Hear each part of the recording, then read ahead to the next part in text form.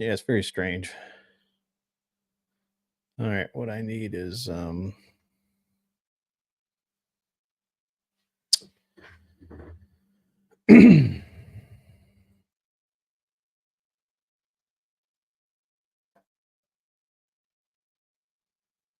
yeah, give me a second, guys. I'll get this. Just give me one sec. Let's see. Oh, I got to change the. All right. Damn it. Yeah, let's see.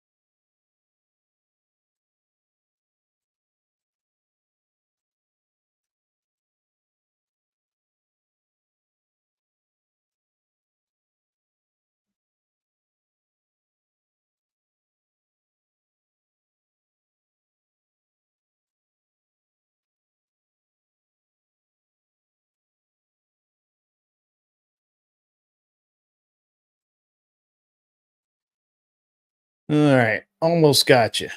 Almost got you.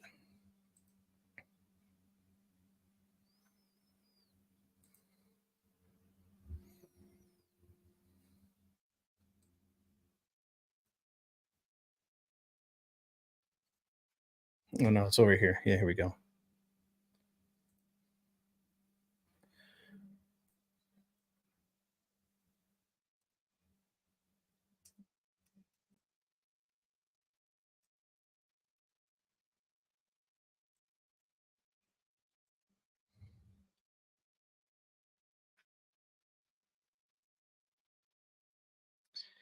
All right. So we go here. All right, guys, I'm going to end the stream. It's going to redirect you into the other stream that I've already started. See ya.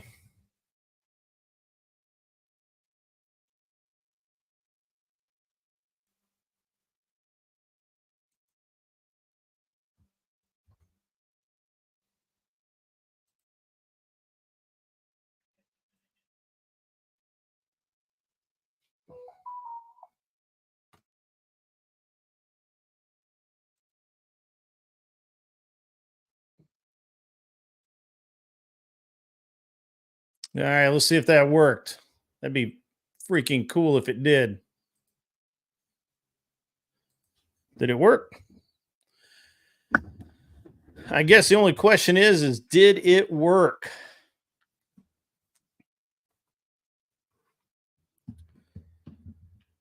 All right, sweet. Hopefully everybody comes in. I don't know what went on. I think I had too much going on before I started the stream up, and because I was on a couple, I was on Glenn's panel, and then I was just doing a bunch of stuff. So, um,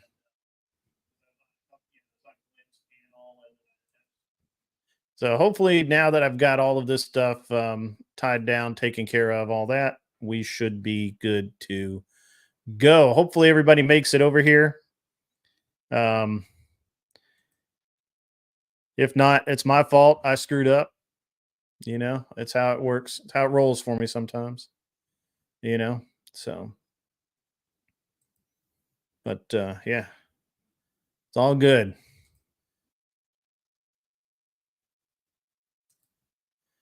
So, all right. Everybody made it? Probably not. But yeah, all right. So we got I can now say hello.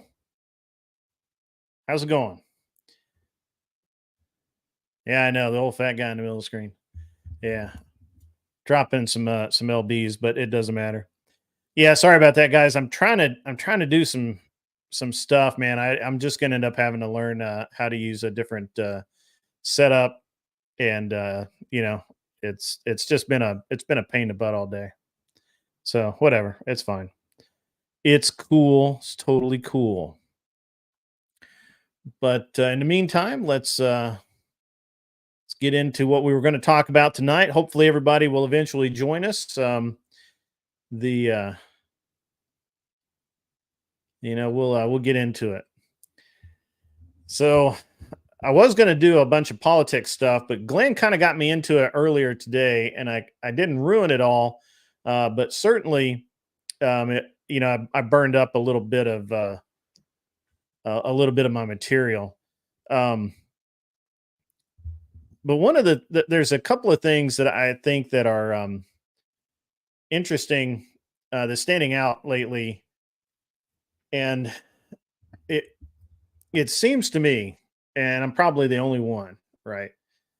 But it really seems like uh, it really seems like that overall, most people are pretty happy with the way their lives are until you start asking them about anything. Well, let me rephrase. Most people go through life fine until they start thinking about what they're missing out on or keeping up with the Joneses or whatever. And it occurred to me earlier today that, yeah, we can talk political tonight. I was hoping Mosman from I could get Mosman over here and talk to him from Glenn's stream. But I don't know if Glenn's even finished up yet. And so but that's fine. It's all good. Um, so um, it occurs to me lately that we've been having a lot of oh, thanks, Angel. Um, it occurs to me lately that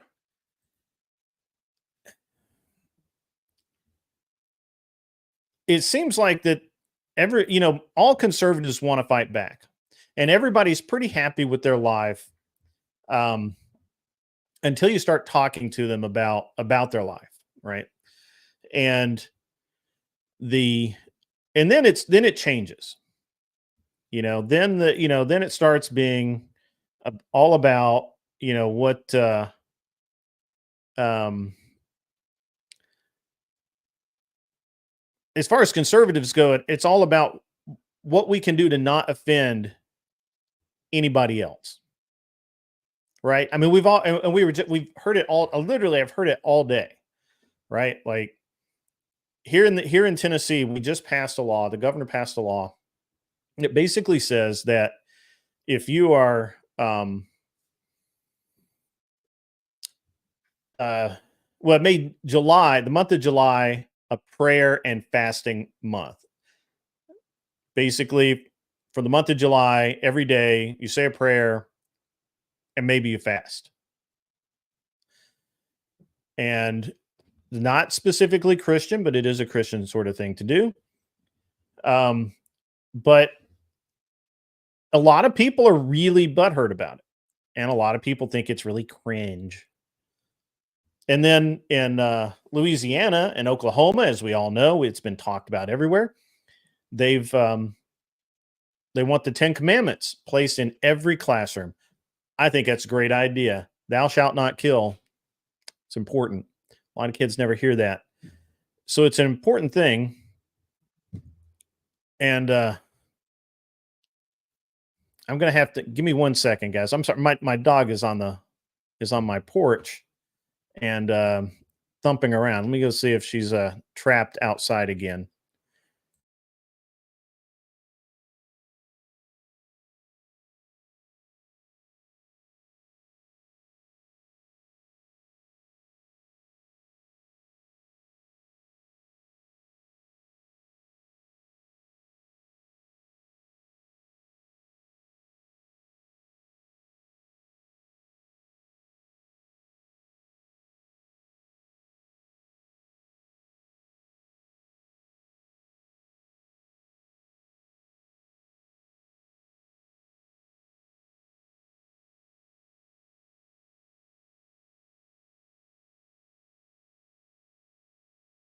Yeah, I muted myself. Thank you.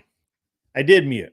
So normally I would call my son and tell him to let the dog in, but he's in Canadian land and he can't do that. So the dog's just going to have to be a dog and live outside for a little while.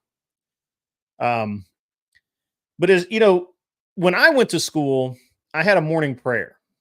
I'm talking about when I started at public school in kindergarten, first grade, second grade, I think third grade, it started kind of getting, we didn't have to do it, but we had morning prayer and we said the Pledge of Allegiance. And they didn't actually call. And so then it changed from the morning prayer to a moment of silence. Does anybody remember this besides me? Anybody go to a school like that where that they had that? And we did. We said our prayers if we were religious, and if we weren't religious, we just sat there quietly for a moment. And then that got phased out, and you didn't even say the Pledge of Allegiance anymore. And I remember every morning over the loudspeaker, the principal would come on every single morning and the Pledge of Allegiance. The principal would read the Pledge of Allegiance, or he'd delegate it off to somebody that, could speak better than him. And that was that. I thought that was okay, but it's gone now. I think I'm pretty sure they don't do either. And they should do both in every school in America that receives taxpayer funds. It's American taxpayers that make those schools possible. And it's American taxpayers that should be, I hate to say the word benefiting, but benefiting, right? Like it's a real thing. Like there's no doubt that this is a real thing. So I don't understand why this is a problem, but apparently it is a problem. And now we've got the new laws out of Louisiana and Oklahoma that are just setting everybody on fire. And, everybody's unhappy about it. Why? I don't know. I honestly don't know why everybody's unhappy about it. Because to me, it seems like the most normal thing in the world that you would want your kids to have some sense of order, some sense of calm in their day, and a sense of of being patriotic.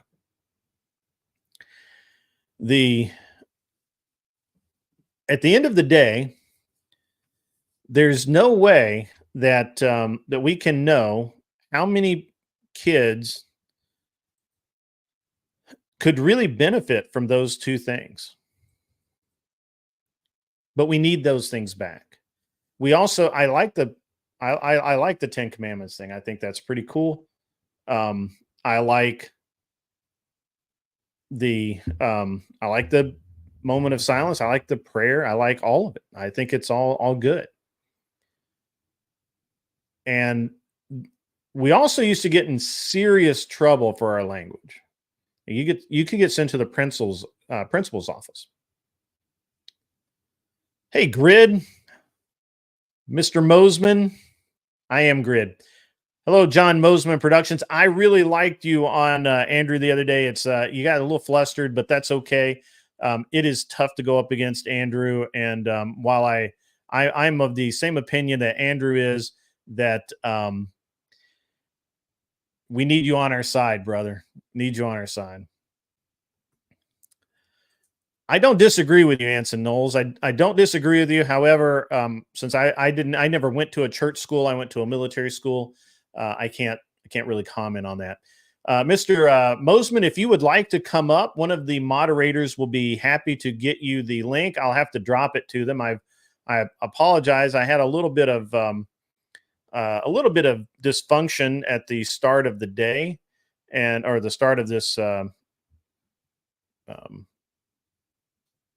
Man, I'm really having some dysfunction here. At the start of this show. So we will, if you give me 1 second, I'll get this out to the moderators, and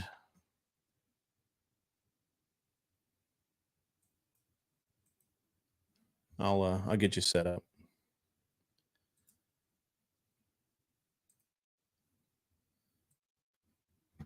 There we go. So I had to kill everything earlier, so I got to set everything back up. And where's my... There we go. I'm going to give this to the moderator that I've seen in the chat. You don't obviously have to come up, but if you want to, the link is easy to get to. So there you go.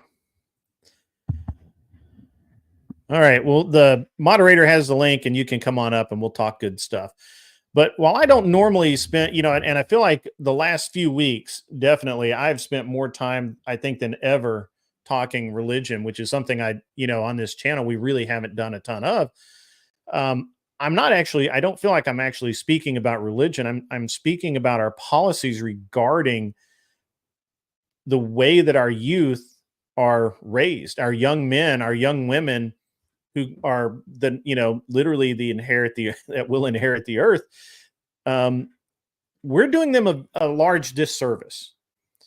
And I really wish that I could, I wish I was a more eloquent speaker and could speak in a more profound way about so much of this, because at the end of the day, we have to beat back the leftist. We have to literally destroy them. And we can't allow it to fester, all of that stuff. I'm sorry, guys. I have the wrong glasses on tonight, and I left the other ones in the house. That's all right. We'll try. Ended up doing the glasses dance like a few thousand times. No, that does it. Got it. It's just too much glare. It's all right.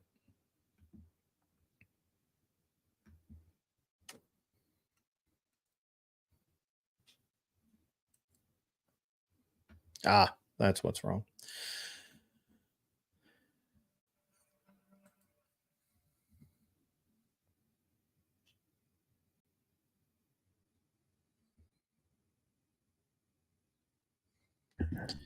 All right, so sorry about that. I like Stepfire here. Says schools for reading, writing, arithmetic, and history, it should be standardized across the country and can't be done with a privatized system unless it was monopolized. Well, that's how public education system started, right? That's the downfall of public education overall, is that it is very, very much a question of the there we go. That's better. My camera is really wanting to dim down my face. That's the camera doing that. I don't know why. But at any rate, the way our government has gone lately, I feel great about. I feel a lot better about the more conservative and more, I dare say, Christian that we can make policy, the better I feel about it. And I know that, John, you had a discussion just the other day about this with Mr. Andrew Wilson. Now, I am not a debater. I'm a discussion guy.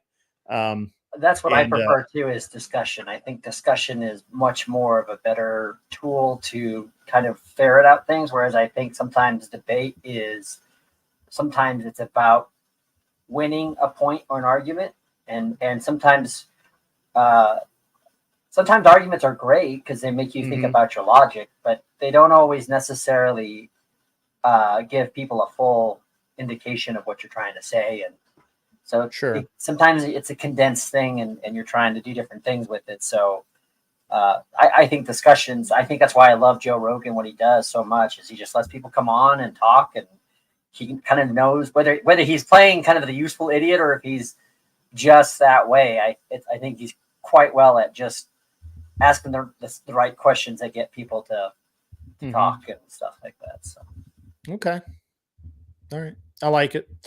So I actually don't know anything about you, so if you don't mind. Now I think I met you one time. Have you ever been on Unique Preppings? No. Okay, that's a different grid then, I think, because there's a guy that makes the reason I think of that is because I think you do hats, or this guy had like a grid down hat or something like that, and I don't know if that's you that made that hat. Interesting.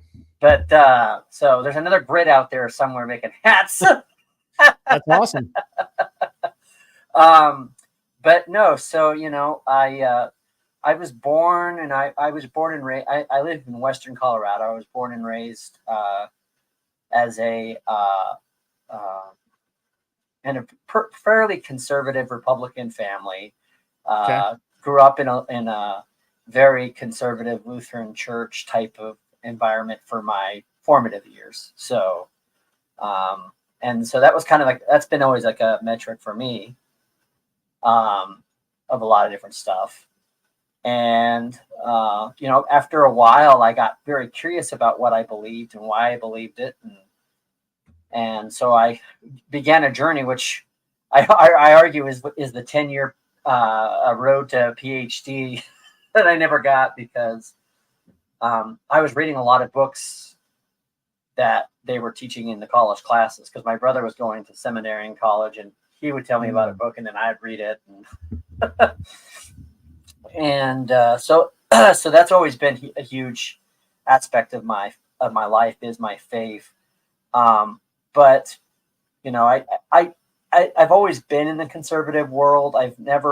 There's things that like conservatives say or do that I think are, and I've always kind of struggled with some of the things conservatives say or do sometimes, because of whether it's really conservative or not. And then also I think there's also where I see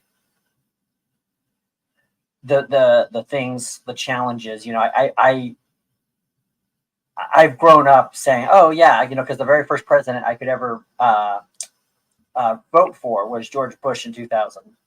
That was my freshman year in college. So, and I kind of have always tended to vote Republican through most of my life. Very rarely would I ever vote for a Democrat, especially, a Democrat that is, so anti the things that I tend to be. I believe that the Constitution is a good framework for us. I think it is a good foundation for a lot of things. I do think that personal certain rights should be honored. But as I kind of explored different things, I found some things that I liked and didn't like. And to me, what I have found is I don't so much, am not so much into like the utterance of things, or excuse me, into the utterance of things, or even how they're done. It's more of a thought of what do we do, or why do we do it, and what do we give up when we do something? Because inevitably, and I'll use this as an example, the Patriot Act was really the first beginning of me kind of stepping away from the Republican Party a little bit, because I understand what they're trying to do. They're trying to keep people safe, but I had a lot of issues with it. And with what specific? I'm sorry. Yeah, the Patriot Act, with the way that the Patriot Act, because I knew that eventually, this is my feeling a lot about government, is once you give the government an ability or power, it very rarely secedes that. Lets it go. Right. Yeah. Absolutely. Okay. And I think a lot of it is because,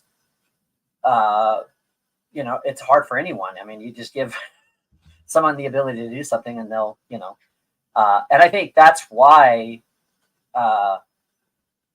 you could also make an argument from a social aspect, or a societal cultural thing, of like, when we allow certain mores to occur in society, whether it be like gay marriage, or whether it be like things with the transgender movement, like those things, once you give up those things, one of my favorite writers and thinkers is a man, I don't know if you've ever heard of him or not, Grid, called G.K. Chesterton. No, I can't say I have. Can you give me just 1 second? Yeah, hey, guys, it looks like we have a lot of trolls in the chat tonight. So to my normal fan base, roast them, make fun of them. If they break TOS mods, smoke them into the dirt. Just get rid of them, ban them forever. But the rest of you, feel free to have a lot of fun. I'm sorry, John, please continue. Oh, you're good. You're good. I don't normally ban trolls right out of the gate unless they break TOS, because I prefer to have fun with them.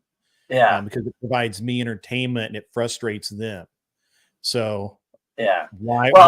I think a little bit of trolling is fun, and if it has a purpose. Like, my thing about trolls is this: like, if you know and I know that you're a troll, I can be more accepting of it. Mm-hmm. It's when you try to pass yourself off as something that's not. And I know that's kind of what trolls like to do. They want to try to be taken as serious as possible until they can't be taken serious at all, and you have to kick them out. Just feed them to the chat. The chat will make fun of them. They'll roast them. Well, and then if you got good mods, they're on top of it, and that's always good to have. For sure. Yeah, so I apologize, John. You're good. You're good. You got to take care of it. I haven't heard of that. I've not heard of that author, but to be honest with you, I tend to stick with a few genres. Gotcha. Okay. Because I only have so much headspace. Gotcha. Right. Like, I can only, like, I read a lot of technical books. I read a lot of. You seem like you're a guy that loves his cars. Well, it's interesting. Very mechanical minded. Where I don't have the mechanical mind at all. Right. So I like science fiction. Right. Like, science fiction makes sense to me. I love it too. It's got all of the things. But I also, I was a great. I was a huge medieval Renaissance, knights, rangers, that kind of thing. All throughout history, my heroes, and I hate to, because you were doing such a good job introducing yourself. I'm just going to sidebar here for a second. Oh, you're good. You're good. All throughout my growing up, I read voraciously. I read biographies mostly about the actual people that I was interested in. So I didn't actually read what was written about them so much as I read what they wrote about themselves, if I could. But if I couldn't do that, then I would read the biographies. And so that was always really interesting. And I did that really young too. So I kind of had this baseline of heroes, right? And I think that that's an interesting thing, because I always have a hero that I can look into. Oh, yeah. Everybody, welcome Andrew. Andrew has graced us with his presence. Hi, Andrew. How are you? Good, man. How are you? I'm good. I had technical difficulties to start. I was trying some different stuff. I didn't get a chance to dry run it today, and it, of course, toasted me. And we have Mr. Mosman here this evening. Hey, what's up, John? How you doing, man? Good, Andrew. How are you doing? Glenn's chat, and I invited him over here. So, man, I got to say that whatever, man, that was. I don't think I've seen such a collectiveness of villainy and scum. I mean, that was like, I felt like Obi-Wan in that moment. Like, you never really find a high of ability. I was like, a tree effer and a dolphin effer. I mean, I don't know. I mean, it was the fucking cantina in Mos Eisley. That's pretty funny. That's an awesome reference. Thank you for that. You mean the one from last night? Yeah. The one with the lady that was. Yeah, dude. I finally had to check. I finally had to check out. It was 4 a.m. I was like, I'm so fucking tired. I just can't do this anymore with these chicks. Your chat was pretty base because someone had said something in there about about the tree lady or whatever, and I guess she wants it hard or something like that. I was just like, people, the way they come up with stuff, because it's just cracks me. Oh my god, dude, it's just a fucking collective of degens. And then I could tell when the one lady was like the dolphin lady. I was just like, oh my gosh, this is. Yeah, but she got really pissed off about the consent, and I was like, so if dolphins can talk. That was funny. When you were challenging her telepathy deal, or picture talking. Yeah, picture talking. Can an animal consent, man? And she was like, no. I'm like, why not? Why couldn't they? I don't get it. Why couldn't they? It's like, it's like you just never thought about it before. You know what was going through Andrew's head the entire time was, I'm so glad I'm not physically in that room. Yeah. Oh man, no, I would have. It would have been 10 times worse if I had been allowed to you called it the lady that was the doll lady. Like, you could tell her expression. She's like, what hellhole have I walked into? Like, I am clearly not on Earth anymore, you know? Yeah. I was like, yeah, that was a slugfest podcast, dude. But I like those. I like those the best. You know, and you even had a female minister or ministry person that. Every time. Yeah. Every time there's a chick in a sundress who shows up there, and she's been divorced, 3+ times. They're always a fucking minister every time. Yeah. It's always Women's Ministry of America. Yeah, a Women's Ministry of America. Mutual submission. Christianity is about equality. Marriages. Yeah, it's fucking annoying, dude. I can barely take it. It's the same story every time. That's what gets me. Is I'm just like, it's like they just make clones of each other and give them different whenever faces. you talk to them about what the Bible says about that stuff, they're just like, I always am ready for them to come out with oh, you must be a Pauline Christian. I'm like, oh, I had someone tell me that tonight. Yeah. I literally had someone tell me that tonight. Yeah. You're a Pauline Christian. Yeah. That was crazy. It was over on Glenn's stream, Andrew, and this fellow was talking about how we cannot judge people because post resurrection, because Jesus died for our sins. That means that we can no longer judge people. And I'm like, wait, what? No, that's not what it says. That's not what it says at all. It's like a whole. Are we reading the same thing? No, then, you're not reading the same thing. They take out the entire book of Paul. And they take out Corinthians. They take out everything. They take out all the writings of Paul and all the writings of Timothy. No. Yeah, and they. Oh, what's that, honey? And then they Andrew again.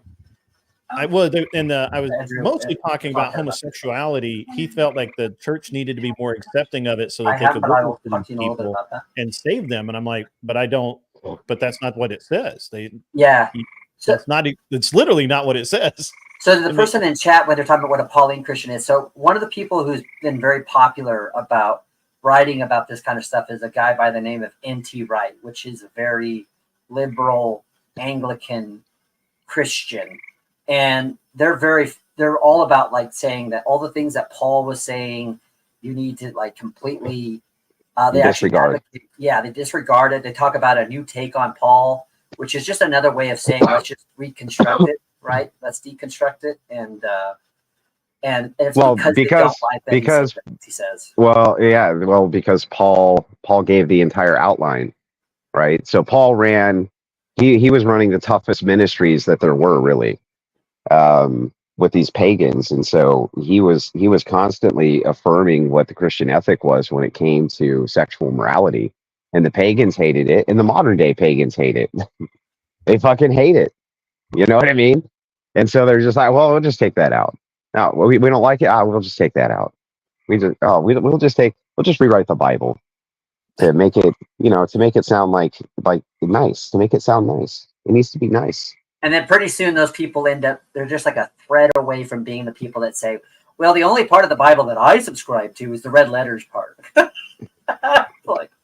what's really funny is that there's, Paul's not the only apostle who talks about submission.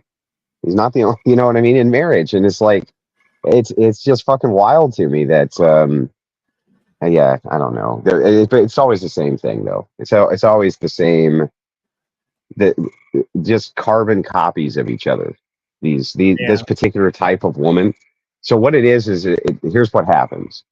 They're promiscuous women who have a really, really, really checkered past, and they find that if they go to a Christian church, that Christians will look past that. Right? They're like, look, we're mostly just looking for your salvation. We understand that you have a checkered past and you're quite possibly a lunatic, and et cetera, but hey, you can clean up your life and join the church. But then what happens is they always make a ministry out of it and monetize it, right? So always monetizing their faith every single time. And so what they do, you have to have customers if you're going to monetize it, right? Well, you can't be ostracizing customers by being like, well, look, homo, you can't be a Christian because you have to reject that first. You can't be having promiscuous out of wedlock sex all the time and abortions. You have to reject that first, right? Otherwise, what is salvation? And and so when they say that, you lose customers. So they don't say that. So instead, what they do is they go, well, I just kind of arbitrarily reinterpreted this so that your situation is fine because you're a good person. Jesus would understand. That's what they do. Yeah.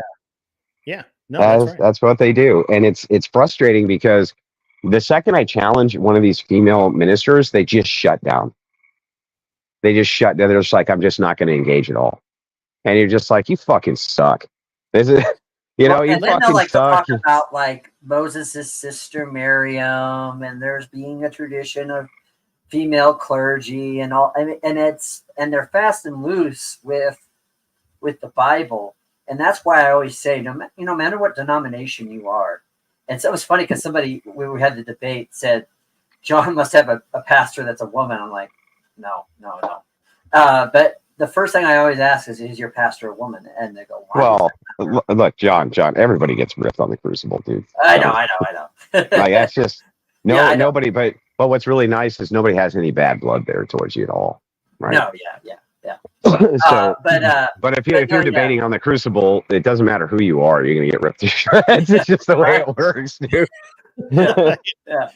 But you don't feel bad. I always ask that question: is your pastor a woman? And they go, well, or why does that matter? And I'm just like, because if they're fast and loose with that degree of scripture about women not having an authority over man in church, then I'm going to be a suspect of almost anything that's going to come out of it. Well, they're always super evasive because I'm always like, well, what's the church?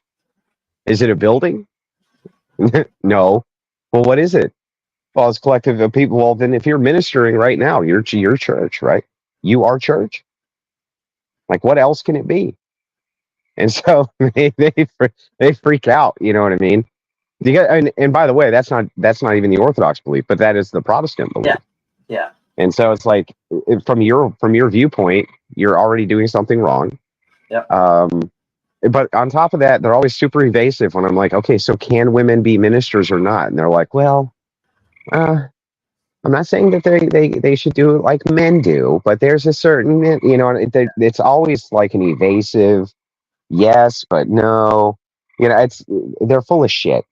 I will say this: one of the best people I've ever heard talk about this issue was a Greek Orthodox pastor, because I used to go to the local Greek Orthodox church, and I remember, because the Greek Orthodox, I'm sure like other Orthodox, but the subdeacons are all males. And in fact, I saw somebody on Twitter say like this is the end because they had like some female deacons on there, or subdeacons, which in the West we would call those acolytes, right? Like that's what the Roman Catholics called them. Acolytes. No. We call them acolytes, or like altar boys or whatever. No. The diaconate is, they've been trying to open the diaconate to women for a long time, and they're like, nope. Yeah. The Orthodox Church is like, no. I know they refer to some of the people that do some of that, but anyways, they were talking about like, why is there early on in the church's history, there were limited female deacons, because baptism was done in the nude, right? And so they were more akin to nuns, though, than they were to being like to being clergy. They were more akin to nuns than they were clergy.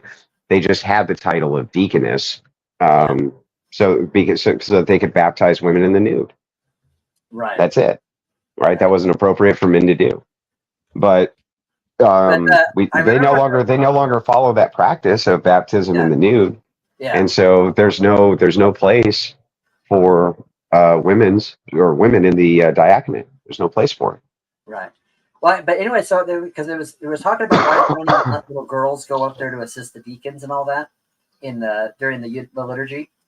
Yeah. And and she's like, why is it only men? And the Greek Orthodox priest said something that was very profound. He said, technically none of us belong up there, but Jesus has allotted that a priest be up there, and then the priest has allotted that the deacon be up there. And I was like, that's Like that's a great way of saying it. Like, don't think about this as an inequality issue. Think about it as a fact that really this is the place of Christ. And that's why I always like any church that has the outer vestments where you're not wearing your own personal clothes up there when you're doing that, especially if you're doing any kind of Eucharistic ministry, because you're not supposed to be representing yourself up there. You're supposed to be representing Christ. And that's why, the Orthodox especially would say this too, that a priest is, Jesus, because he was man, God did become man, that priests become an icon of Christ. And so it'd be confusing for a woman to speak the words of Christ.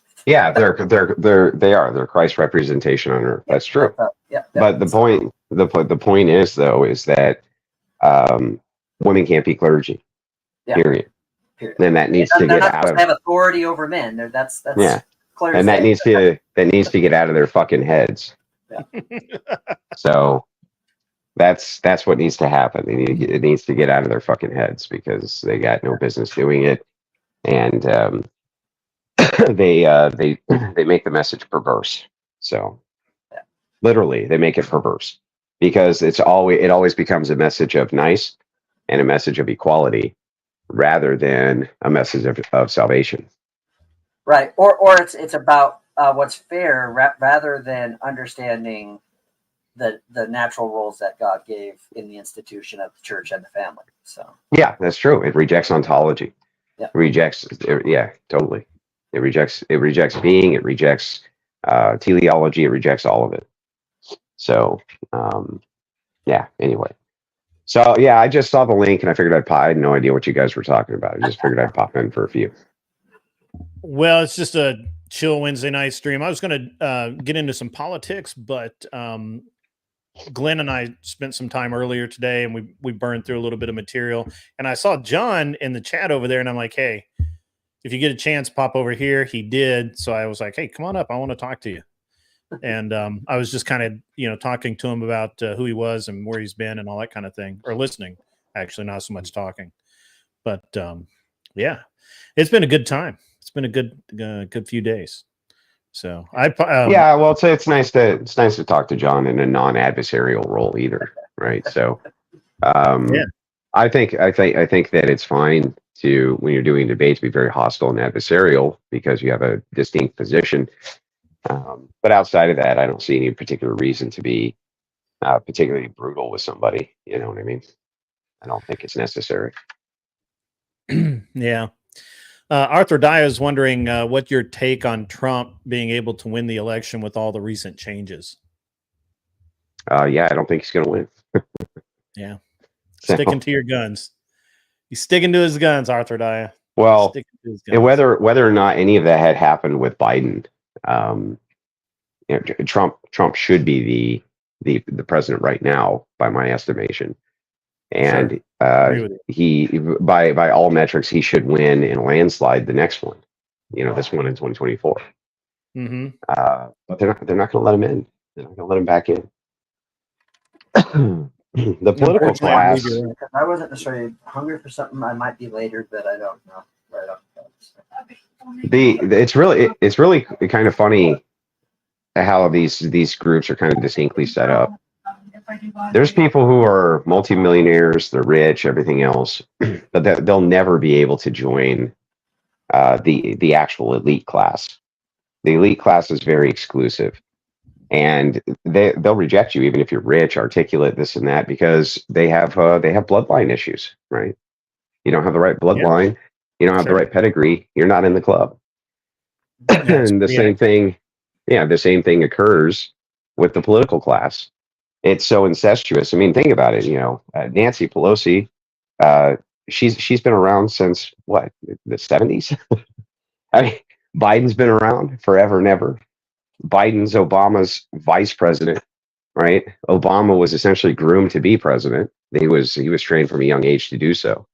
Yeah. They drafted him out of Illinois, knowing that he was articulate and he fit the criteria that they needed for somebody to run. Yeah, absolutely. It's funny that Andrew just said that, because it reminds me of that skit that I used to love watching George Carlin back in the day. And I love when he goes, "It's a big club, and we're not invited. You know, because that's just how it is. Well, You know, a lot of those people. I mean, like, well, think about it. These people, it's the same people over and over. You know what I mean? It was Bush, then it was Clinton, and then it was another Bush, and then it was. It's just like it's the same kind of, and it was almost a Clinton again, right? It was almost a Clinton again. So the thing is this kind of political cast it's always the same kind of people circulated. Trump was definitely not a part of that. He wasn't even really integrated into the blue blood pedigree. His dad was too much of a commoner, and he made his money in real estate. And Trump made his money on branding, not really real estate. He operates as though he's a real estate mogul, but really he's just a branding specialist. You know what I mean? He made the name Trump famous, and he capitalized on that name everywhere he could, and it made him a lot of money. But he's never been one of these rich blue bloods, and he's definitely never been a member of the political class. So when he got in, they thought he would be pretty easy to control, and he wasn't. And what ended up happening was they did everything they could to bog his administration down, including with the trumped up Russia Gate charges and all this shit. So if I was to think of a movie that reflects like this whole dynamic you're talking about, Andrew, have you ever seen The Aviator with Leonardo DiCaprio where he plays Howard Hughes? No. And there's a scene where because this is when he's dating Katharine Hepburn, and he goes to their house, and there's this rich line of these Democrats, you know, and they're all liberal, and of course they don't care about taxation, and you know, and of course Howard Hughes is pretty much was a self-made man. His dad had some money, of course, in tools, but he even became more richer than his dad. But they're all talking about money, and one of the people in the family goes, "Well, we're just talking about money, you know. It's just, you know, I don't get it, you know." And like Leonardo DiCaprio looks and he says, "Yeah, it's because you never had to earn it." You know, and it's like, and that's like, wow, you know, like that is, you know, and it's just kind of like you see that culture shock of someone that is a self-made person versus somebody that's generationally wealthy, and you just, there's a whole cultural divide there for sure. I agree with there's Trump a lot of gatekeeping. There's a lot of gatekeeping on purpose because power, when powerful people consolidate power, they don't want to give it up. Yeah. So, and if they do, they want to give it up to somebody who's going to carry their brand and legacy, right? And that's not Trump. So no, they're not going to let Trump back in. Like I just don't believe it. I don't believe that they'll let him back in. They'll shut down the elections if need be. So go ahead. I'm not going to argue with you on it. I'm on the I'm a fence sitter on this one. I think that he has the potential to get in, but I also believe in the power of the political machines to stop that from happening. And a funny story about Trump and his branding. Trump was so well known in the wealthy circles in South Florida, where Mar-a-Lago and all that is, that Lamborghini gave him I believe it was a Diablo, to just drive around and go to various events, and he'd take it to the golf club and all of that.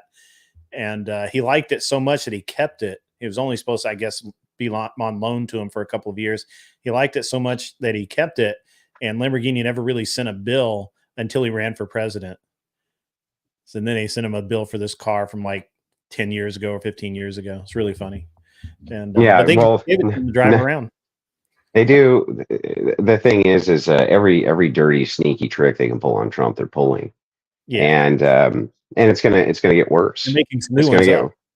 Yeah, it's gonna get worse as we get closer. There's gonna be, you know, some major October surprises, and those October surprises probably have the potential, they think, to sink, because the Democrats surprisingly don't seem very worried, do they?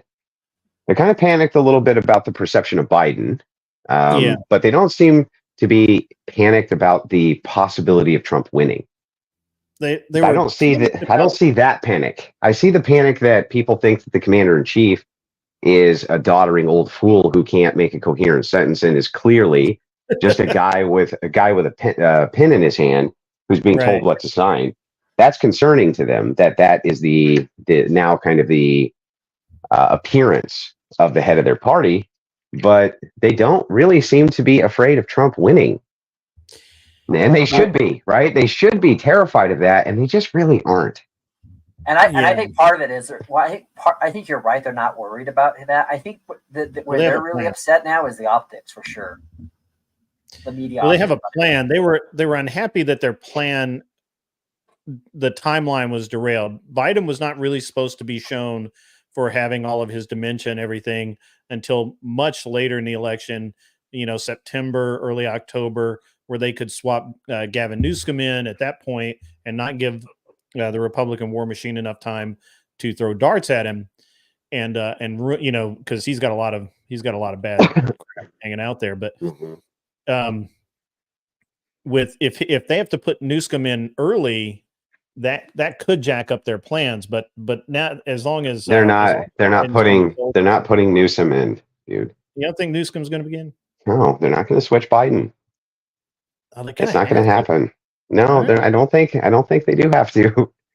I think that Biden doesn't want to go anywhere, and the push from external forces in the media is pretty high, but the push from internal forces in the party is very low. They don't want to replace him, and I never thought that they were going to. I never thought that they were going to. So I mean, I predicted that they wouldn't, and I mean, they're running out of time anyway. Yeah. I mean, if what are we, July, right? Mm-hmm. Yeah, they would need to do it this month, really. Yeah, I think that they plan to do it late. I think he's going to be medically incapacitated or whatever story they give us, and they'll have Newsom step in. He'll have that bright, flashy smile that all the women in California voted for, without even knowing what they were voting for, and he'll just waltz his way right past Trump, and that sets him up for 8 years. Yeah, I don't think so. I don't think that they will. As much as you think Newsom is a political insider, he's not. He wants to be part of that club too. That club is really small. This is the Chuck Schumer, Joe Biden, Nancy Pelosi. These are the old school guys, and they have a club and a network of people like you can't believe. They appointed, while they were in Congress, they appointed people to lifetime positions all over the United States. So that's how they consolidate power. They don't consolidate power by being in Congress for so long. They consolidate power by going, okay, I'm on the Armed Services Committee, and I'm going to make you Mr. Full Bird Colonel, a 2-star general before I'm done. But you're going to stay in this position for the next 15 years. And then you're going to get a nice retirement package and make millions of dollars on a book. And in exchange for that, you're going to put people who are loyal to me in office.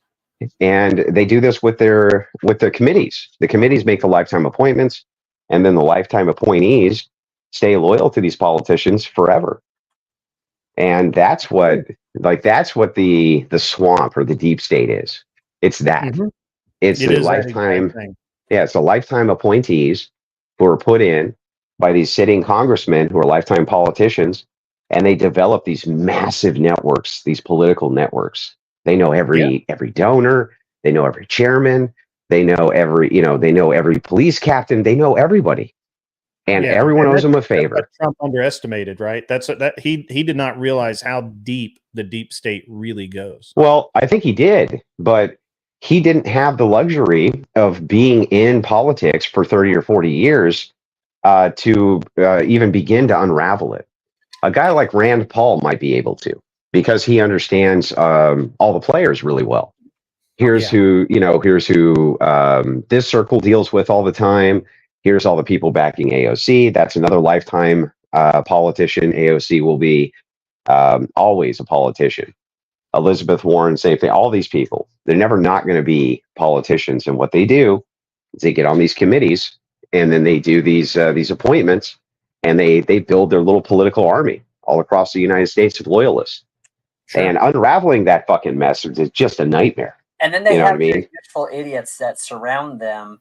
And that's why you see someone like Swalwell being in there as long as he is, because no one believes that this guy is as competent and as as politically savvy as he is. I mean, he is just a useful idiot that will do what it says. And I think you're seeing that with a little bit of this divide that they're saying is in the Democrat Party now, which has always been there.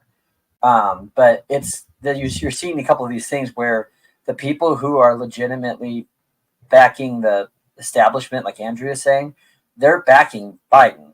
Others are not, and then eventually they want to, like people like Yank Uger.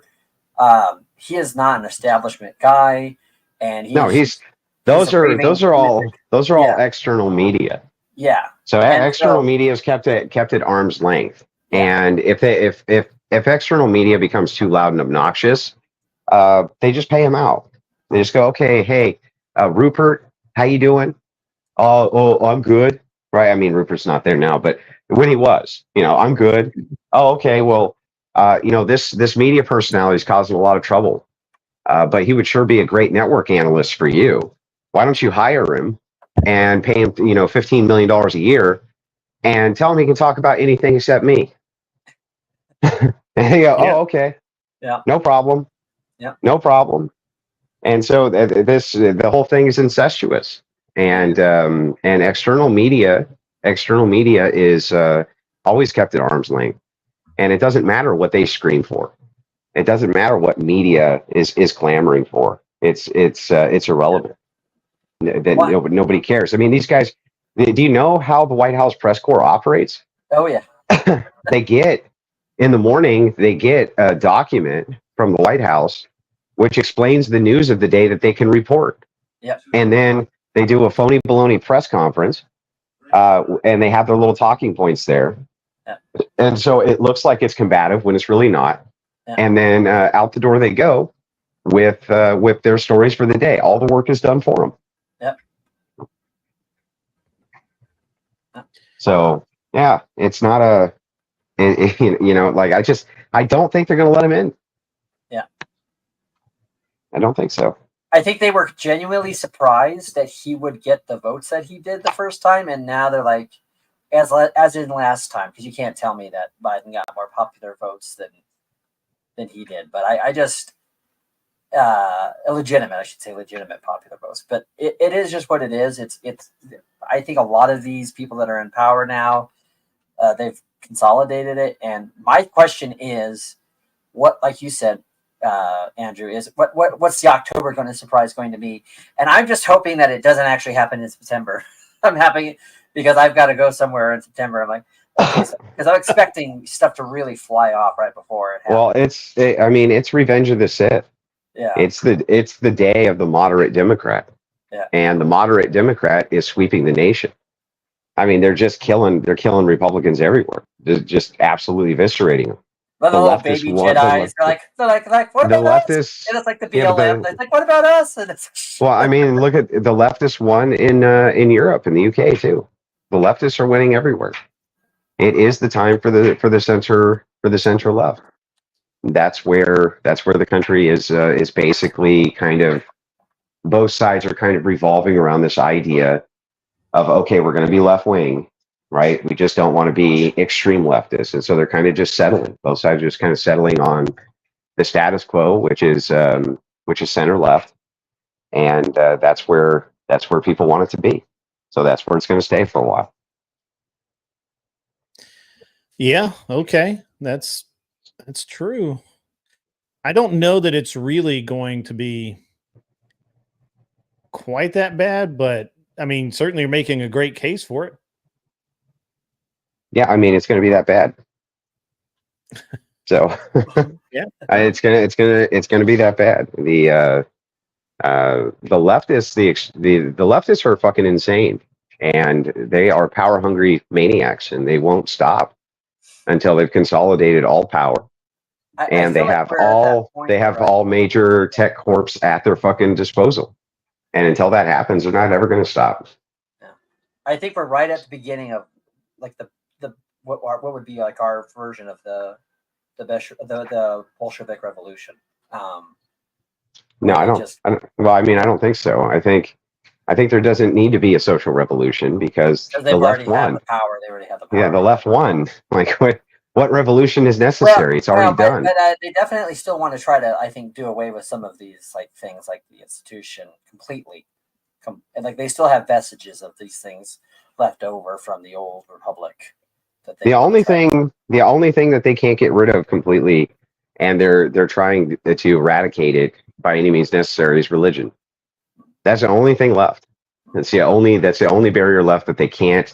One thing that leftists have underestimated for 100 years is just how ingrained the ethic of Christianity really is in people's psyche. Even if they are atheists, they tend to not mind Christian ethics much.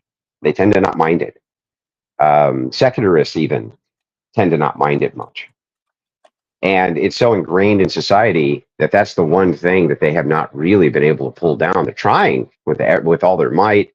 Yes, people are leaving the church, secularism's on the rise, et cetera, but they're still not able to quite crumble that infrastructure.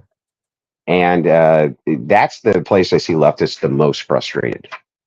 They can't seem to crumble this infrastructure, and they throw so much money at it, and they throw so many regulations at it, and they just can't quite get it under control.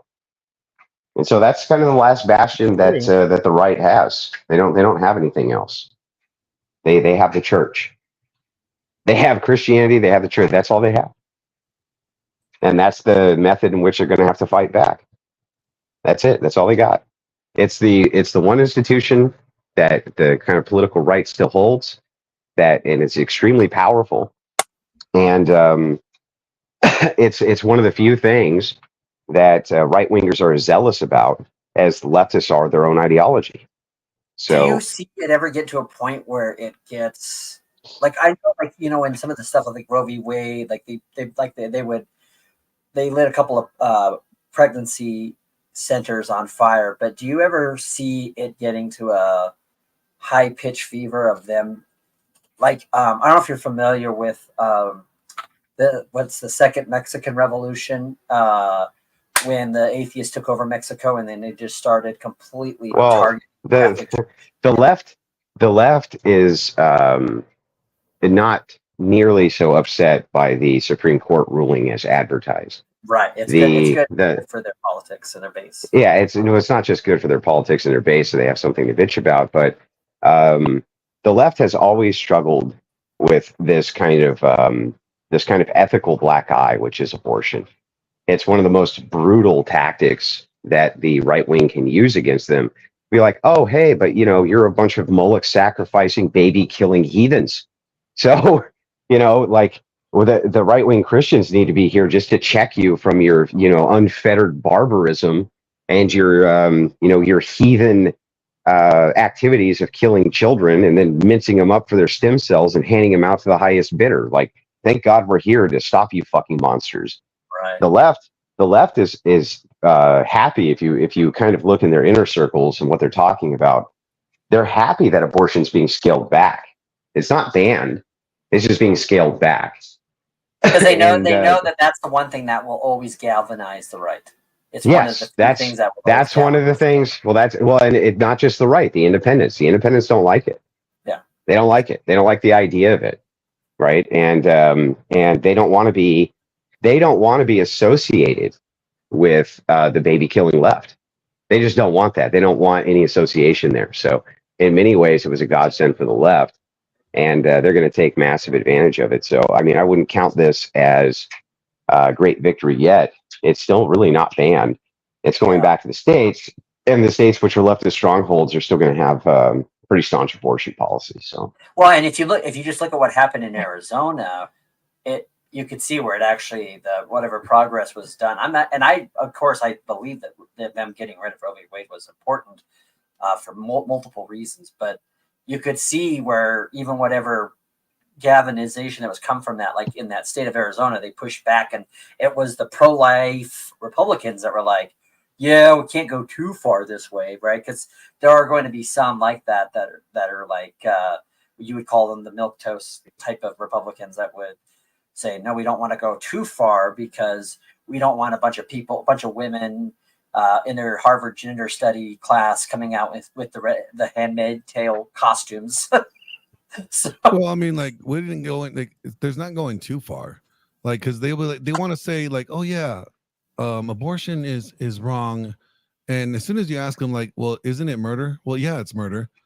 All right, then don't you think we should prosecute women for committing abortion? Well, no, we won't go that far. But wait a minute, you just said it's murder, and murder is a crime, right?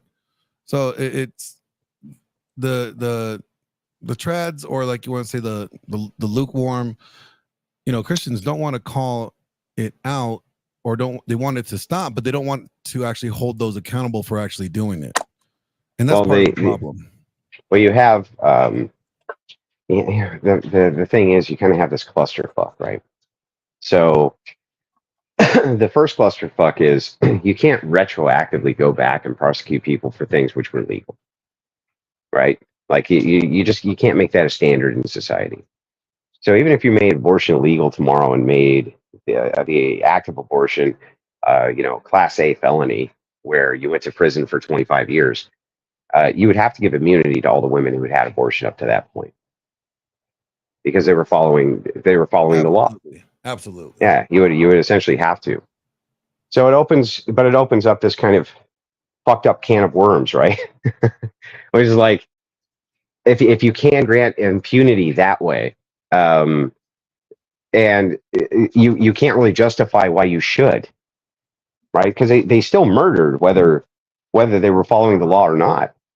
So wouldn't justice demand that even if they were following the law was so unjust that they still go to prison? But we can't really do that as a society. So that opens us up to a different type of criticism as well. So like, ultimately, we kind of got to shore up our defenses here, our ideological defenses, so that we can have good arguments against these things. Because right now on the right, they just kind of act with incredulity. They're just like, it's gross. What do you want to do instead? Anything but that. Well, that's not a policy solution. So right, kind of have to dive into a more policy-based, solution-based, move in order to take care of this problem.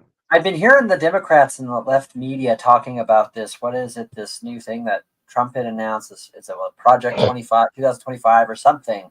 They're acting as Trump didn't announce that. Yeah. Trump did not announce that. Or someone. Well, again, I'm hearing it from a third-hand source, which always take with a grain of salt. But the way they're making it sound on the left media is just like this.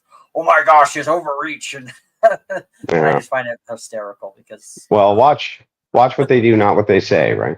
Exactly. So, right now we don't know. We just don't know. We don't know ultimately what Trump's goal is. He could be playing nice till he gets in before he starts his revenge tour, and that's what people are hoping for. Right. But the chance he gets in are not good. I mean, they're just not good. So I wouldn't count on it. I would count on 4 more years of a Democrat president if I were you guys, honestly. And you know what? If I'm wrong, good. Like I'll take that fucking L happily. Yeah, I'm honestly, Andrew, I'm hoping you get an L on this one, buddy. I'm I'm hoping I get an L on this one, but guys, I don't think I'm going to. Yeah. I think we're going to be pleasantly not surprised. I don't know if you know this, but one of the reasons I love watching the Texas Rangers, I grew up loving Nolan Ryan, and I love baseball, but the Rangers are the only MLB team that did not go woke and did not host like an LGBT night. And I think God rewarded them with the World Series last year because of it. So yeah, well, maybe. Like you gotta support. You gotta support teams. I think you're gonna be wrong. I think you gotta be supporting teams and companies, whatever. That when they're not falling for that crap. Not like the Dodgers, right, Glenn? You know what? Nobody likes you. Yeah. Well. On that note, now that there's sports ball talk, I'm gonna get going, guys. Have a good night. Andrew, I gotta tell you where you're gonna be wrong. It's not gonna be 4 more years of Democrat. See, I threw my hat in the name, for president. So there is another party. I don't know what we're going to call it. Let's call it the Christian Nationalist Party.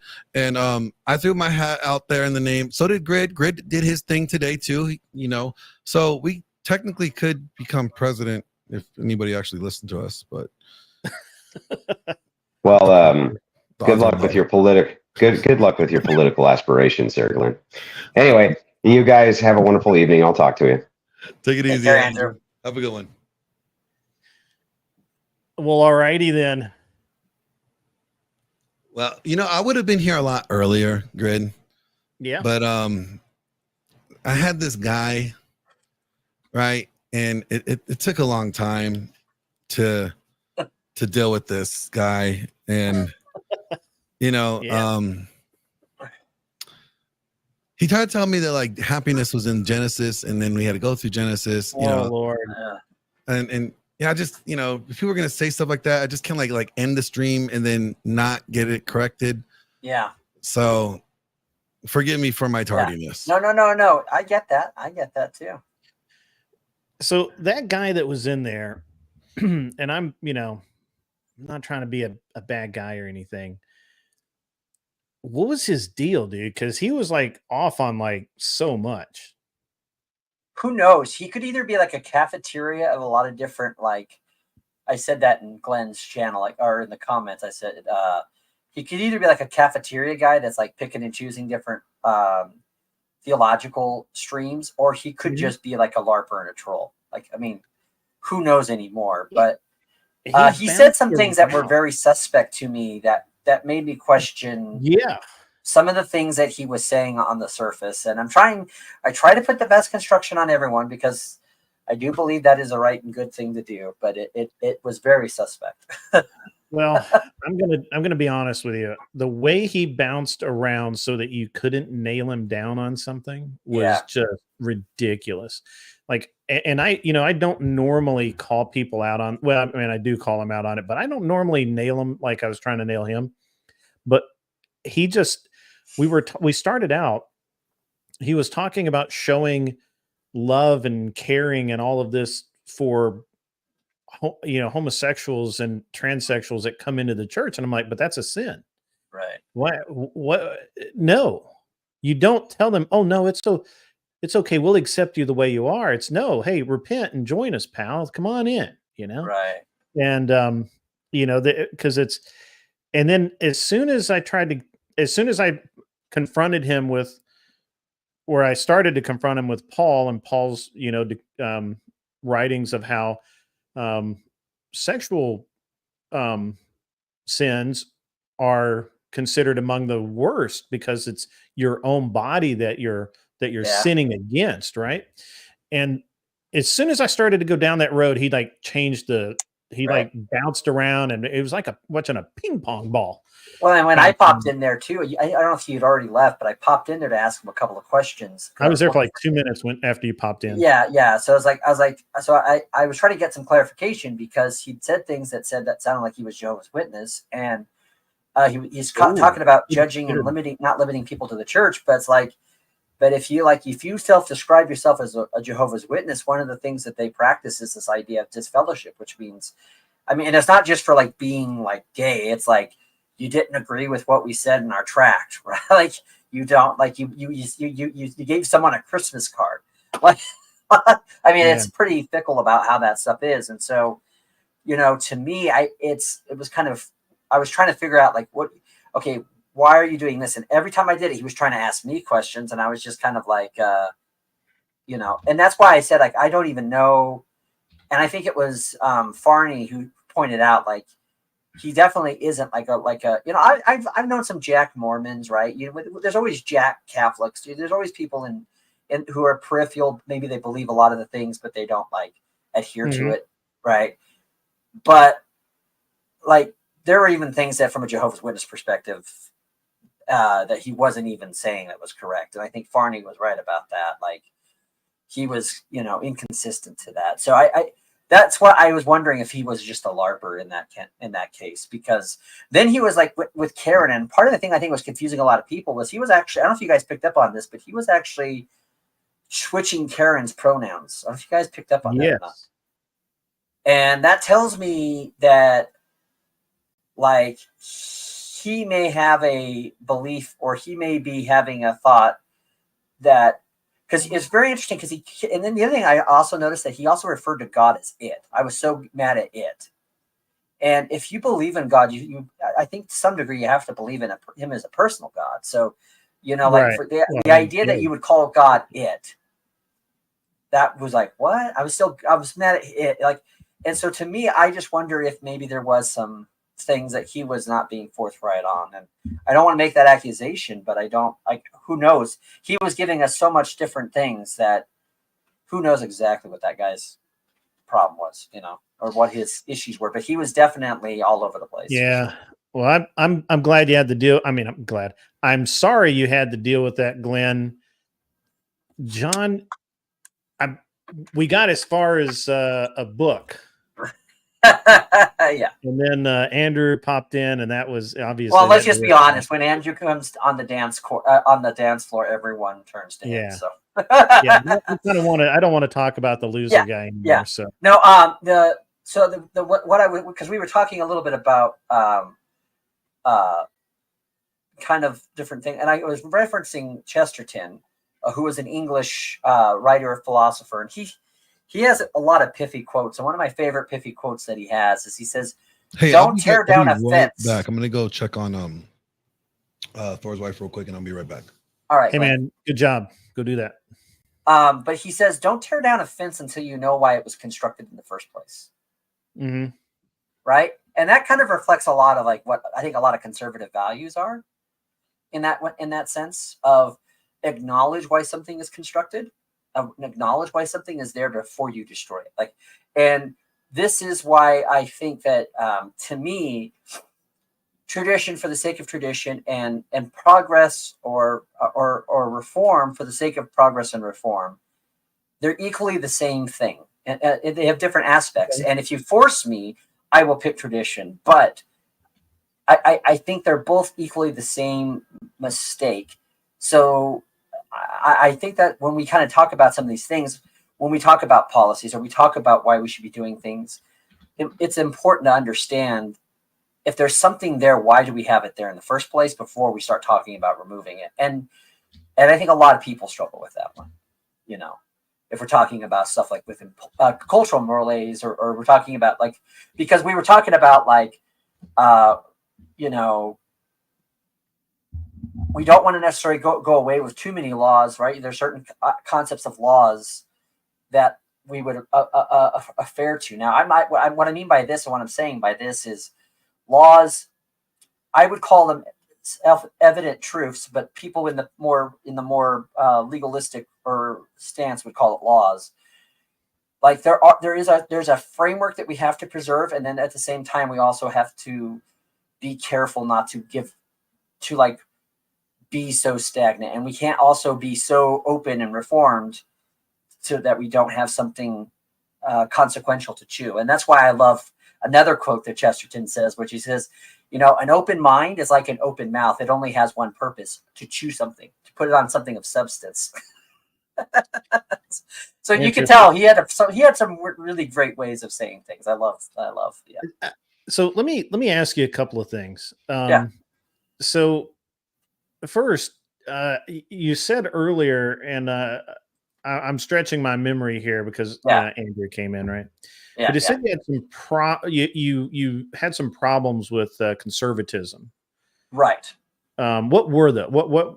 I mean, you don't have to like deep dive, do specifics. No. I well, definitely. I think one of them is conservatism for the sake of conservatism, and I think part of the thing is too, like nowadays, a lot of things that people would call conservative is actually just classical liberalism, right?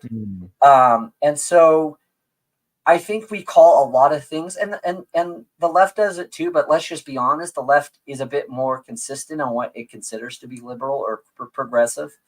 But we're kind of always kind of pushing, at least I should say in my mind, in my view. But I think in the conservative field, we're always kind of purity testing and gatekeeping and kind of like, and so it's kind of like, where do your conservative values come from? What is the construct to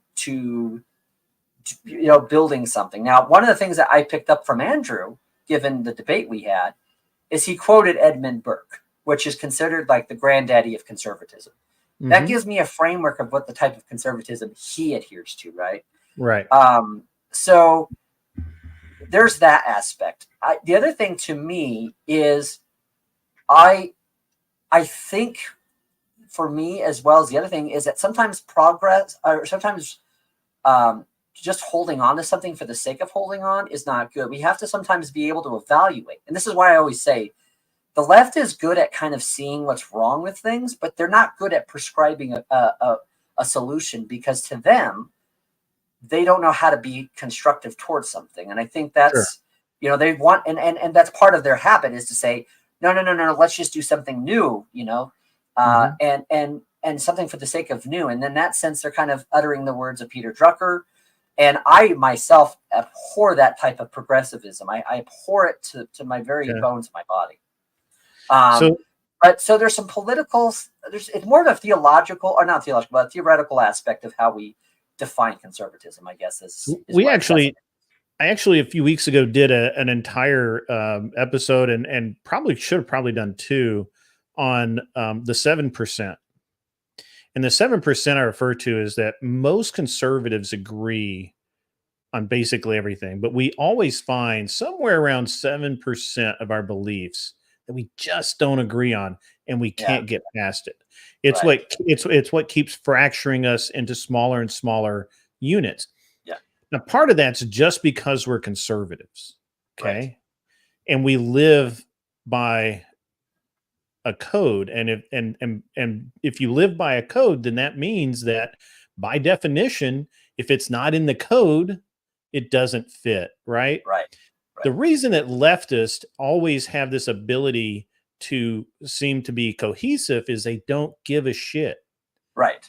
When you have no morals, when you have no backbone, when you have no form, no frame, no structure, it's easy to just glom all together like a bunch of fucking jellyfish. And they're always allowing, and they're always redefining and changing what they are. Even if they absolutely disagree with each other, they will agree with each other for the purpose of fighting conservatives, whereas conservatives tend to fight conservatives. I mean, especially religious conservatives. Yes. Yeah. Right.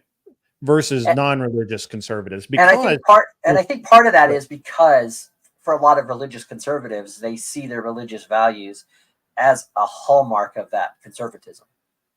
Mm-hmm. And they wouldn't be wrong, I don't think, per se. But it is a thing that gets harder to kind of define, and it becomes a thing where, so we go, whose type of conservatism are we going into? And so, like, that's why I always ask people, like, so Nate, you were talking about heroes earlier, Grid. So if I was to say, like, who do you think are your most influential, like one or two at least of conservatives? And for me, like, just when you hear someone say something and you go, that's conservative, that's on the mark, that's on the ball. I always like to ask that question because that tells me a lot about people and where they're at in their conservatism. So I don't know if you've ever thought about that in that sense, or I haven't, but one that comes to mind right out of the gate who is not technically a conservative is Heinlein. I like Heinlein. I like what he wrote. He did a very good job of that. Most of the conservatives that I read all basically agree with each other. So it's not like I could pick a favorite. Gotcha. Rush Limbaugh would probably be the most influential. I think he is in the last 30 years for sure. In my life, because I was, I'm 53 years old. So when I was I wasn't even in college when he was, when he was doing his thing there. Right. And I remember driving around with a friend of mine. I was probably 18 or 19. I guess I was just barely in college. Was I? Maybe I wasn't. Maybe I was not. Maybe I was still in high school. Right. And I remember driving around with a buddy of mine and listening to Limbaugh on the AM radio. It wasn't even on FM yet. Yeah, no, it was AM radio for the longest time. Yeah. Yeah. And I absolutely, everything he said mapped out onto what I thought. Right. And up until that point, I never really cared about politics. I never really, because you have to understand, my parents and grandparents are both Kennedy Democrats. I mean, they'd be considered Republican now, but yeah, you'd be what you call the blue dog Democrats, right? Yeah, and so so I had always known that I did not agree with them politically, but to be able to put it into an expression, Limbaugh was the guy that did that for me. Right. And I mean, I'm telling you, I had the ties, in all of it. Like I was, I wasn't quite a fanboy. I didn't like drive up for the brownie sale or anything like that, but definitely.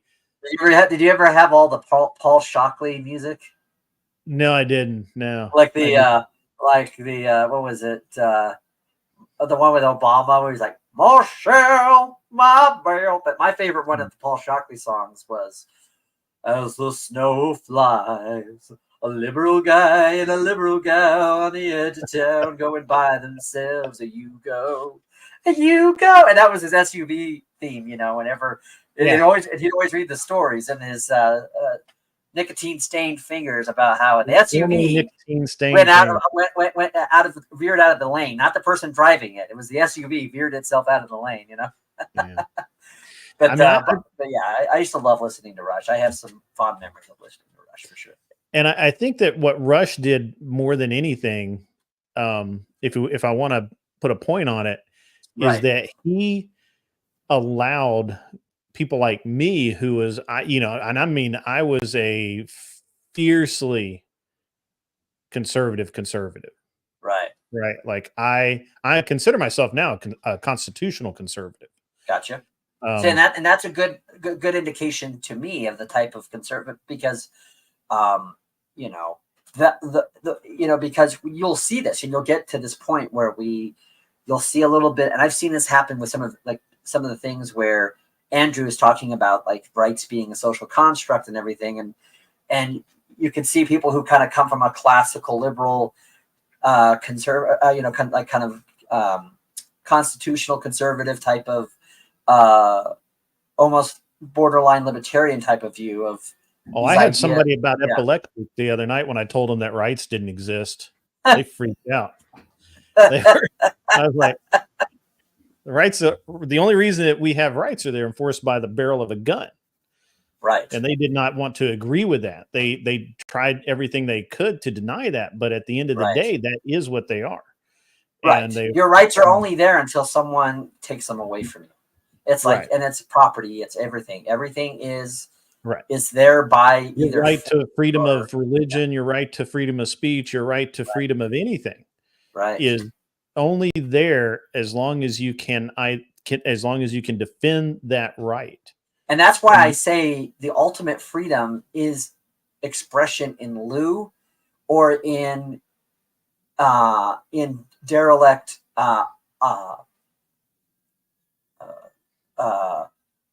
rebellion against that force. And so I always say, people talk about, I am free to be a Christian. And I think the most time you could be, the most you'll be a free as a Christian, I think, is when you are faced with your own potential martyrdom and someone takes a gun to you and says, deny Jesus.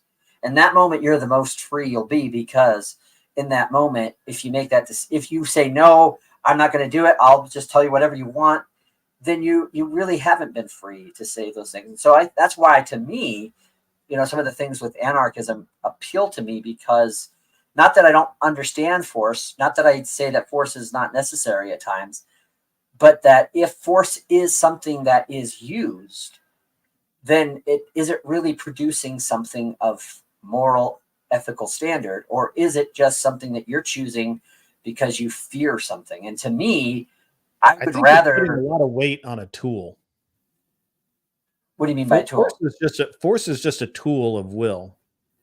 Well, but it's a tool that in the hands of the person who's wielding it determines the amount of force. And so that's why I would say that someone like Andrew, or maybe yourself, would say that's why we need to have good men who are empowered to wield it, right? That understand how abuses work. They would understand those things. I would say that if you don't believe, because to me, you don't want to talk about heroes. My hero for the longest time was Reagan. And then I really got black, if you want to use the language, I don't like the word black pilled or all that, but I got black pilled about him. I really did. And I really got to the truth about a lot of the things that I thought this man stood for that he didn't. And I think sometimes our heroes can live long enough to be villains. I think sometimes people in a moment of temptation can give in to temptation. So, but the thing that I'm worried about is kind of like what Andrew was kind of telling us earlier, which is that if you have this system of this swamp, if these people who are at this top, so I think we could all agree the oligarchy is the problem. Whether you agree to yourself to being a populist, whether you agree to being a bandwagoner, he has MI in Texas. No, Evan, I'm not a bandwagoner. And my Michigan fandom goes long ago when I saw my heart break when Appalachian State beat my Michigan Wolverines at home, right? Or the time that Michigan State. Give me 1 sec. Mods, it's okay to hand out the link for some people to come up. However, I'm gonna have just this conversation here. I'm not going to be bringing anybody up for a while, so they can either sit in the green room and wait, or they can wait to come up until I kind of call for it. So, and I never allow more than about 4 to 6 people up on the panel anyway, because it ruins it when there's more. So just so for everyone who wants to come up, that's great. But I'm having a great conversation, and I kind of want to focus on it. So yeah, no, I've always loved the Rangers, and I've always loved Michigan Wolverines, and I love that because of my brother, and so I've been a Wolverines fan for 20-something years. So no, I'm not a bandwagoner. And if you don't believe me, you can go back to before they won the national champion on some of my videos, and you'll see that same pennant there. So my wife got that for me last year or 2 years ago now for Christmas.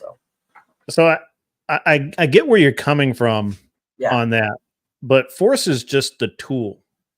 It's the mentality behind the force that determines all the morality or not immorality behind it, and so or who wins or whatever. I mean, unfortunately, and force takes many different forms, right? Like I always use the example of barrel of a gun because that's what most people would understand. But force can be financial force, could be there's coercion. There's many different forms of force. Yeah, and the idea that we have rights is very interesting to me. Right. So the idea that people stroll around and just randomly pull rights out of their asses is just hilarious. So very interesting. Well, and so for me, I my thing on that is just so to me, I understand where you're coming from, and I think it can be used for a useful tool. There's no denying that. The problem is what is our mechanism for determining how that force is used? And I would argue that almost every time you give more of that force to a centralizing authority, now people like to call me a libertarian for using that language. I'm sorry, that's the best way of describing what I'm saying. It doesn't mean I'm a libertarian. No, foul language is perfectly fine, sir. But adult when you see a higher authority with more of that ability, the question comes, and I do believe that, when we look at some of the things that have occurred, and one of the examples that I'll discuss, one of the ones I'll discuss off the top of my head is prohibition. Prohibition was a political power that became a law that then was a force, and it was something that was put together because while there was a need for that to be dealt with, because I think there was some substance issues of there being problems with men coming drunk. And I think I can understand a woman saying, I don't want my husband being drunk all day and spending all his money on the alcohol. That's supposed to go to the family. But you're telling me there wasn't any other means or mechanisms for them to go to without coming into a political force and then creating a political force that then, as a result, created a crime that as a result that allowed for other people to use that same movement and that force for their own means. And so perhaps maybe this is just the perfectionist in me, Grid, but if I don't see purity in that force, and it's going to be used to such a degree where it's going to go against the conscience of people, I struggle with that. I struggle with that. So I have a question, and I'm going to take you away from this because you seem to kind of go down a rabbit hole there, and I just kind of want to pull you back from the edge. That's fine. I want to, so we have this phenomenon that seems to happen where we have the conservatives get so bent about conservatism and conservatives that the only people that we're able to elect are moderates. And I'm going to use Reagan as an example. Obviously, Trump is the same as Reagan for all intents and purposes. Okay. Although Reagan was a much more socially conservative man, probably, and he was a much more elegant. Oh yeah, that true. And he was a true. I mean, he could offend you and make you smile at the same time, and that's a rare gift. Andrew has that gift, you know. Yeah, right. And so you know, of course, I was young when Reagan was in office, and I remember thinking nothing but great things about what he did in office as president, except, you know, there were a couple of things that happened under his watch, which I got unhappy about initially, but then of course I learned how to process things a little better, and then I understood a little more. And this is actually one of my biggest problems with our current political understanding and system. See if you follow me here. So we have a president like Reagan who 90% of the work that he did was really good, but there were a couple of things that sucked, right? Like he was put in a position where he did something that he probably normally wouldn't have done. And I'm gonna pick something he did outside of his presidency, which was no-fault divorce in California. He passed that law. He was under a lot of pressure to do so. And he said, I think until he passed that, or until he lost his mental faculties, that he deeply regretted doing that because it was really the wrong thing to do. But he did it because political pressure, as Andrew was just talking about, right? If you want to go to the next step, you got to play the ball, and he did, and I think we were better off for it. He's got a lot of heat for trickle down economics, although he did at least short term solve the crisis in the country. Now, a lot of that was precipitated in other ways, which we don't need to do a 4-hour stream on, which I could. I'm just kind of rolling through this. So more or less, but like 90% of the work he did was good, and it really did work, and it really did get the country moving in the right direction. And you know, of course, Limbaugh always hailed him as the greatest president of his time. And what I've learned about this is that we hold the president responsible for things often that he has very little control over.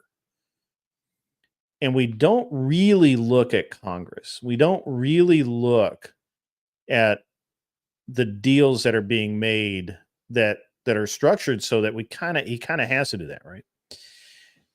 And I find it very interesting. And actually we were talking about this the other day, that we have this whole ordeal, and especially in conservatism, where we just blame the top guy and we don't look at the sea of people that are stabbing us in the back, that voted the bill and you know, that even got it up to where the governor needs to sign it. And when I was in Colorado, and the reason I kind of have, and I know I'm kind of dragging this out, but bear with me. When I was in Colorado, Hickenlooper really did not want to sign the magazine ban and the two gun bills that were on his desk. He knew not to do it. He knew they weren't going to be followed, but literally he had no choice. If he had kicked it back down, the state representatives would have simply just pushed it right back up. And matter of fact, they had already told him that if he pushed it back down, which what he really wanted to do now, and I hate Hickenlooper, right? Like that dude is fucked up. He has very few redeemable qualities as a human. But I know, because I was, dealing with a couple of entities there. Hickenlooper did not want to sign those bills, but he did anyway, because they would have just gotten kicked back down. They would have passed them without him. And then, of course, he was always worried about getting reelected and his future career. And of course, he actually wanted to be president. And that's really why he went along with signing it. And this is what Andrew was talking about, is this play ball, Hickenlooper, and you will put your name on the list of potential presidential candidates. And he was, for a very short time, on the presidential trail, long enough to do what all the people who run for president that know they're not going to win do, and that is get a bunch of donations, build their campaign fund, and then quietly go the fuck away. So what's your opinion on that? What's your commentary on what I've laid out? Well, it kind of just goes, all of that itself is kind of, for me, part of the reason why there's a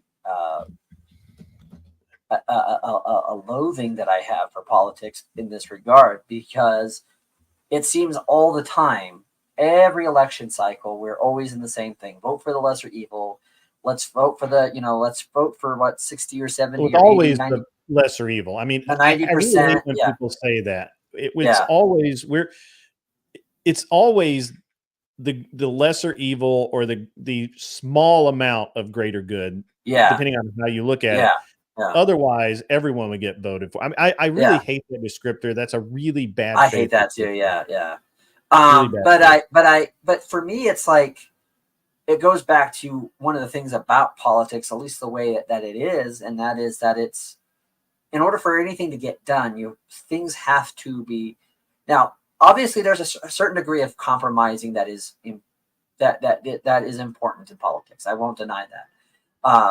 But what gets compromised on are things that should not be compromised, and I think a lot of that has to do with the lobbyists. I think a lot of that has to do with special interest. Absolutely. And going back to like what Andrew was saying, which is these special connections and relationships that these people have. And so one could argue, I would argue that that some form of populism, some form of nationalism would probably go a long way to clean house on some of these things, if given the ability to do so. The problem is it will be very difficult for that to happen, but I do believe it would be probably more beneficial for people on the whole if that was the case. But to me, the fact that we always have to make caveats in politics is part of the reason why, to me, politics is a thing that's a dirty game. It's a dirty thing, and it's, again, we go back and forth, and so we have to either go, okay, so we either say, okay, we accept the 90%, or we go the other way, which is to say, well, so it seems like there's always, we kind of fall in these two different extremes where it's either like, yeah, he did that, but this is good. And then the other extreme is, oh yeah, he did this amount of bad. That means he can't do any good, right? I mean, there are those extremes that are going back and forth. To me, you know, a lot of the stuff that I felt Reagan did, you know, because a lot of the stuff that I found out, you know, a lot of it was when he started doing the closing of the mental homes. I think that was a bad move. Well, no, he did do that, but remember, the reason he did that is because Congress took away all of the funding for it, right. and they were pushing to use the Social Security to fund that directly. Right. Remember, see, this is how this all works out, right? Like, all you really remember is that fucker, he let the loonies out of the loony bin, and he closed all the loony bins. But the reality is that it was the system that did it. He was the guy left holding the bag because it wouldn't have fucking mattered whether he wanted to or not. Right. It was going to get done. Right. And this is my frustration with high level politics, because it's not the high level that causes all these problems. Right. It starts at ground. And of course, we've had this discussion, and you wouldn't know because you haven't been here before, but we've had this discussion many, many times that George Soros has actually come out and said in writing that it's much more effective for him to buy the election of a city attorney or district attorney. There's a presidential one. To buy the president. Yeah. Because he gets more, that the laws are all interpreted at street level. Right. And those are the people who interpret them and enforce the laws. They're also the ones that choose which laws are enforced. And he goes right up. City council, all of it. So that becomes the issue, though, is that a lot of these people who are forced to hold the bag, they're forced to make a decision, and they're given the blame or the credit for it. And a lot of times unfairly, right? But for example, let me get a good example, because the other thing that is a big thing for me on Reagan is I think giving Al Qaeda weapons to fight the Soviets as a Monday. I mean, obviously it's hindsight's 20/20, as they say, but obviously that was a bad move. But our foreign policy from the 80s has always been a bad move. They weren't Al Qaeda at the point that they were the Mujahideen. Right. They started off as a but they became known as the Al Qaeda, and then we've always done this thing where we've given. Well, the Mujahideen still fight the Taliban and Al Qaeda. Right. We only circuitously ever really funded Taliban and Al Qaeda, and that's all CIA stuff that is right.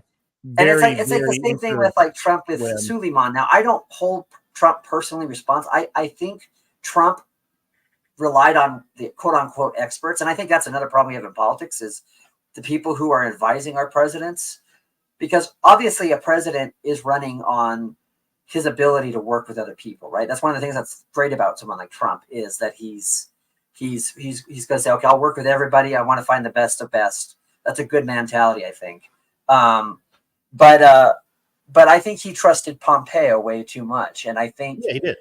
And I think with them assassinating Suleiman the way they did, my thought on that was I don't blame Trump for that because he was relying on information, and so there's probably some of that goes back to Reagan as well, right? Well, that's the other side of that coin, right? Like first is that they're not completely. I'm less worried about the president than I am worried. I'm honestly bureaucrats are really the big problem in our country, right? I'm really far more concerned with Congress, House of Representatives, judges, especially at the circuit court level. The Supreme Court's cool, but that's fixed for now, and we got to get and because we voted for Trump, let's just give him credit for that because right. And again, that was the one thing. Honestly, I don't care if he gets elected again because he already did the most useful thing he did that he could have possibly done, right? And we were talking about that earlier today as well. But it's an interesting dynamic when we start talking politically, right? Everybody, so you have half the guys who are like me who are like, I'm just going to vote for my best option. Right. I understand even if they're not corrupt, even if they don't want to be corrupt, they're going to do things that make them look corrupt. Right. They have no, you're not gonna win this argument. Like there's no way that they're going to come out unscathed, so to speak. Right. Right. It's like going into, it's literally like going to go wrestle a pig and expect not to get dirty. Right. Like that's what you're doing. When you decide to be a politician, as clean as you try to be, there's still going to be some issues. Now, I'm not saying that all politicians are a little dirty, but like if you look at like Rand Paul's career could have been much, much bigger had he played ball more often, right? Right. And I would also probably put another Kentuckian in there, Massey, who is also seemingly a guy of principle as well. Right, right. Yeah. And so, coming from my home state of Tennessee, we tend to put very good politicians up. Now, with the exception of Al Gore. Right. Yeah. Well, I don't know what happened with Gore, man.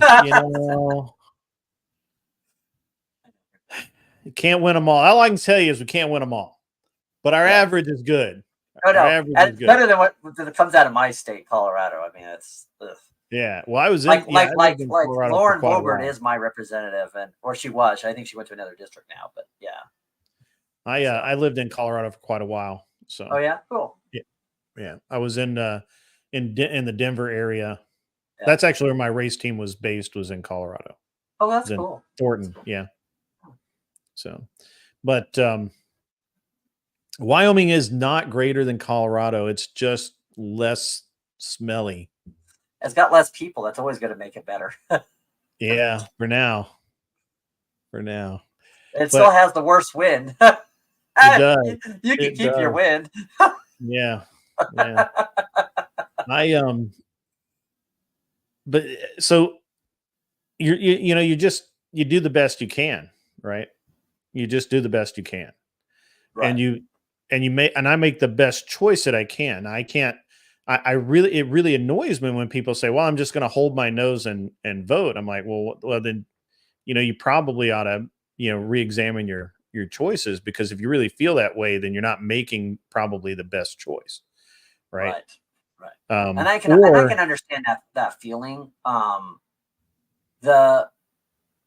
I think this is where the philosophical inference has to come in, at least for me, from an Christian anarchist perspective, which is the idea of, now I'm willing to accept that in the church I grew up in, we've talked about the idea of the two kingdoms. There's a separation of two kingdoms. There's the kingdom of the earth and there's the kingdom of God. And so really a lot of my desire with kind of advocating more of the anarchism in the sense of an ideological perspective is more even then more of of trying to separate those out, because I think when we start thinking about politics as saving the world or as doing God's work, I really start to have problem with that, because I think that is, we're now focused on more of these environmental and macro issues, which don't really deal with the micro problems. And I think as a Christian, I think our issue has to be the micro, not the macro, if that makes any sense. And so it's more comes from a Christian ethical and a Christian philosophical idea of trying to, which is why I don't like when we comport Christianity into a certain political sphere. It doesn't mean that there aren't certain Christian values and ethics that aren't put into it. And especially given our Western society and our framework and the rich heritage that we have, you can definitely make more of an argument of it coming from a basis of Christian morality and ideas. But to me, I'm worried about that when we try to push that as a way of trying to do forms of evangelism, because to me, and I know, and I understand why a lot of people worry about it. And so to me, I think when I get to people and they'll say to me, they're like, well, why don't you want to make a difference in the world? Why don't you want to do more to help the world? To me, my values as a Christian have to come first. And to me, those things dictate that I be in the world, but not of the world. And to me, politics is very much of the world. And so now, if I can find a way to advocate a certain system that allows for us to keep separations or keep certain value structures that allow for things, I'm fine.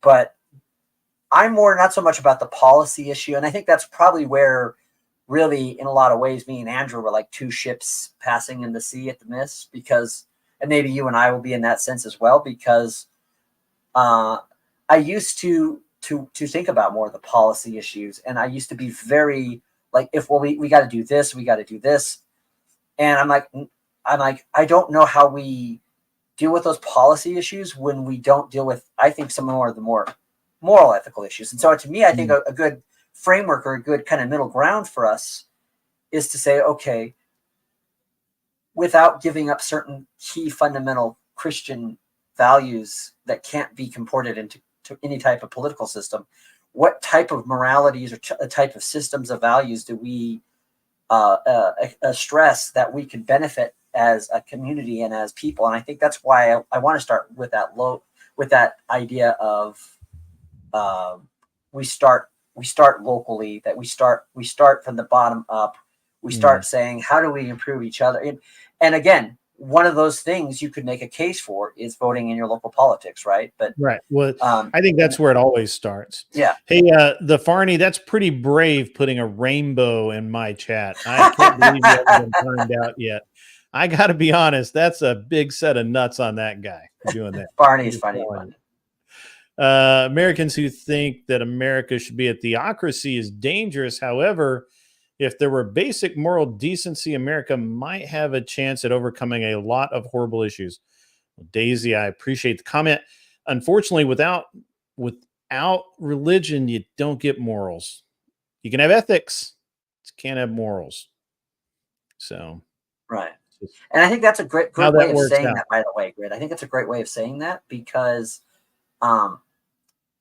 this is the other reason I tend to gear towards that, because I do agree that laws cannot create morality, and good people don't need laws for morality. However, good people who want to enforce ethics will enforce contracts that have an ethical in that sense. Laws can have an ethical framework. However, if the first and foremost reasoning for creating a law is because law itself is needed, rather than saying good laws are needed, right? Because I think we could all agree that most people would agree that good laws are better than bad laws, and that bad laws can actually hurt people. And then we have to look at the harm of what those things might affect, in my opinion. I don't know if that makes any sense, but no, I got it. So this is a really good conversation. I really like having it. Just a kind of a couple more things, and I'll let some other guys come up. Yeah, absolutely. You know, you're welcome to. And I appreciate, and we could if it could be an ongoing conversation or whatever. You know, like I said, it's from what I can tell, I like you a lot. Yeah, you just seem like to be like the kind of person that is like that everyman kind of guy that just it kind of keeps it simple, kind of like no, you know, just like, hey, dude, like, you know, I know we all want perfection, but we can't, you know, it's like there is some common sense here. Let's kind of find the common sense and not lose our brains and be too histrionic. And I think that from my point of view, I'm really struggling with how to,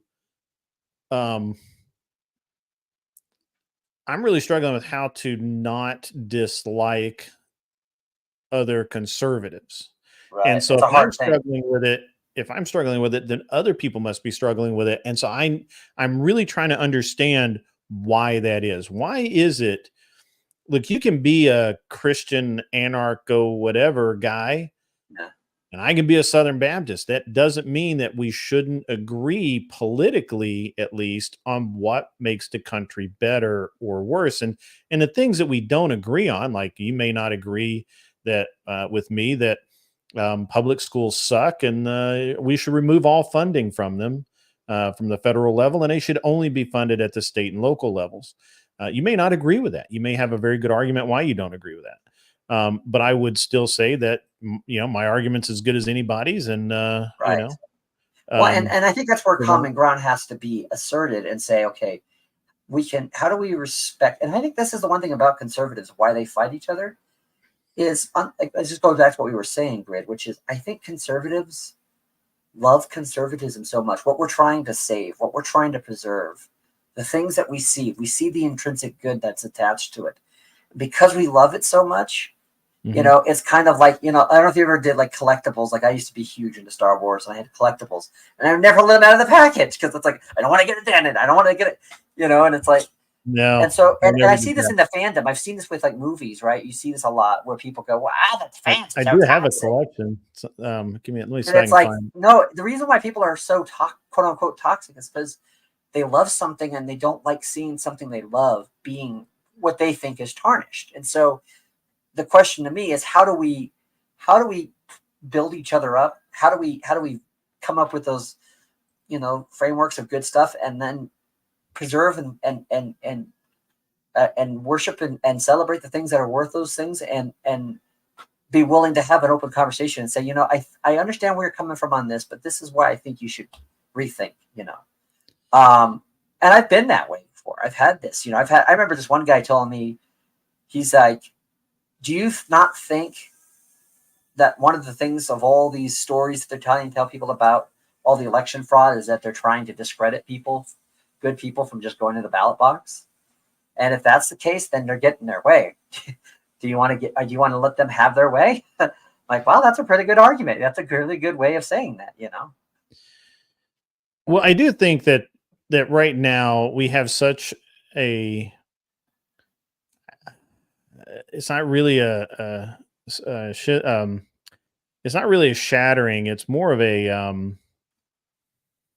don't know what word I'm trying to think of here, but it's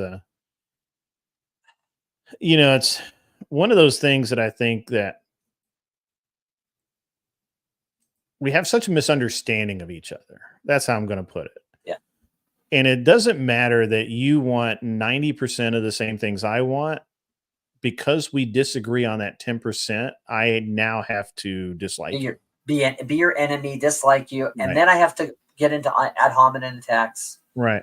And with politicians, what that does is, again, a politician can do pretty reasonable things and have one thing that maybe it's a couple of things. Maybe they just don't believe in something, right?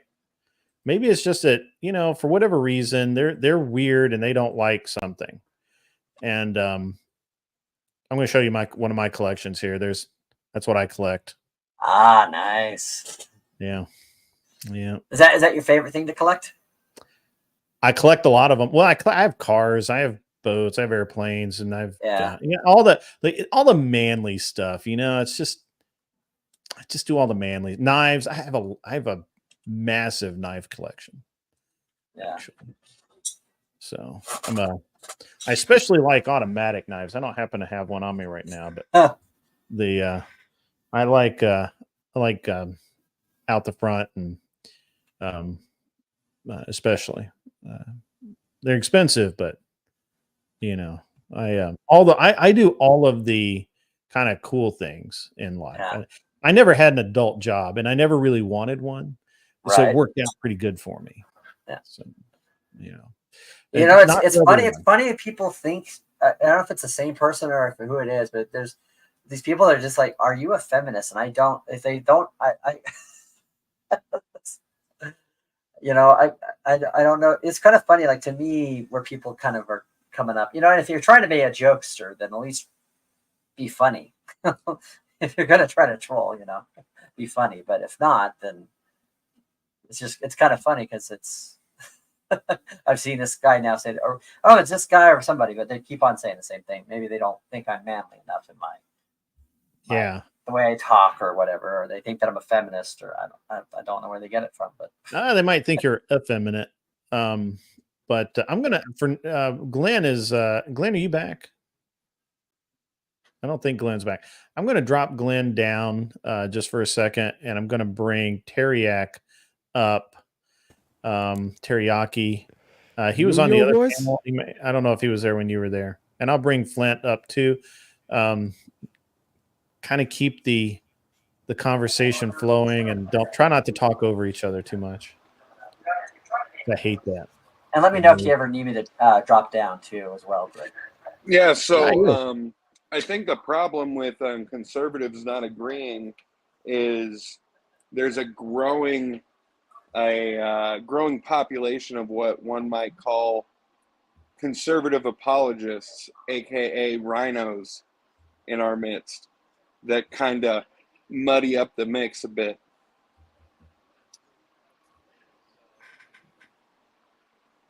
So they're kind of doing like rhino-splaining or whatever. Yeah, Rhino. yeah. You know, they're like, you know, it's like you know, you'll hear vegans say, "I'm a vegan apologist." You know, they gotta apologize for the, you know, for whatever. Glenn is back. Former pastor. I am. Hey, Whitey Back Ford. again. Sing me the blues, sir. No. who are we apologizing for? Like who's a vegan apologist? I have never met a vegan apologist. I'm using that as like an analogy for like the state of conservatism is that we have like a growing group of like conservative apologists, much like what are they apologizing for? Apologizing for the like true conservatives, you know, like rhinos, basically Republicans in name only, that type of thing. So are they apologizing for the fake ones? No, they are the fake ones. So the fake ones are apologizing for the real ones? Right. Republicans in name only. Like you get it in conservative states a lot where somebody will throw the Republican, they'll jump on the Republican ticket, they'll say all the nice, you know, Care Bear shit to get the votes, and then turn around and do basically nothing conservative. I think an example is Lauren Boebert. Like, she's apparently a Republican, but then she was getting felt up by a Democrat in the middle of a yeah. theater, do you know what I mean? Well, and you know what? I've always questioned how conservative she is, because everyone's like, well, she's in the Freedom Caucus and she does all the right things, and I'm like, yeah, but there's things to me that are conservative that are not necessarily in her framework of how she works. Isn't she from the district that like Grand Junction, like the Western Slope is? Well, she was in the 3rd district, which is my district, and then she moved to the 4th district because I think she realized too many people in this district were like, yeah, no, you're right, because the Western Slope isn't completely taken over by the commies yet. No, but it's trying to be Boulder West. It is trying to be Boulder West with all their bikes. As my father-in-law likes to call them, the bikies. Communists who like to ride their bikes. I did a lot of Verizon and satellite installs on the Western Slope, and it seemed like the last bastion of true Colorado. It is. I wouldn't live anywhere else in Colorado. I'm almost to the point where I want to just move to Utah or something. When will we be honest and say, like, you know, there really hasn't been any conservatives in office, I don't know, like forever? Right. I mean, really, what have conservatives conserved in the last 40 years? I think that there have been conservatives. I don't think that we've seen any conservative votes or conservative bills or conservative actions. And well, the Supreme Court with RVW, that was probably like the most recent thing. Rolling that back, putting it back to the states, would you say? No, that's a matter of law. That should have been. That's neither conservative nor liberal. I would say, I feel comfortable saying that the reality that's out there is it doesn't matter, because even if you had the most conservative, red state, deep dish Republican guy, and you had, and let's say you just had 30% of them in there, that nothing would change, because the entire rest of it is so corrupt that the conservative things never get brought up.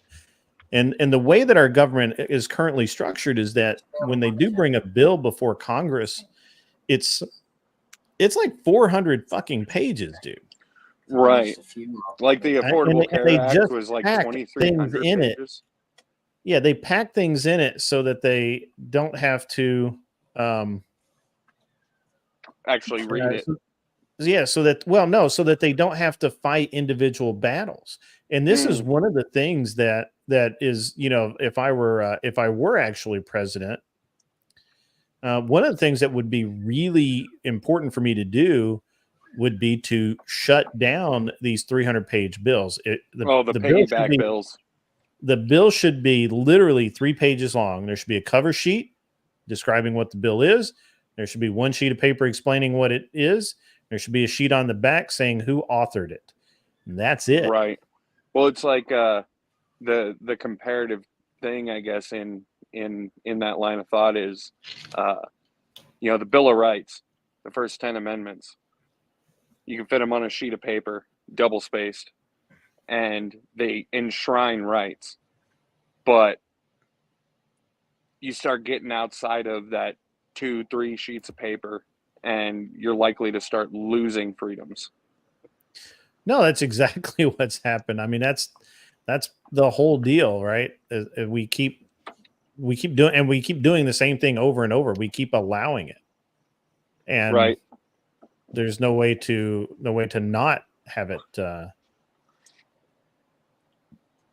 be that way right now. So do you think? And this might be tongue in cheek, but repeal the 19th. Do you think we would actually get more conservatism at this point? Right. Well, I would say if let's just say if women didn't have a right to vote, we probably wouldn't have seen a Democratic president in 50 years. Facts. Right. Like ever since they got the right to vote, we wouldn't have had any Democratic presidents. I don't know. A lot of guys voted for Kennedy. I said 50 years. Okay. But then again, with Kennedy, he also tried to bring us back to precious metal standards with the issue of silver certificates. So I mean, there's that.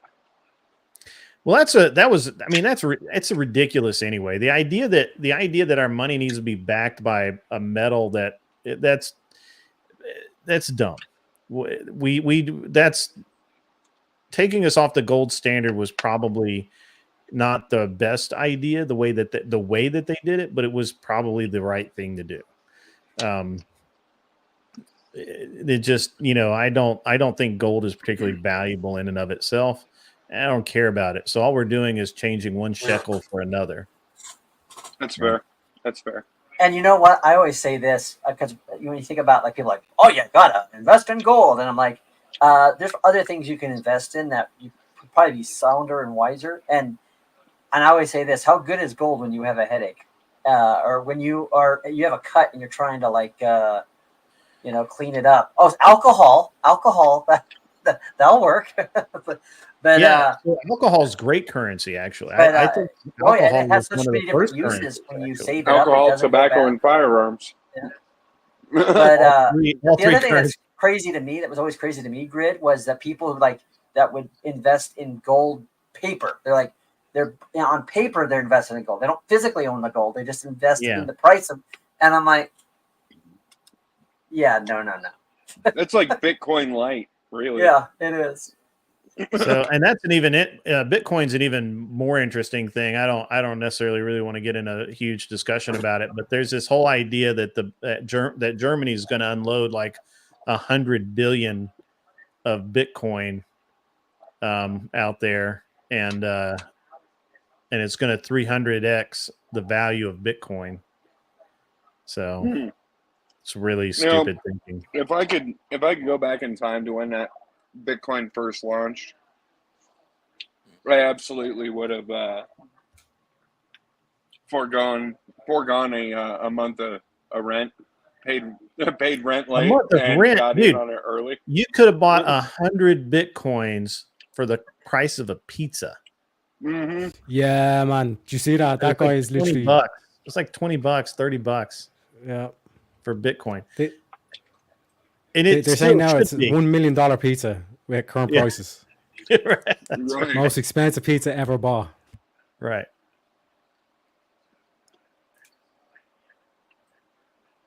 But I mean, it's like with anything though, in terms of like investment itself. You want to have your assets like spread over many things. Gold, silver, property as well is a good one because that's always going to retain value. Crypto, but like don't overextend risk on shit like that because there's so much shit like that. Crypto's garbage because once you turn the power off, it's gone. Exactly. Trump supposedly speaking at Bitcoin conference in Nashville. I hadn't heard that, but I'm in Nashville, so I will go find out. Go check that out. I tracked down the Hawk Tua girl. I can track down Tua.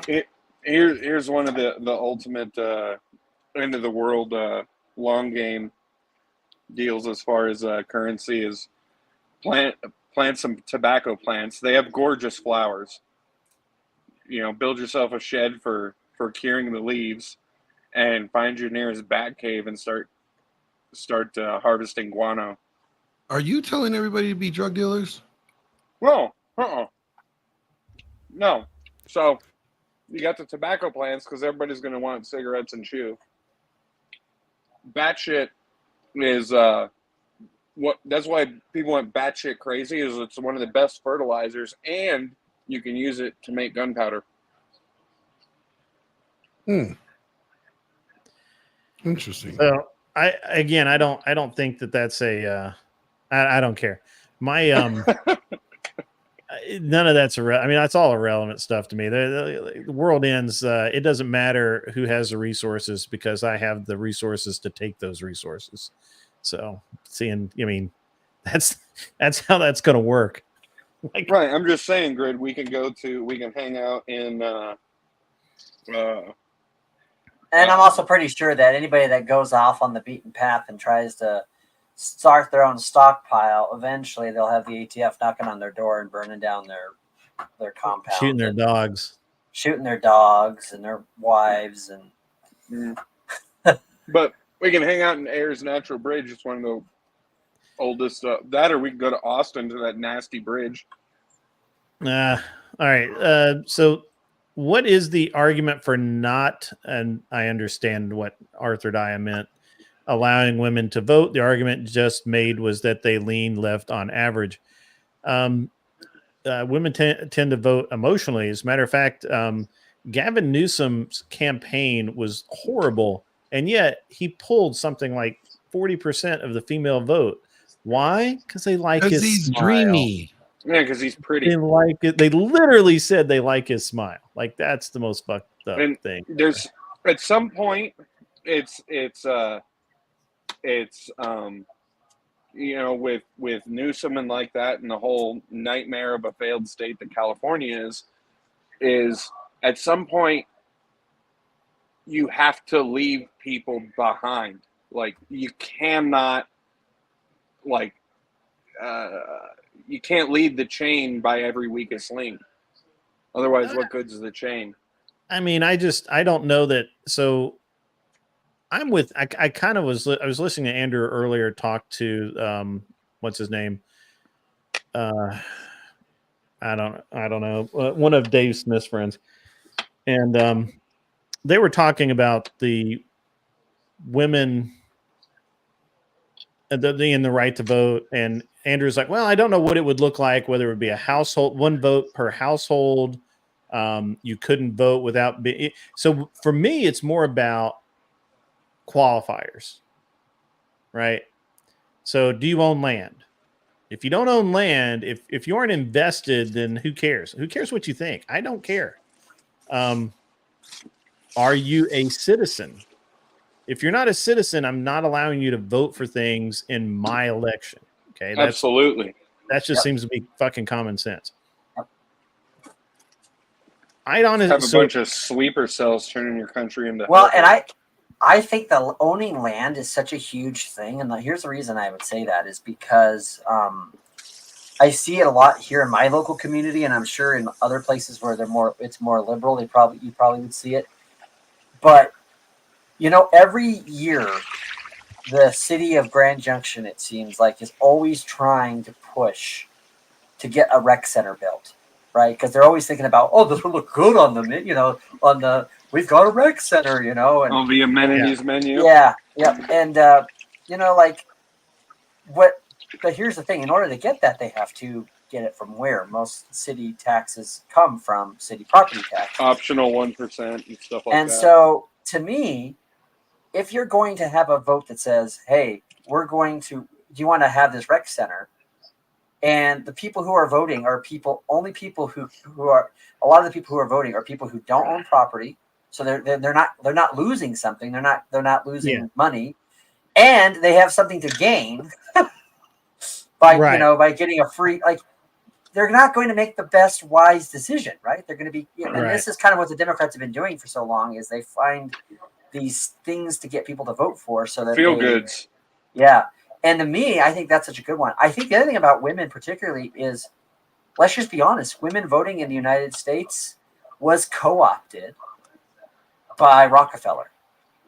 He used the women's suffrage movement in the United States as part of the temperance movement to get us off of alcohol as a fuel source.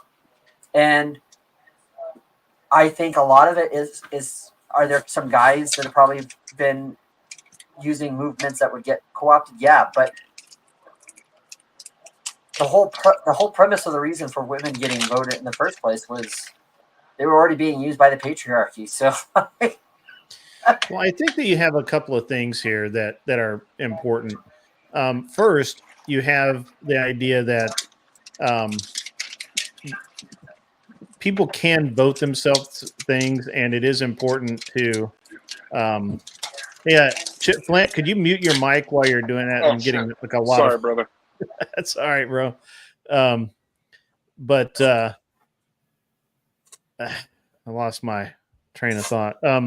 When you don't have any skin in the game, it's very easy to just not care, right? Like that's just the way it is. But even beyond that, we cannot discount how much Rockefeller has the insidiousness of his maneuvering during his lifetime to establish what exactly Andrew was talking about, and that is this cadre of politicians and network of people who are just,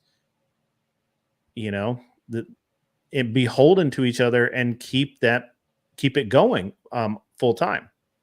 And Rockefeller was a pretty evil dude overall, right? Like he really did a lot of things that we would not today agree with, right? And although we live by them every day, Department of Education, the fact that people think oil comes from dead dinosaurs, he paid for that. He paid for that report. The idea that I just lost my train of thought. Women's suffrage, getting women the right to vote and paying men basically to vote for that. And so all of these things has established that very thing that Andrew was talking about. So Andrew's very right about that. But at the end of the day, what the idea is, what can you do about it? Well, if you're not a property owner, you don't get to vote, right? If you don't have skin in the game in some way, military service. I really like Heinlein's Starship Troopers. Have you read Starship Troopers? Yes, I have. Yeah. I've seen the movie. Yeah, it's the same thing. Service guarantees citizenship. And that's important, man. That's an important thing. And there was only 3 ways to get it, right? You could buy your way in, you could go through military service, or you were born into it as a citizen. And so if you weren't, if there weren't those 3 things, then you weren't there. Teriak, I don't know, are you Yeah, no, like my chat kind of went off on a tangent, gone into energy, nuclear, and all that kind of stuff as well. Okay, and we were talking about vaping and smoke as well. I was yeah, that's fine. I just I was like, are you like, is your mic broken? No, like, you're 100% right in terms of the Rockefeller, all that kind of shit. Like, this is like basically satanic shit. Do as thou wilt, just because I have the money to do it, I should do it, kind of thing. And like you're saying with the suffrage and all the stuff, it's all just political gains of how can we get more money, how can we extract these more, and then me personally, it became about power with Rockefeller. Rockefeller was really into manipulating or controlling the world around him to a high level, to a high degree. Yes.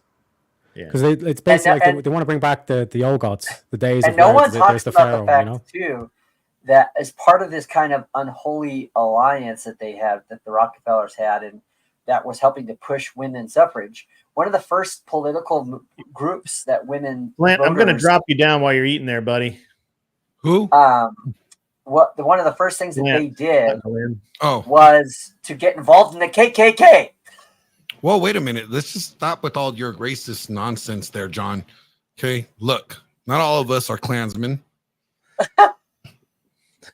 With the last name like Moosman, I feel targeted, Glenn. With the last name like Moosman, you know you got some KKK in you. Okay, KKK. Well, you couldn't get any whiter than that Irishman down there. I'm the poster boy. David Actually, Duke no, stuff with a name like Mosman, no, I don't think so, because I'm pretty sure somewhere along the line I'm related to some Kozark Jew. I probably am. Yeah, that's all right. Especially Moses, like Moses. Like, I mean, there you go. Yeah, don't try to wiggle your way out of it. Don't even try. Look, it's okay. So Arthur Daya in the There's chat. another example why women's suffrage is not good, because one of the first political groups they got involved in was the KKK. Yeah, and you won't hear about that, but that is true. So an interesting thing. Arthur Daya in the chat is talking about why shouldn't women be able to vote. Well, here's the thing. There's a lot of reasons why they shouldn't be able to vote. Here's the thing, Arthur Daya. When we talk about this, I don't know that I'm more for voter reform globally, like not in, or you know, as on a macro level, not just with women. I understand your viewpoint, but let's be real here. At the end of the day,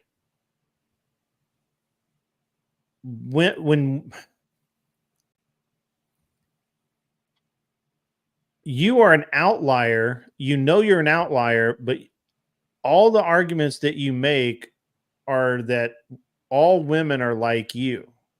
That's silly. That's irrelevant. So that's why I don't make arguments like all men are like me. I always come out first with, I know I'm an outlier. I know that I'm not the normal guy out there voting. I know that. I try and look at it from that point of view. So when we talk about someone like you, who's a high earner, property owner, all of that, I don't know that I would have an issue with someone like you voting, regardless of whether they were male or female. My problem comes in when we have someone that has zero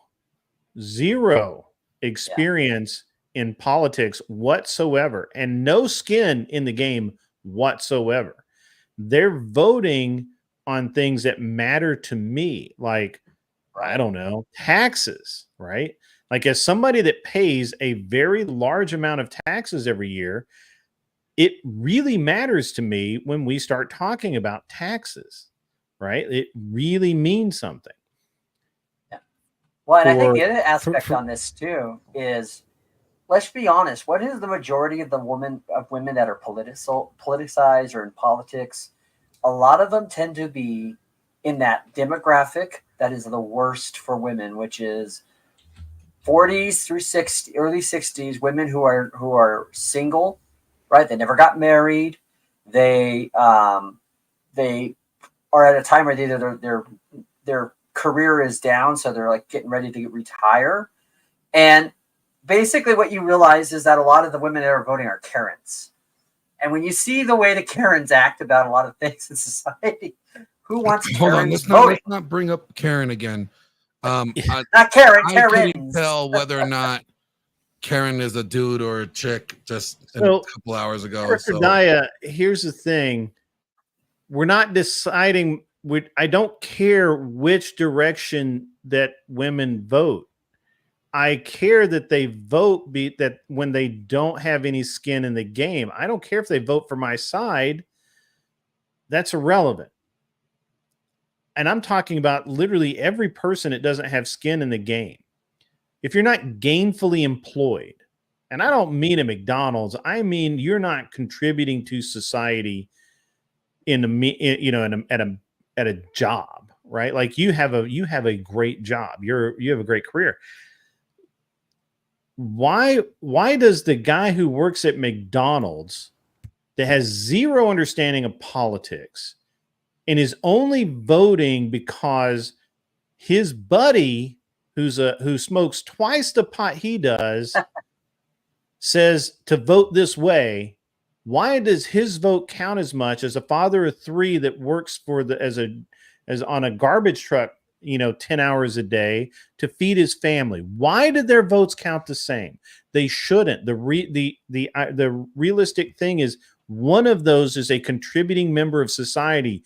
The other one gets high 5 days a week. Okay, this is the problem. And I'm talking globally. I don't care about women voting. I care about I'm on a much higher level. If we were talking about repealing the 19th should be restructured. If you can't, I don't understand why that's such a hard thing to grasp, right? True. Like my main argument in terms of like women is like, generally speaking, men will vote more logically, whereas women will be more prone to the emotional arguments and all that kind of stuff. But you are right, Grid. Like it should be based on the thing of how much skin you have in the game, and then you get a proportional vote to that. Do you know what I mean? I'm not sure it's how much. And see, this is the problem is you really can't.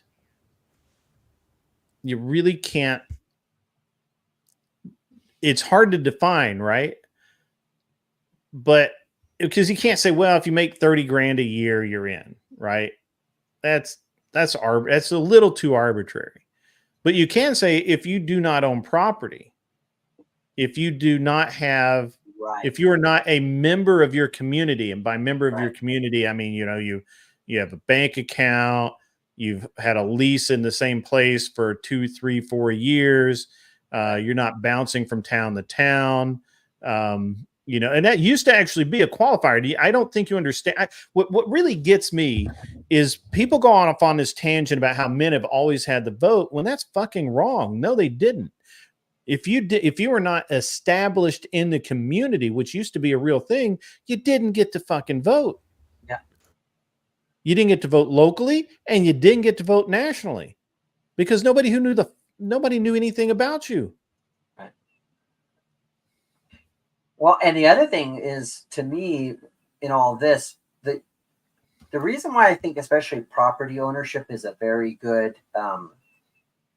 litmus test is, let's just be honest. People who own property, not only do they have literally skin in the game, meaning because almost I don't know how it is in your guys' area, but every time they want to do something, they want to raise people's property taxes. And what I've seen evaluators do, county evaluators, is they'll actually up the quote unquote the value of your house so they can justify raising the property tax on it. The problem with that, though, is, of course, when you go to sell it, the market value isn't what the government value is on it. And what you're seeing, and this actually happens, and this has happened a lot, where they do this upside down thing. It throws people into a lot of. So that's the bad thing. But the other aspect too is that people who own property, for the most part, and we're not talking about property that it was like bequeathed to you by your Uncle Harry, and you're just one of these like sovereign cits that's never done anything with the property, like that kind of thing. But for the most part, most people who own property, they've earned that. And they also they have ownership in that community. They have ownership of where their home is. And that means what happens to the community is going to matter more to them. To me, I rent. So if something was to happen, I have more incentive just to move out if I want to than the person that has a home, and if they wanted to stay would have to try to find a way to, So I do think that, and also being in the moving business and the self-storage industry for so long, I also have seen where people have. Jeriak, I'm going to drop you down too, buddy. Yeah, no worries, no worries. Like I said, I'm going to pop off now anyway. I'll send everyone over to get out of here. Well. We're talking about America shit, not Irish shit. I was defending Texas law earlier on, Glenn. You should have seen me. It was Texas. The sun will do you good. True that. True, man. I don't want to interfere with the whiteness. You know what I'm saying? But yeah, like I said, I need to pop off now because I got work in a couple hours anyway. But yeah, thanks for having me on, Grid. Yep. See you, man. But yeah, I just, to me, like, it just makes sense why that would be a good thing for people to say, people who have invested. And then also in the industry, you see people when they get kicked out of an apartment and you see like what their means are, right? And you can tell a lot when someone comes in to get a storage unit, you can tell,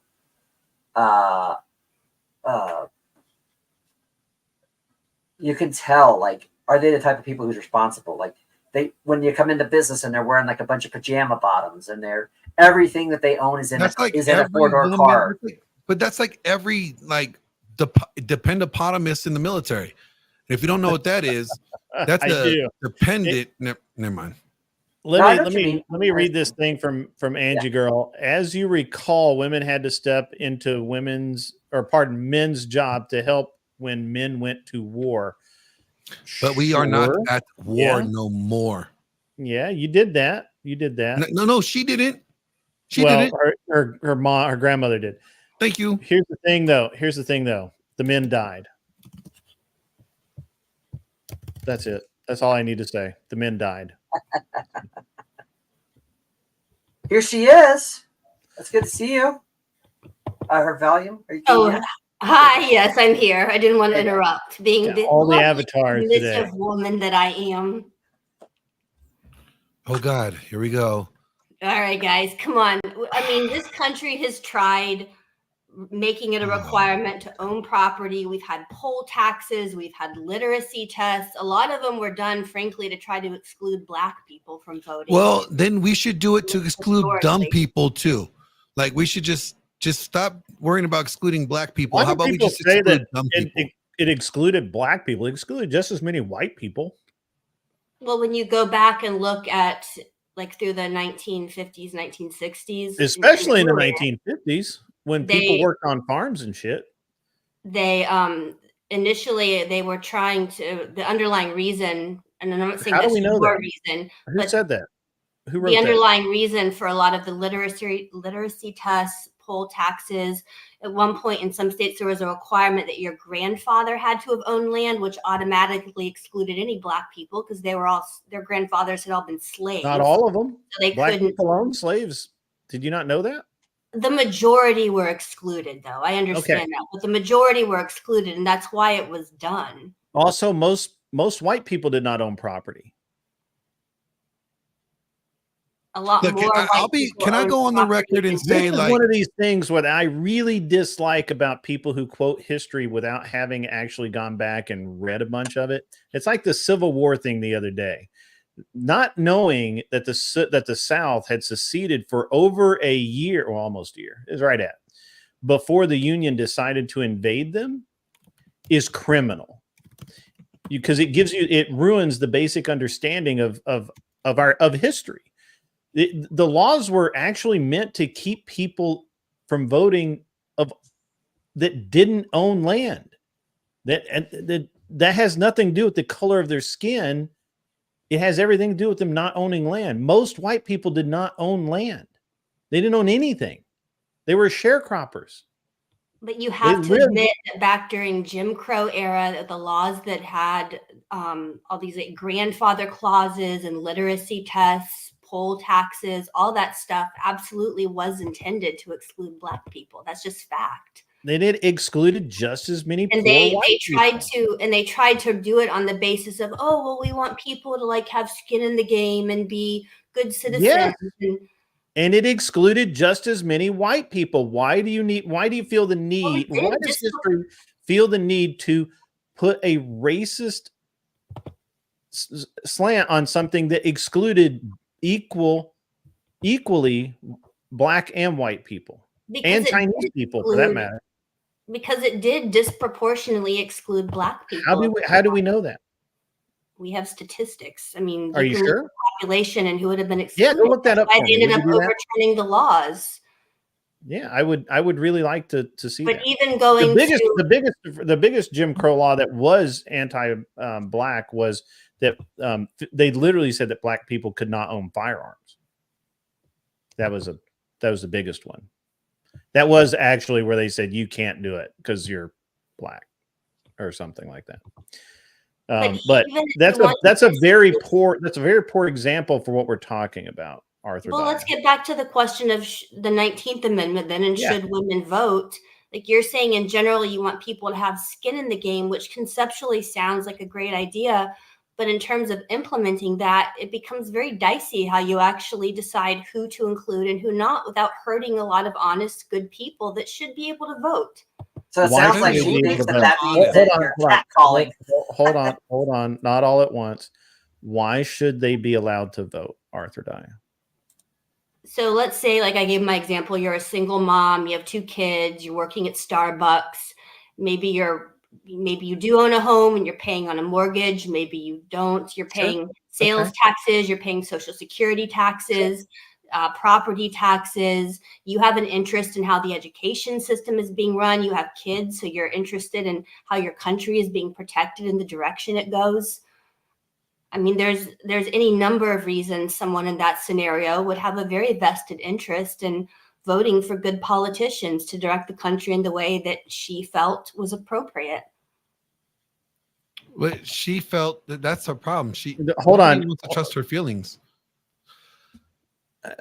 In the way that she thinks logically is appropriate. I just don't buy the argument. Not realistic. It is, Glenn. You have to allow people to use whatever combination of logic and feelings they want to come up with to determine their vote, even if you don't like it. Okay. Or we just allow only certain people to vote. But how do you realistically do that without discriminating against people? Okay, easy. I have no problem discriminating against folks. Here we go. We'll do this. A, did you serve in the military? Nope. Okay, your vote doesn't matter. Well, that's like 1% of the country, though. Okay. Give me a second. I'm trying to get into it. It hasn't like 1% of the U.S. population actually served in the military. Well, that's the 1% that I trust. Well, you're going to exclude 99% of the population. I mean, it looks like they should sign up. I mean, okay, here's this. Is everybody going to get into heaven? No. Oh, it's going to be like 1%, right? Of people that, maybe not that big, small, but more than that. But the rule of thumb is it's not everybody gets in. There's a requirement to get in.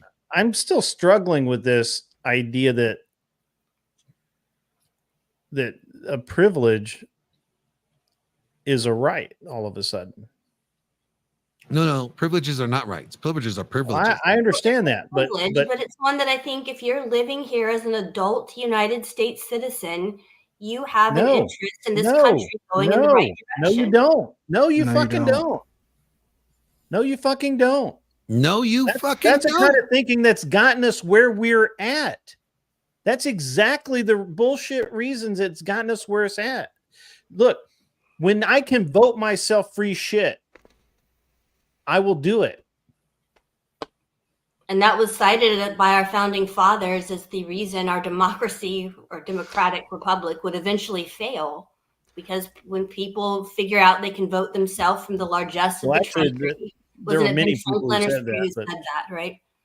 Even the Greeks that created democracy shit on it consecutively because they realized that unlimited democracy is a terrible idea. Democracy. We do not. Exactly. We live in a representative republic. Who represents the people? I will tell you who represents the people. The people who contribute to society. I really don't want, to be honest with you, I really don't want a single mom with two kids working a job, living in an apartment. I'm not sure that her vote is going to be a sound decision. And how do you know like her vote's not going to be only what do you think her vote's going to be? If you're going to, why does my vote get canceled by some 20-year-old guy running around in a Queers for Palestine get up? Right. We don't want that guy voting either. We don't want those fuckers to vote either. We don't let that guy vote either. I don't discriminate against him because he is, in fact, a U.S. citizen. But we should. Oh, no, we don't. We will discriminate against him. Like, we have no problem doing that. Well, the appropriate way is to John's got to go, guys. So I just want to. I'm going to drop that. I just want to make sure I said hi and bye to before I.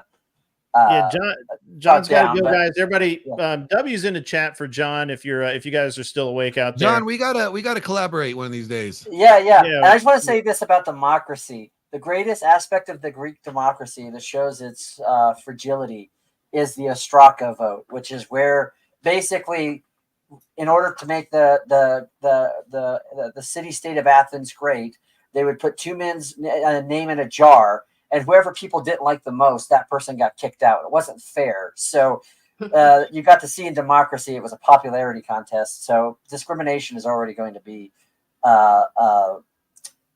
in democracy to begin with. So anyways. John, the only important question I have for you is, are you voting for Glenn Lawrence for president, or are you going to pick Biden or Trump? I just need to know. I'm writing you in, Glenn. I'll write you in. Yes. All right. You're good in my book. Okay. 2 votes. I got 2 votes. Great. I got a chance, guys. I got a chance. 2 votes. All right, John. Great having you on. We'll talk soon, I'm sure. Flint, do you want to come back up? Or you? All right. We'll let Flint come back up. We'll keep it moving. But listen, here's the thing. I don't want to drop this point that I was making here.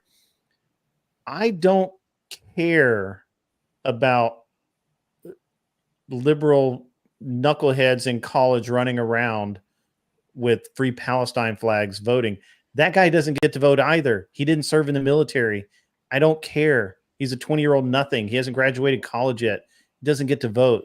The idea that just because you're 18 that you should be able to vote is ludicrous as well. I don't understand. Why does the, let's say, 50-year-old college professor sitting in an ivory tower who's done nothing but promulgate liberal crap all his life in a classroom get to vote? Because he happens does he own property? Does he have skin in the game? Or is he one of those guys that is only protecting his tenure?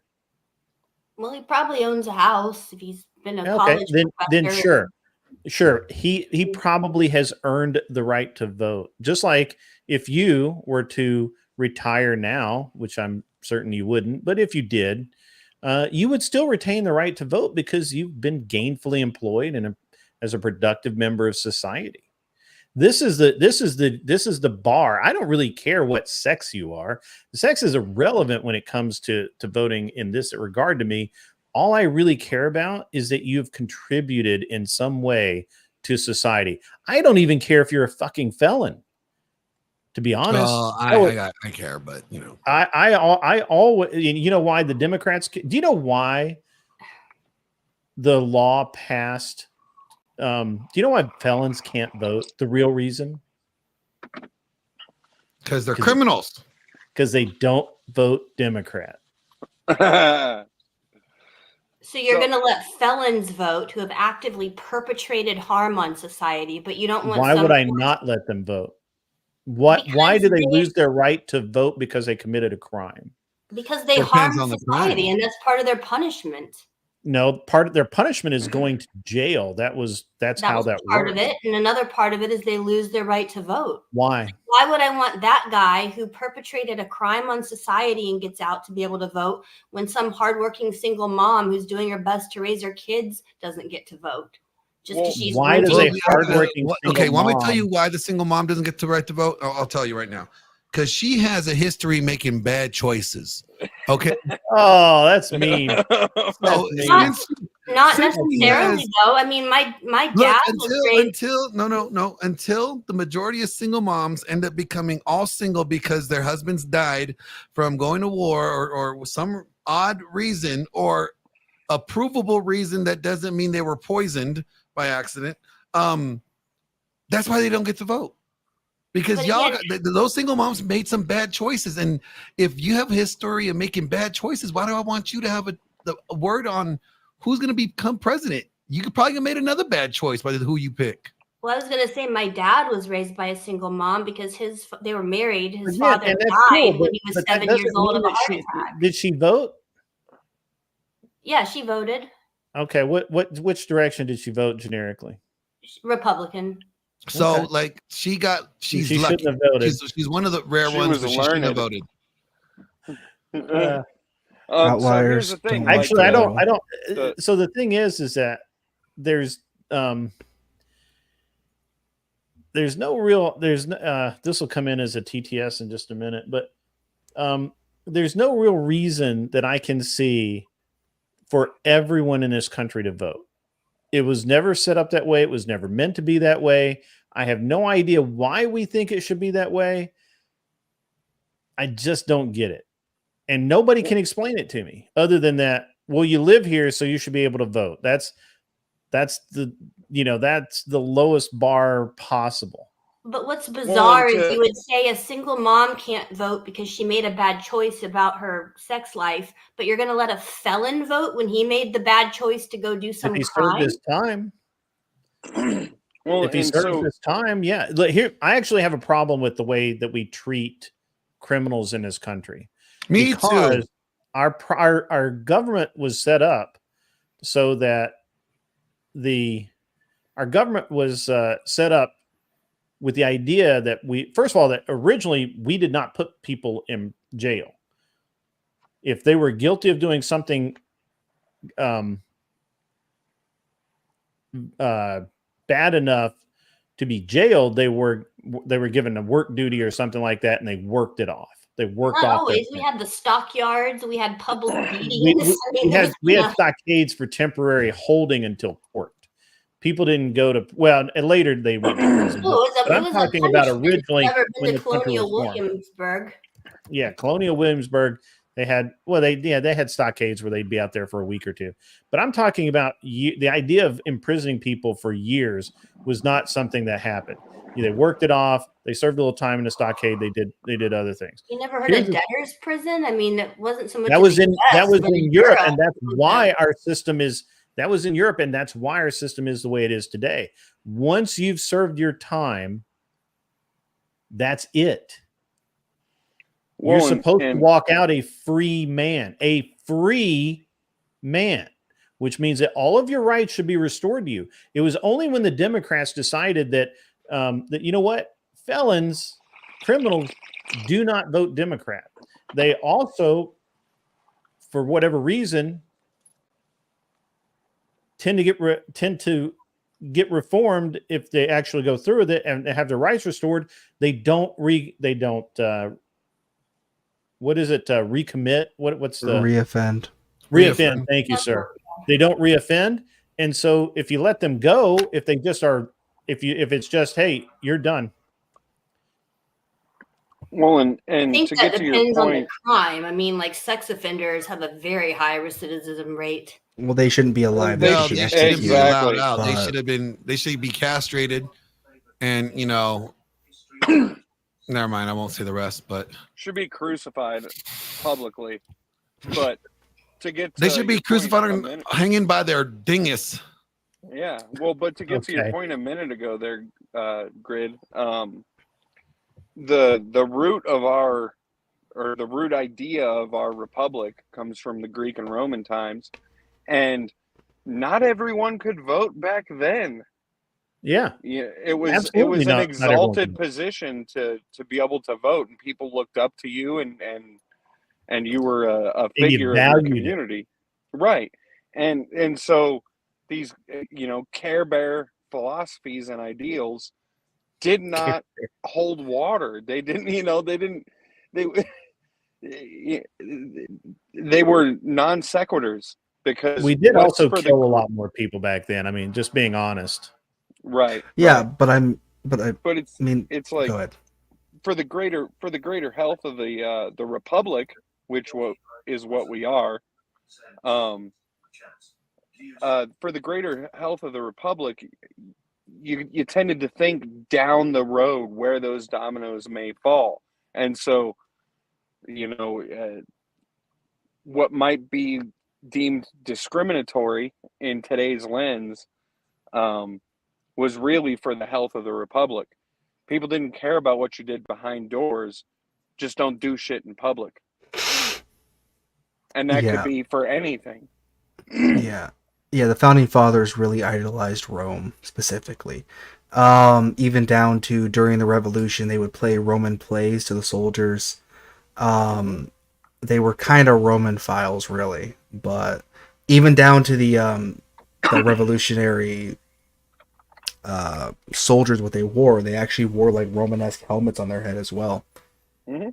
They really idolized Rome. They pretty much built America as the sort of successor of Rome. Absolutely. And so when you play to the weakest link in society, everything becomes a weak link. The entire chain falls apart because it cannot hold strength anymore. So the Angel Berber says, Arthur Dias, serving your sentence with your rights suspended is for that time or I'm assuming suspended for that time is how this is supposed to read, is how it used to be. If you served your time, you got your rights reinstated. Yes, until the Democrats decided that they didn't like that. And then Anson Knowles, and this is actually correct. Arthur Dias is speaking to the practicality of reducing the franchise. Our society will not give up the right to vote for all citizens unless they are provided with proof the system has failed. And we're getting kind of that point. Yeah, but by that point, I mean, we're we'll pretty pray much for close you, to the collapse. Tina. We will. Your prayers for you, Tina. I'm so sorry about your dad. So, all right. So, and look, here's the thing. I would preferably, the only people that could vote would be qualified. And there would be qualifiers. And I'm not smart enough, to be honest with you, to figure out what all of those qualifiers are. However, just being born here is not one of them. Mm-hmm. Just happening to be located within the border of the United States is not one of them in your worldview, right? It would just be not the only one. Well, it would be like the lowest tier, right? Like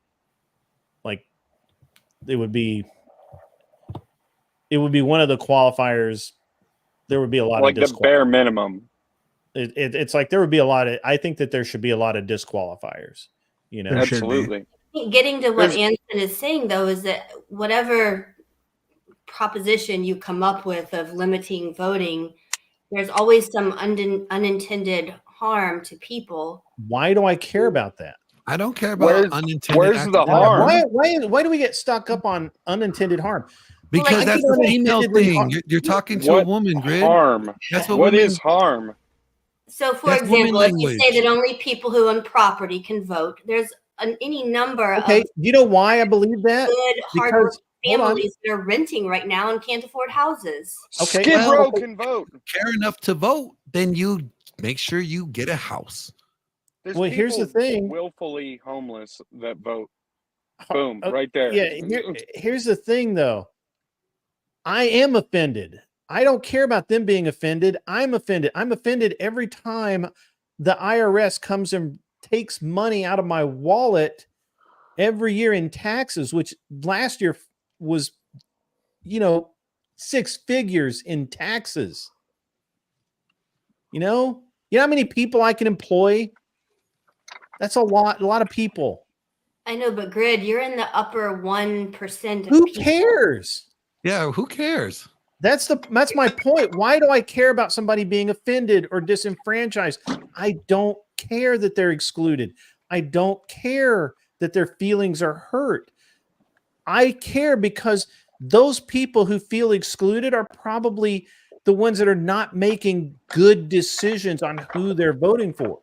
Maybe we could stop the career politicians this way. Maybe, like it used to be, the politicians would actually have to get out and work their ass off to get reelected or get elected in the first place. These are things that matter to me. They matter to me because I am affected by what these voters do.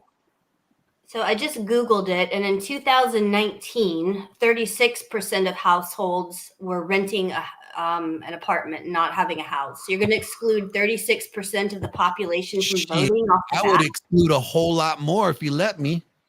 Oh, absolutely. How many of those vote? Here's the problem with that. How many people, what's the percentage of people actually vote in this country? It's around a third. Right. So if I exclude 30%, that still leaves me 60% to cover the 30% that are going to vote. Yeah, but the 60% had the opportunity. If they don't take you up on the opportunity to vote, that's their loss. If they're not voting in general, why even give them the chance? Here's my thing, right? I understand, N3, where you're coming from, right? Does there need to be reform to housing? Yes. Should it not be as difficult as it is now to get a house? Yes. Those things that can be changed, right? But at the same time, you need a meritocracy. You need something to where there is like an end goal to it, right? It's like, okay, I'm going to get this land. I'm going to buy this house, right? Not only that, I become a full citizen and I can actually have a proper say in how this country's ran, right? There needs to be some sort of end goal. It shouldn't just be, I mean, we don't even live, let's live in reality. We don't even live in a country where you have to be born in the United States to vote. You can just raise your hand and say, I love the United States, and you're just brought in and you're able to vote right off the get-go. Okay? So that's a reality where some skin in the game. I actually respect that because, you know, my wife, man, here's a tragedy for you. My wife went through all of the trouble to become a U.S. citizen. She's Chinese. She went through a lot of trouble to become a U.S. citizen. It's a lot of work. It's a lot of money to become a U.S. citizen. And she doesn't bother to vote because I vote, and she goes with my vote. See? Why would she not vote to double your vote, though? That's what I don't understand. We need... Well, I mean, I've made that argument as democracy. well, but, you know, I've made that argument as well. We're not a democracy, Arthur Dea. Like, people forget that. We are a republic. Well, Like, so democracy means that we would all be voting on every single bill that came up in the Congress, but we have a democracy would democratic way also of mean electing that our every vote representatives. counts. Let me just kind of move this down, just kick this can a little bit further down the road. So with the idea that everyone can vote, it isn't getting us anywhere. Things are worse than they have been.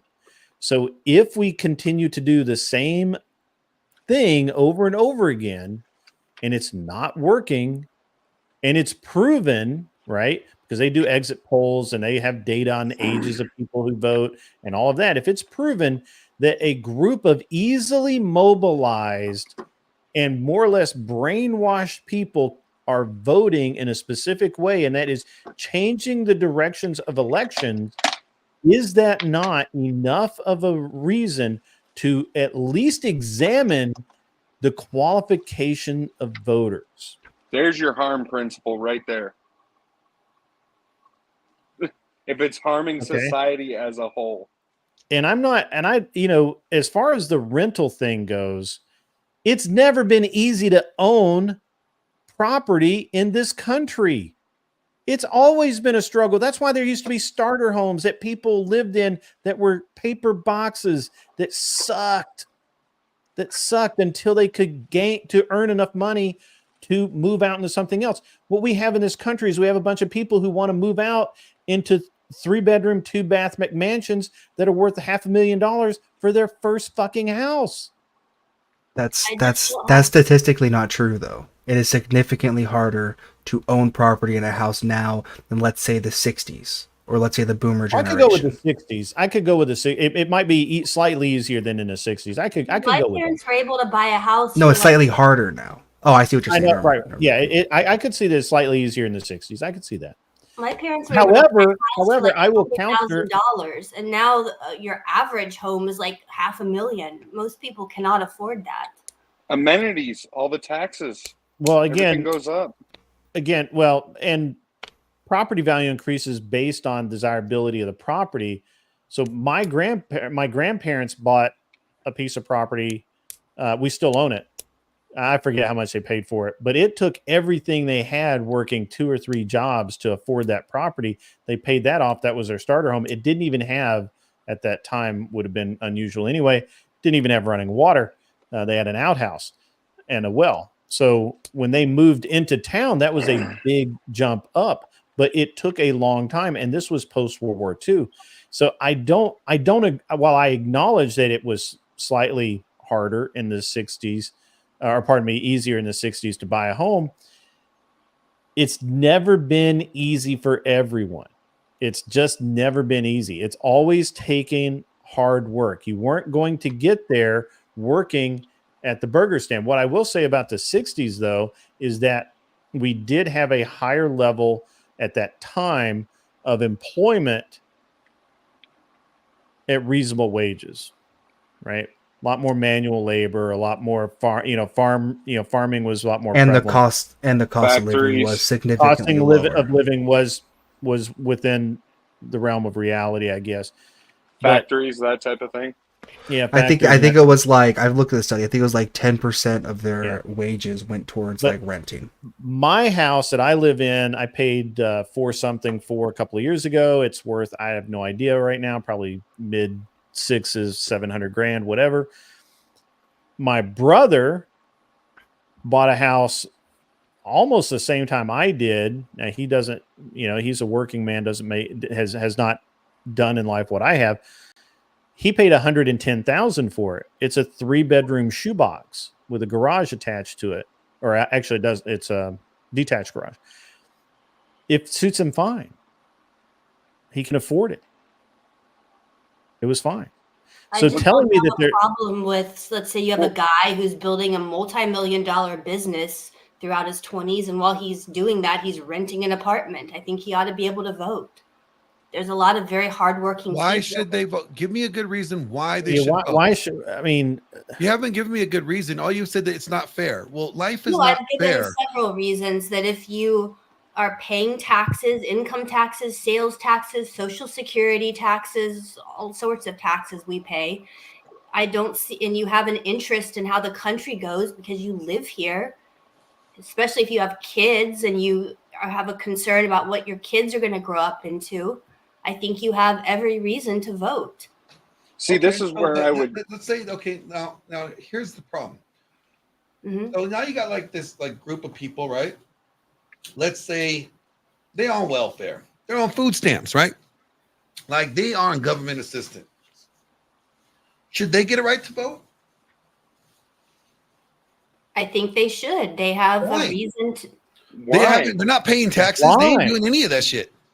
They're costing us taxes. They're increasing our tax problem. They are a weak link of the chain. Also, why do they get the right to vote? What are they contributing to the country, society, other than becoming another parasite that's sucking the life out of this nation? I mean, I don't like the chronic welfare state, but there are people who use it appropriately where they're on food stamps. But we're not talking about the small percentage of people. I know these people. Okay, great. But the vast majority of the welfare system is sorely mismanaged, and it is taken advantage of every single day in this country. Why do we want to encourage that? We want to encourage people to get off of welfare. Speaking of which, there's your Jim Crow too. Where you're not allowed to sit on it forever, and you're encouraged to get out of that system and work. And because then you can vote. When you're not taking welfare, when you haven't taken welfare for 2 years, you can vote again. Okay, so when voting is a privilege, why does just any old swinging dick, any old Tom, Dick, and Harry get to vote? Can I point out, Arthur, that you are doing the Oprah Winfrey thing here? You get a right to vote. You get a right to vote. You get a right to vote. As if there's like no funny standard that there should be no threshold.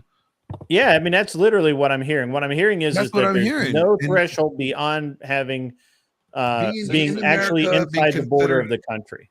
Yeah, and I'm like, no, that's a problem. I want to know that the people that are voting are not going to be making dumb decisions that aren't complete morons. I don't want somebody that says to your vote instead of ask voting.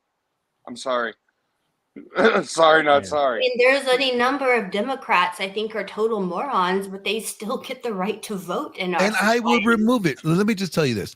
I wouldn't just get rid of women's right to vote.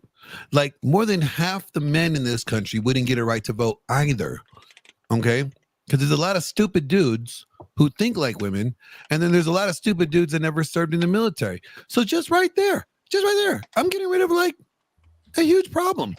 I mean, would you ban all gays from voting just because you don't like their lifestyle or how they typically go with voting? Well, if I was president. You don't want me to answer that question. you don't want me to answer that question.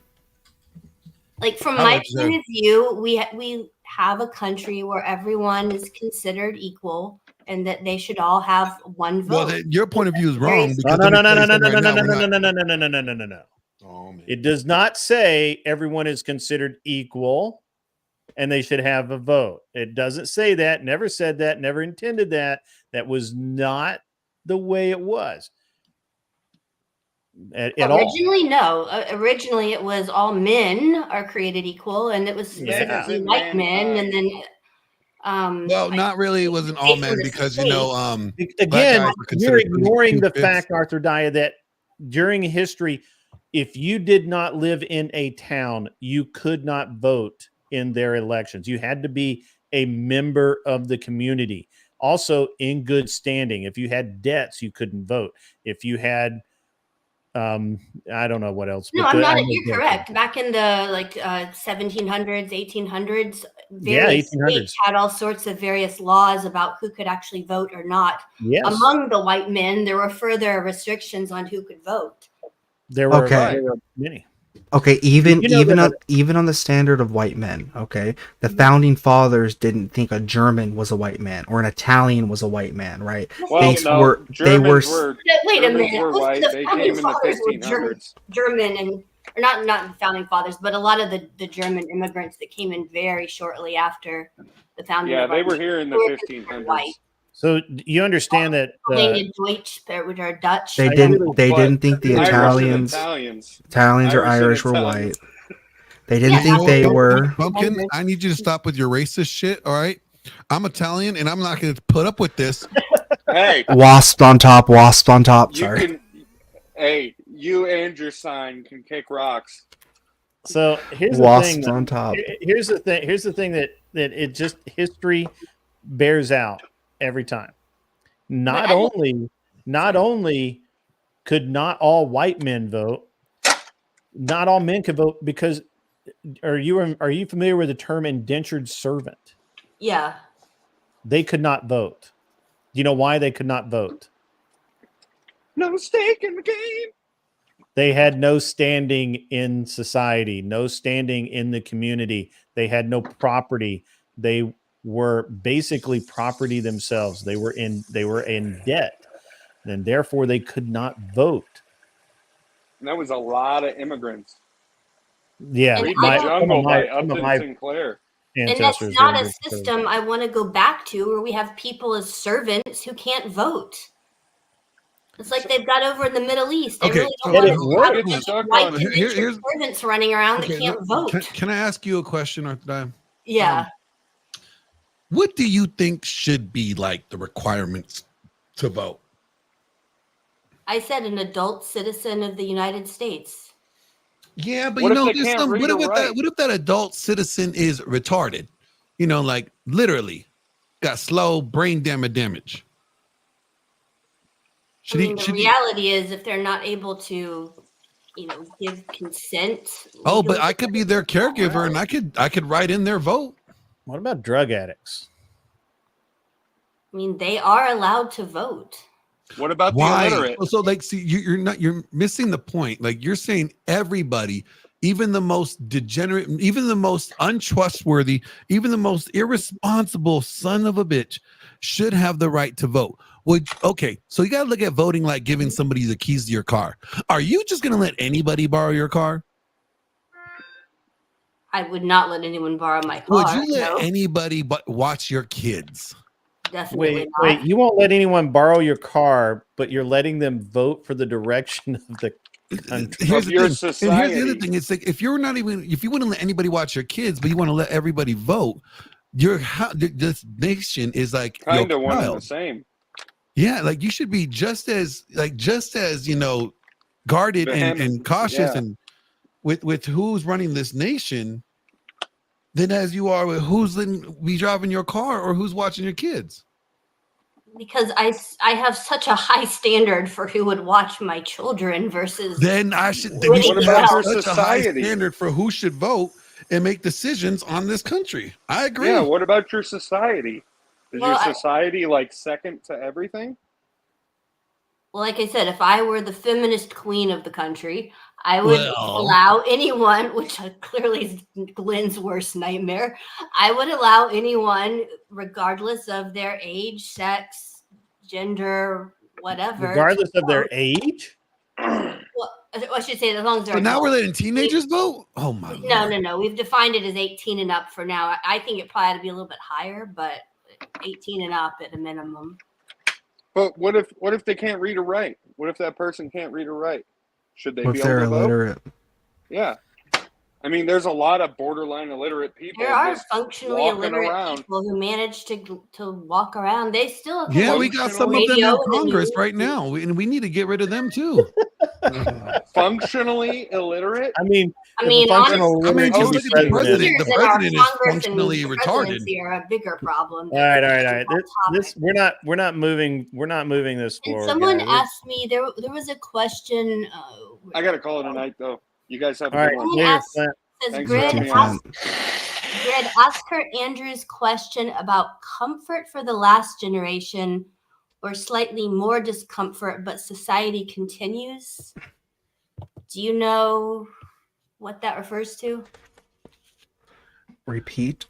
Basically, what he's saying is like, do you want to just like make everybody feel comfortable, right? Make them feel like, oh, they're all included. Or do you want to make things a little difficult? Although that knowing that's going to make it difficult, it's going to make everybody uncomfortable, but it's going to improve things moving forward. Exactly Andrew's question. The way he says it is, would you rather live a very long life with a lot of discomfort? It's going to be cold. It's going to be hot. You're going to be hungry sometimes. There's a lot of discomfort, but you're going to live a long life. Or would you rather live for 1 year in total comfort, every need met, every wish granted, perfect life? I'd rather live a long life. Right. Because it's important. Right. Because it's important. I'm not sure how that relates to voting, but okay. Well, it's a comfortable thing. You keep going to the comfortable thing of just let everybody vote because it's why would we want that discomforting mental image that we're restricting someone's ability to do something that we think everyone should have? I personally do not think everyone should be able to vote. I've never thought that. I think it's the dumbest thing I've ever heard in my life. We might need Anson on Knowles on the panel. He says Arthur Dea needs to be walked through the logical progression. I read that. Outcome of the universal franchise. There are hidden costs that she doesn't associate with democracy. We got Clover up here. He's pretty logical. School me, At Clover. some point, I've got to ask Michael what about who he is because we've not had him on the show before. So, but we'll get to that. Welcome, Clover. Are you here to remind Arthur Daya that she should not be allowed to vote because she does not yet exercise her Second Amendment right. You read that, huh? Oh. Well, I was thinking that anyway. I was thinking you don't even exercise the rights you have. Why should we give you that one? If you can't get past the first two. We love you, Arthur Dye. We really do. I'm exercising the right to open my big mouth. Yeah, you know, some rights you don't really need to exercise though. I am exercising my First Amendment right to women. Yeah, but you get the first just one. because you got the right to do I it. got that one down. Look, just because you got the right to prattle doesn't mean you always should prattle. But if you have a woman prattle emoji, I need someone to make me a woman prattle emoji. That's we do need that. Yes. If you had a gun and you went to the gun range and you took out your frustration on bottles and cans and stuff, then you would agree with all of us. Aggravating all the men. Come on. Or as I learned Andrew does, apparently he goes out into his garden and there's all these adorable little bunnies hopping around. Adorable. And he takes out his bunny blaster and just they're pests. Boom, they're boom, pests. boom. Shoot them in the face. They're pests. They're pests. And they're pretty good. They're delicious pests yeah, too. They're kind of like eating, yeah. I got a whole bunch in my backyard. Dude, just take a bow and arrow. You can or a gun, depending if you're in the country. But I've got a suppressor. Nobody will know. No, okay. I know, especially a 22 suppressor. Anyway, I didn't come in for gun prattle. With some Calibri. Oh yeah, the Calibris. Yeah, those are cool. So just on the panel, throw in your answer to this. I'm curious. Oh boy. Do you think that we have and we continue to do you think that we have a class of citizen divide currently, and do you think that divide has done nothing but grow over the years? You mean socioeconomic I'm divide, confused. or What did you say? Yeah. Like rich getting richer? The haves and the have-nots. Do you think Yeah, we have a situation of the haves and the have-nots in this country that divide between the two has only gotten worse over the years? Yes and no. We're not talking about opportunity. We're talking about I know. I just seen way too many statistics on that. I don't know what the have-nots are because I've seen way too many people on like compared with driving around in like Escalades. I hear you. A lot of those are specific instances. So by haves or have-nots, I get you. It's going to vary by region. Obviously, within the United States, we're talking a very general, an abstract concept here. We're not talking about in comparison to the world. In comparison to the world, the poorest people in the United States obviously live like rock stars. There's no disputing there. I'm talking specifically within this country because the context of the conversation is voting within our government. So, the world thing is you got to separate that out. I believe that too. No, I'm talking about here in Los Angeles alone. I've seen a lot of like people on welfare. You don't think there's disparagement between the camps on the street, the homeless people, and the $1 billion a year movie stars? Yeah, but not that much of a disparagement from the homeless person to the person on welfare in an Escalade with the brand new iPhone and Jordans. Okay, but as far as money in the bank account, as far as the likelihood of that person to end up in the tent on the street next to the guy in the tent on the street, is that middle person closer to the tent dweller person or the movie star billionaire? Well, they're living and flashing their lifestyle like the millionaire movie star. We're talking about the reality of the situation. Closer to the bottom, right? They're closer to the bottom. Right. Statistically, that's true too. Yeah. Yeah. My perception is that the gulf is widening. I don't know the numbers on it. Well, it's great that somebody has numbers because I'm not running off of, I'm not from this. I think it's like statistically 60 or 70%, or I think it's actually higher than that now, but 70% of Americans live paycheck to paycheck, which would indicate no savings account, nothing, which would indicate they're one,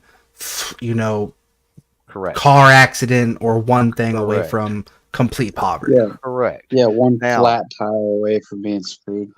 Now, this is a devil's advocate thing when we're talking about the restructuring of voting rights to the property owners, to the putting all these caveats. Does that not add to that division? And when we see power struggles in other countries, dictatorships, whatever the case may be, right? You guys know where I'm going with this, hopefully, but yeah, because it's hard for me to articulate a lot of this stuff. But right. Typically that happens as that division grows. It gets to a point where you've got the ruling class and the serfs. I mean, there's nothing, absolutely nothing in between. The American dream is completely dead. There's no way for anybody to move up at all. You're either born a scrub or you're born into the higher ups, right? Yeah, neo-feudalism, yeah. And that's my worry with jacking around too much with the voting rights. Is not a should somebody be able to vote. I totally agree that there's people that I don't feel should be able to vote. There's people that I don't feel like should be able to own a gun, right? I agree. Absolute effing morons, but at the end of the day shall not be infringed. I mean, I gotta jump back to that. Now I know we're talking about if you it's hard to compare those two because there's two totally different things. But that's what I wanted to jump up and pose is, if you jack around with it too much, does it create division to the point that we've got a bigger problem on our hands? The country turns into something completely different, right? How about we don't jack around it too much, though? Let's not jack around it too much, and then we just get rid of anybody with a uterus the right to vote. No, We're not jacking it around it too much. We're still allowing everything. My head is exploding. There's smoke coming out of my ears. What if Glenn, would you agree with it? What if it was just anybody that owned less than 20 guns? Would you agree with that? Would that work? Oh yeah, 100%. Yeah, I agree with that too. I'm go with that. So you got it. Like, suppose you do have only the wealthy business owners, the property owners. They're the ones that get to vote. So then they wouldn't be the only ones. That would just be we're not one. the only ones. We're just getting listen. I'm making it easy. I know you're making it so only if you got up a JJ, it's a nay. So let's be realistic with this next question now, and I'm going somewhere with this. Let's be realistic with this next question now. Well, just go with it. What are the odds realistically that you make any of this happen as far as curtailing the voting? Okay, about a 2% chance. No, it's about a good 25% chance, and I'll explain how. Mm-hmm. Please. If all these great American citizens that are listening to us right now go ahead and write Glenn Lawrence in for president this ballot, okay, we could actually make this a reality. Well, you're going to require everybody to wash their balls, and some people just don't want to do that, Glenn. I think everybody should wash their balls. Mandatory ball washing. I think mandatory they should, ball washing. but it should not be mandatory. That's my point. Okay. Mandatory. I've only got one thing to say, Glenn. What's up? If Grid 1 will race my 03 Taurus, I'll write you in. That's funny. So it's a beast, bro. So bro, what it's is a beast. You heard the man. We got to go make some money. You got to win that money real quick. Yeah, make it an easy race. Oh, it's a beast, bro. Winner takes all. That means the car too. It could be an SHO. They got some power in an SHO. My only thing no, it's that single cam 3-liter. Hell yeah, wow. son, we're getting it, dog. Yeah, true. there you go. That's true. Cool. Really quickly, since the TTS doesn't trigger below, is the TTS been audible tonight? We haven't heard it all night. I haven't heard it for us on stream. Loud. Well, it shouldn't be that loud because I've got it turned. I didn't know if it was going to work or not. So this is for you, Arthrodaya. This was exactly what Andrew's argument is, or his position is. Would you rather everyone live a maximally comfortable life, but with no more babies will be born, or everybody lives a slightly more uncomfortable life, no electricity, for example, but society continues with normal births and maybe even increased births. Well, I would definitely prefer that society continue. So I will Sure go have a baby in my pioneer house and happily live there. Yeah, we can do it. Better times, I honestly. mean, people did that for thousands of years. So Laura Arthrodie Ingalls. I'm kind of gonna shift away from the voting thing here for a minute. But I had before one I do, question, if I could, real quick. No Am I- more questions from you, woman. I was taking it away, but The question I was going to ask is: suppose we do have only the property-owning, business-owning people voting, the more wealthy in society. What prevents them from just voting But themselves? see, like the thing is, why are you asking? Yeah, none of us actually said that would be the thing. We just said no women would vote right now. It would be whatever qualifiers you want to put on it. What prevents that group of people from not voting all the poor non-voting people to go into war for the more wealthy? Because those wealthy people got to send their sons too. Vote themselves low business taxes and put high taxes on the poor. Do you not understand how war works? That's exactly how war works. Yeah, that would be no different than how it operates now. That would be zero difference. I mean, that's not any. I mean, I understand that's Send them all to war. Years, but just because it's happened, If you're able-bodied, fucking go. It's still happening, Arthur Daya, to this day, right now. But I don't think it's good that a bunch of wealthy congressmen, for example, can decide that a bunch of poor little 18-year-old guys are going to go watered. Well, the wealthy congressmen should go to war too, in my opinion. BlackRock gets all this cash funneled over to them for military junk. Isn't that what's going on right now? It's exactly what's going on with our. Then what are you worried about? Yeah. So what we can do, Arthur Daya, is we can get rid of low information voters and people that don't understand how the game actually works. And then we can start having voters who vote those people out. See, you've just identified and agreed with my entire premise. The reason that we have a bunch of senators that are able to constantly stay in office and constantly send people to war that don't need to go to war and vote on massive military contracts that we probably don't even need. The entire reason that exists is the low information voter. Bullshit. You're welcome. The entire reason that exists in the current form that does not work is they send the fucking Amendment. They send the dingleberries to war. Go ahead, and they sit up here on top and they think they're fucking special. They need to go to war themselves, in my opinion. I think they all need to go see what the fun's all about. Dingleberry? The dingleberries are the fucking. The problem we have is that our Congress. I'm speaking from their perspective, okay? I'm speaking from the rich people dingleberries. Okay? All right. Our One at a Congress time. and senators honestly don't listen to the average voters, though. They're listening to all the lobbyists. And so it's the big lobbyists for big pharma and all the. But they're there because of the low information voter. Arthur Daya, please, come on. You're not this dense. The only reason that congressmen are there is because of the low information voter. That's why they're there. Who are the largest group of low information voters? The people who vote with their feelings, the people who vote with not on issues, but how the guy's smile looks. Which group could we possibly identify as being responsible for such travesty? The gays and the women's. Okay. Hold on. Why do you think super PACs? You mentioned super PACs. You mentioned lobbyists. Why do you think why do you think they're so? Sorry, I'm asking. What's her name? What's her name again? Arthur Daya. Arthur Daya. Yeah, Melissa. So they hold so much power because they have money and they can run massive ad campaigns, right? Okay. So politicians need something like that because they can't fund their campaign themselves. So they run these massive ad campaigns to get as many votes as possible, right?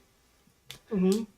So by limiting who's voting, you're cutting the middleman directly out. So now these massive ad campaigns wouldn't really be needed in retrospect because the voter base would be limited to a certain number of people. You can do that. You can do that. You can do that by restoring the country back to what the founders and framers originally intended as well, by repealing the 17th. And when you do that, and we know this throughout history, the government that works best closest to the people.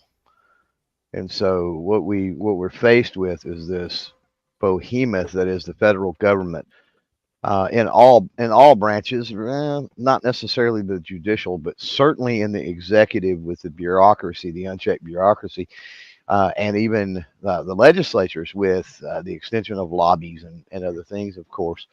So it's the federal level that needs that check. The 17th removed a check, a big check, which was the balance from the states, right, to appoint their senators. The federal government should have nothing to do with what the fuck the states decide. No, I totally agree. The states should have influence over what the federal government is doing. It should be the other way around, whereas now it's dictated down to the states, right? Then that's how it was meant to be. That's the way it was originally set up to be. Exactly. And so if we're talking about, okay, the 19th and dealing with the voting stuff, if it's whether it's a 25% chance, and I think Glenn was joking, but they twisted it to the other way around. Whatever percent chance we think it is, I think we've got a better chance at flipping the 17th.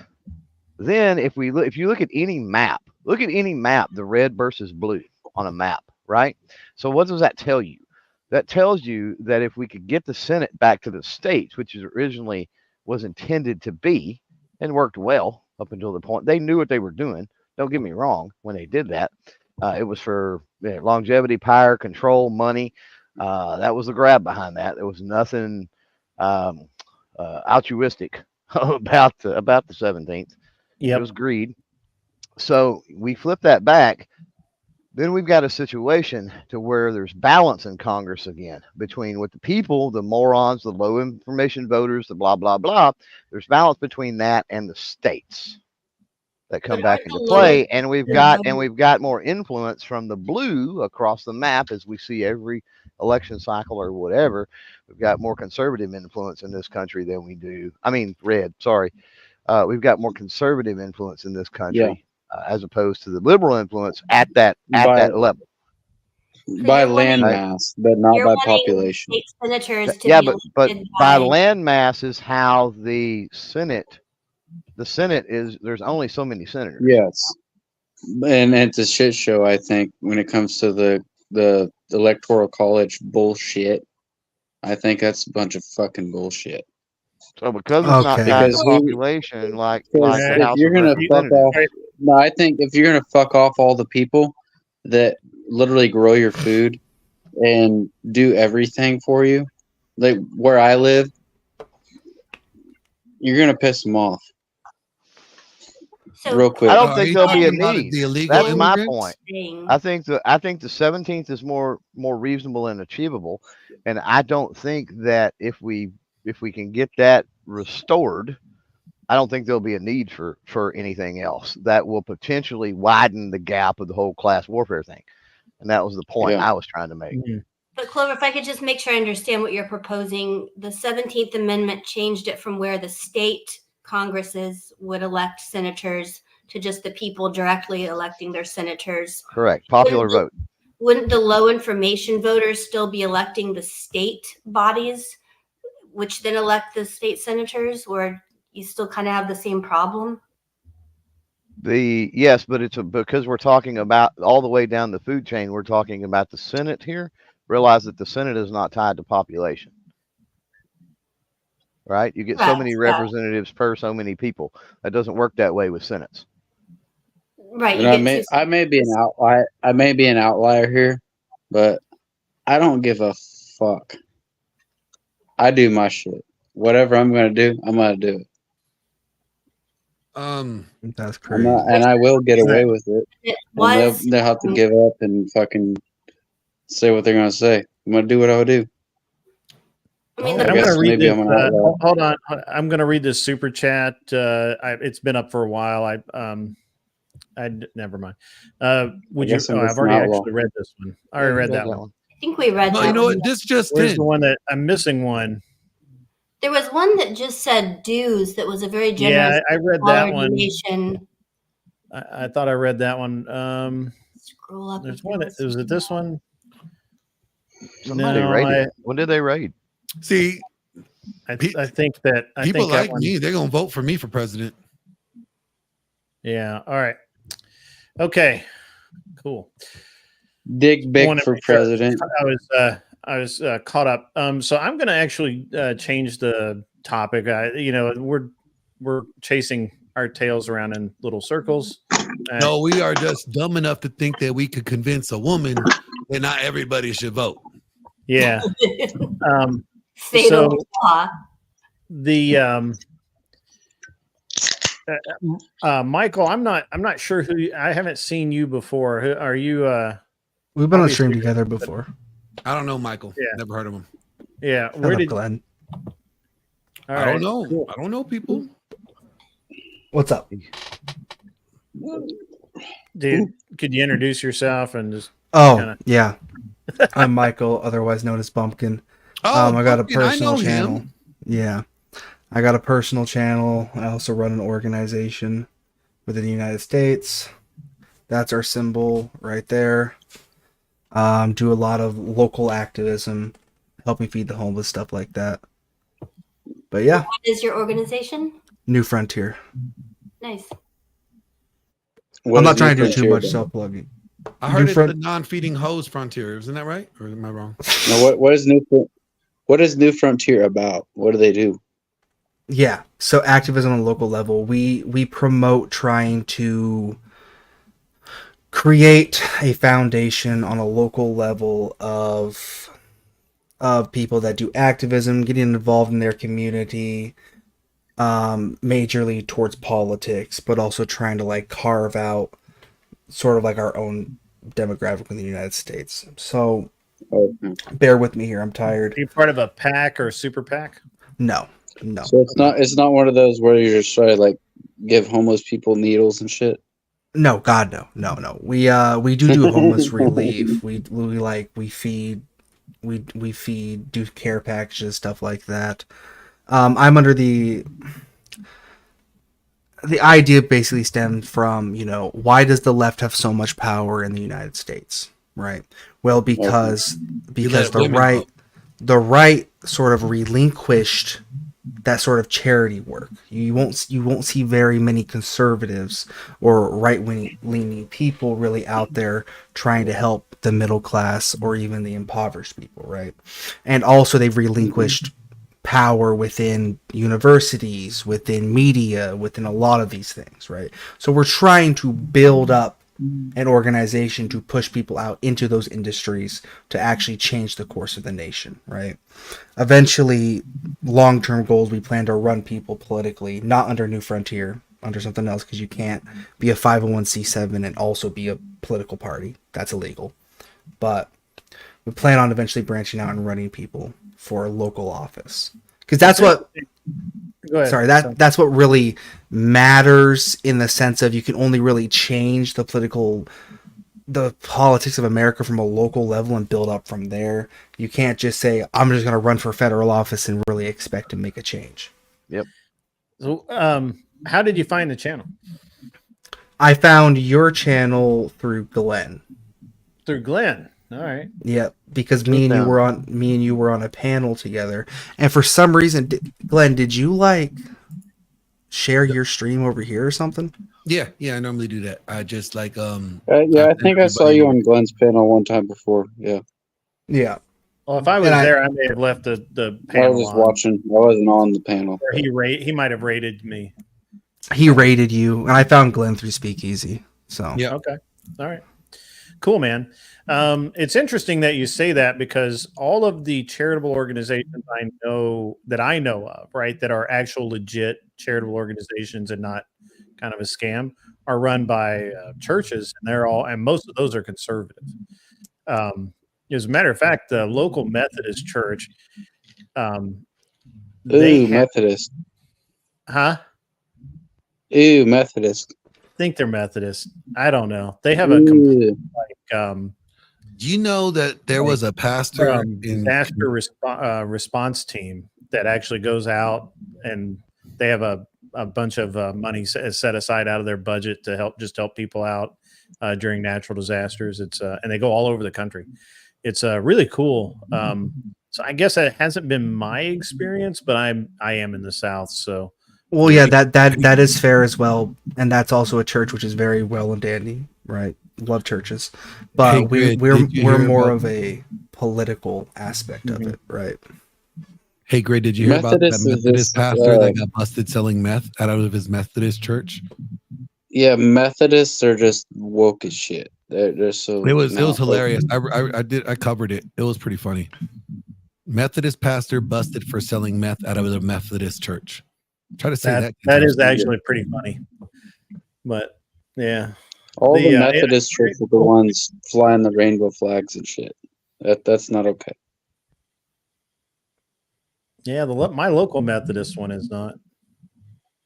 There is one I do recall seeing a rainbow flag on a church in the area, but I don't remember which one.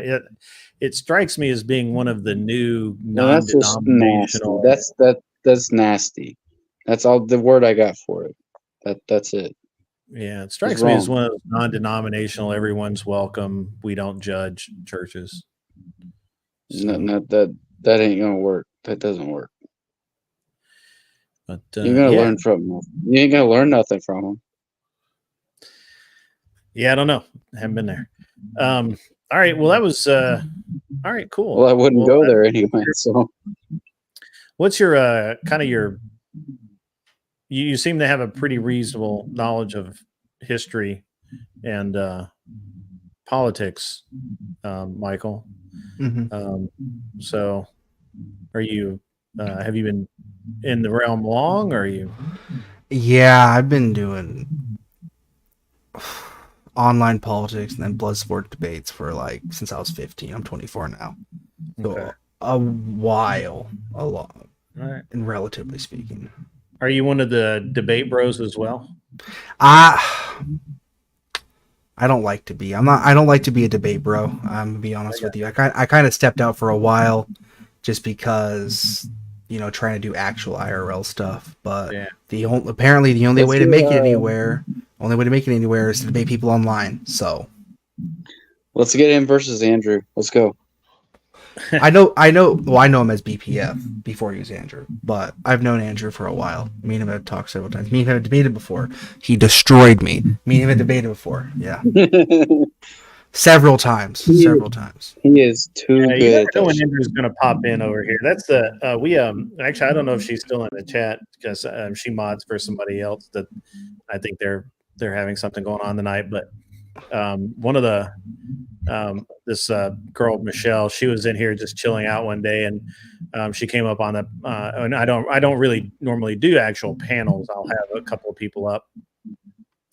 And she was up, and I kid you not, just like 10 minutes before, she had said how she wanted to debate Andrew because she was in an open relationship, and that and she wanted to debate him on that because she thought that she would do a better job than Destiny did. And I'm not even kidding. It wasn't 15 or 20 minutes till Andrew popped on the screen. It was like, "Hey, what's up?" I'm like, oh, "Look at that.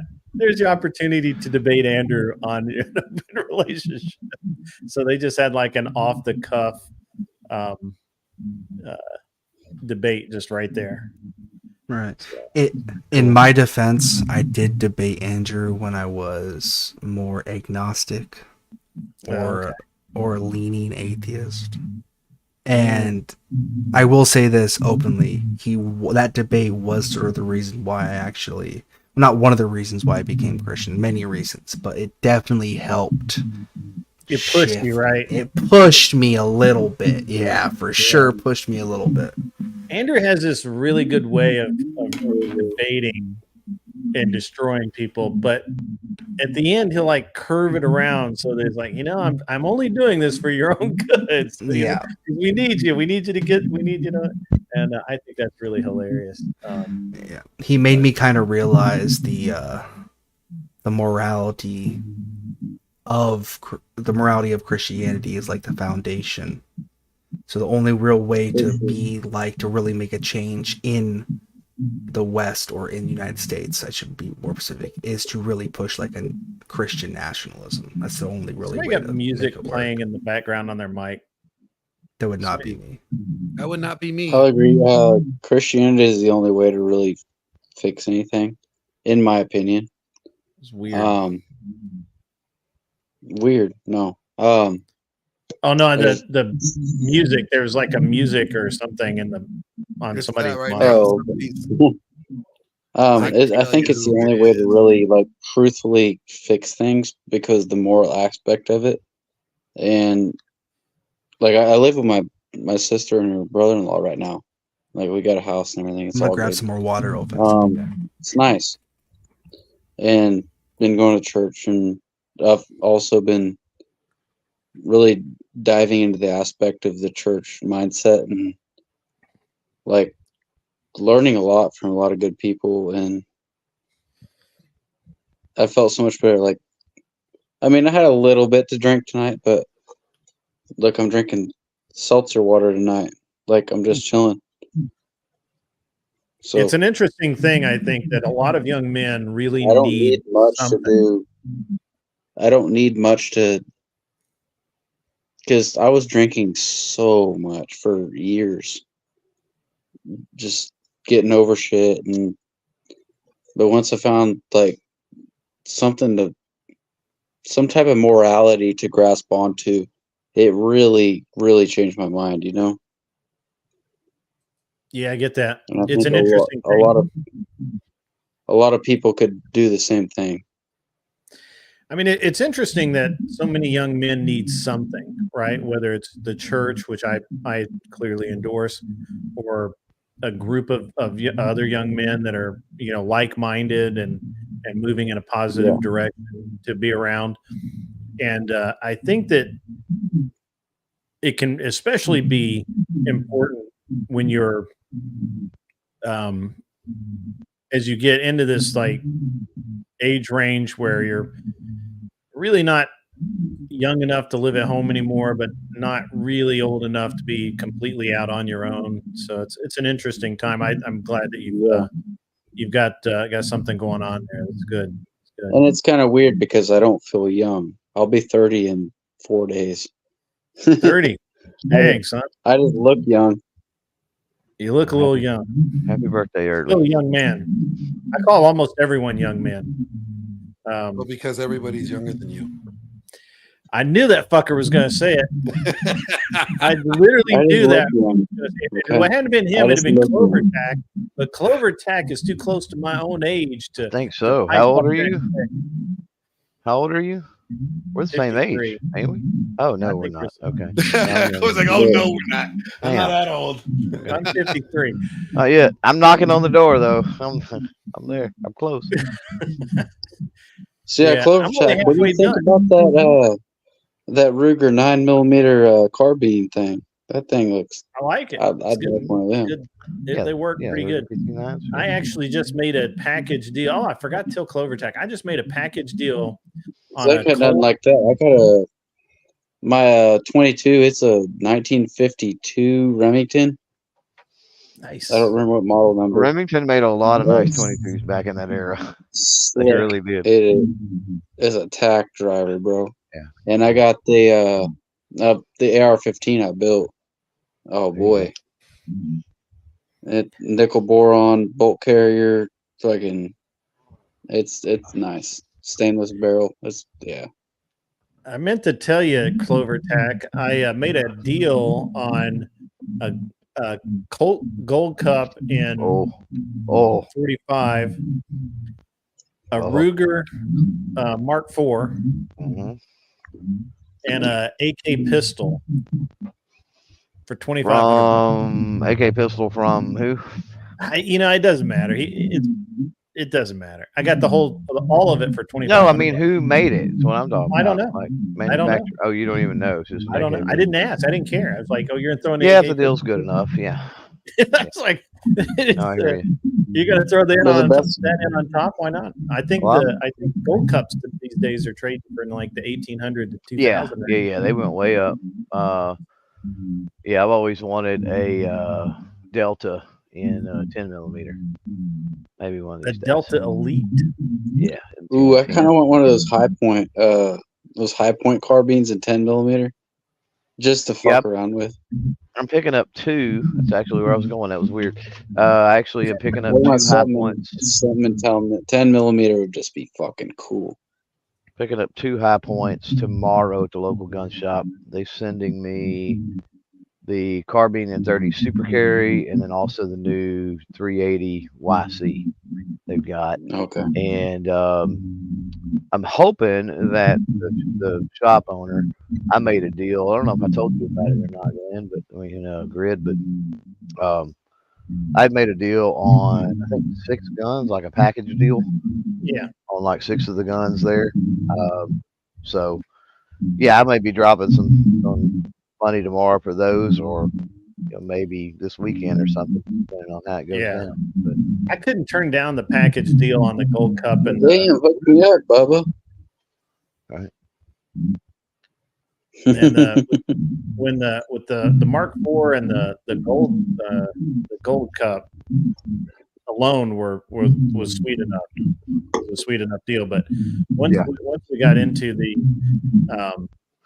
and he was like, "Well, I'll just throw the pistol in on top of it." I'm like, "Really? That's cool of you." Thank you. Yeah, it's kind of the same way with this. There's a Smith & Wesson 41 that I've always wanted, a Smith & Wesson 41.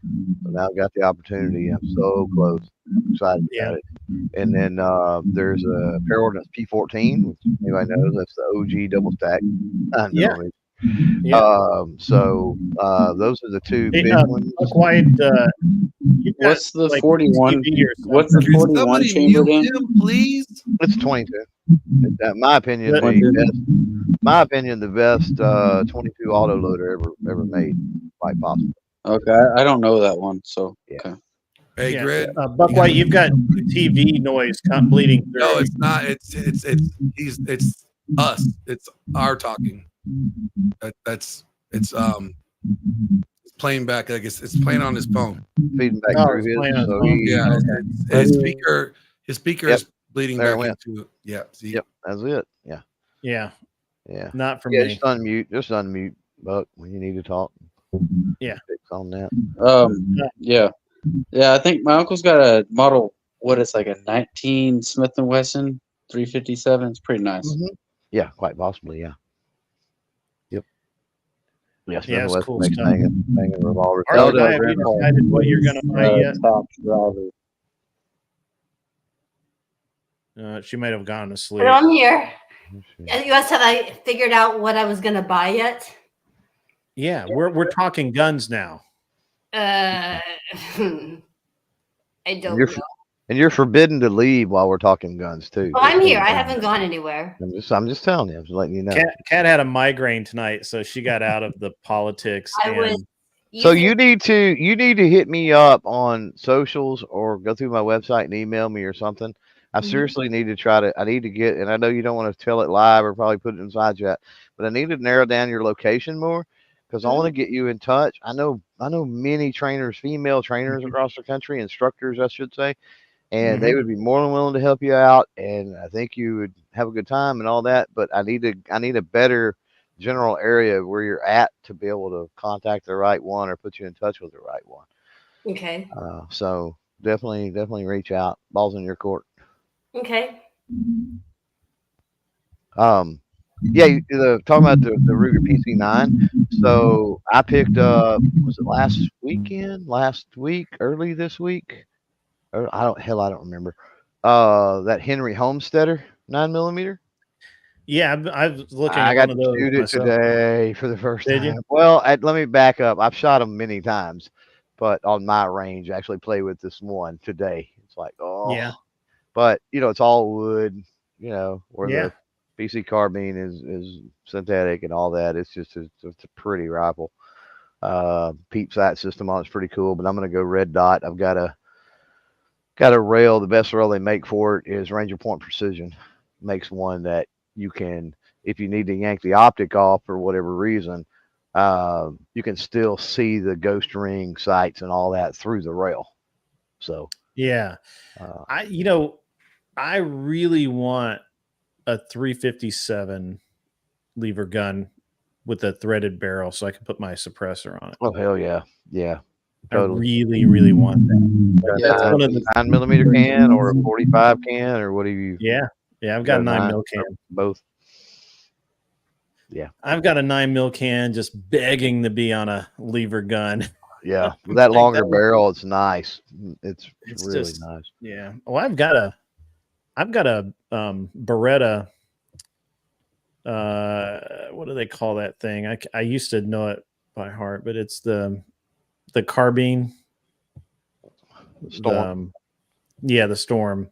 CX4. Yeah, weird futuristic looking thing. Yeah. My high point, my original high point, 995 in 9mm, looks like a Storm. The newer models, the way that they changed the design from Gen 2 up, you literally can't do it anymore. But the Gen 1s, and they had first come out when I got that. I don't remember who it was, and it may have been ATI, made a stock that has that sweeping like thumb hole design and all like the Storm.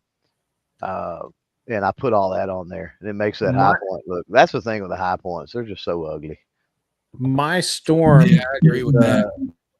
My Storm is like a police model. It's got the 18-inch barrel instead of the 16-inch barrel. Oh, that could be cool. Yeah, and it's like it was only sold in like limited numbers, and somehow my LGS ended up with it. And I tried to buy it, but they had already sold it to a buddy of mine. And I just waited for like the 6 or 8 months it took him to get bored of it and want to buy something else. And then I bought it from him. And so, but it's the only problem is it's not a threaded barrel. And y'all got any such a great 1022s up for target shooting? Mm-hmm. Yeah, I've got I got one fucking everything. I've got one that I built a few years ago that's just ridiculous. And but it's my uncle's got one with a nice laminated thumbhole sock on it. It's got a sunshade on it that almost goes out to the end of the barrel. That thing is crazy. It'll shoot a dime at 100 yards. It's ridiculous. Like consistently. Yeah. I mean, that's not like the most precision shooting, but bracing it off the roof of a car, that's pretty good. Yeah, I really like the 1022s. They used to be my absolute favorite 22 caliber rifle.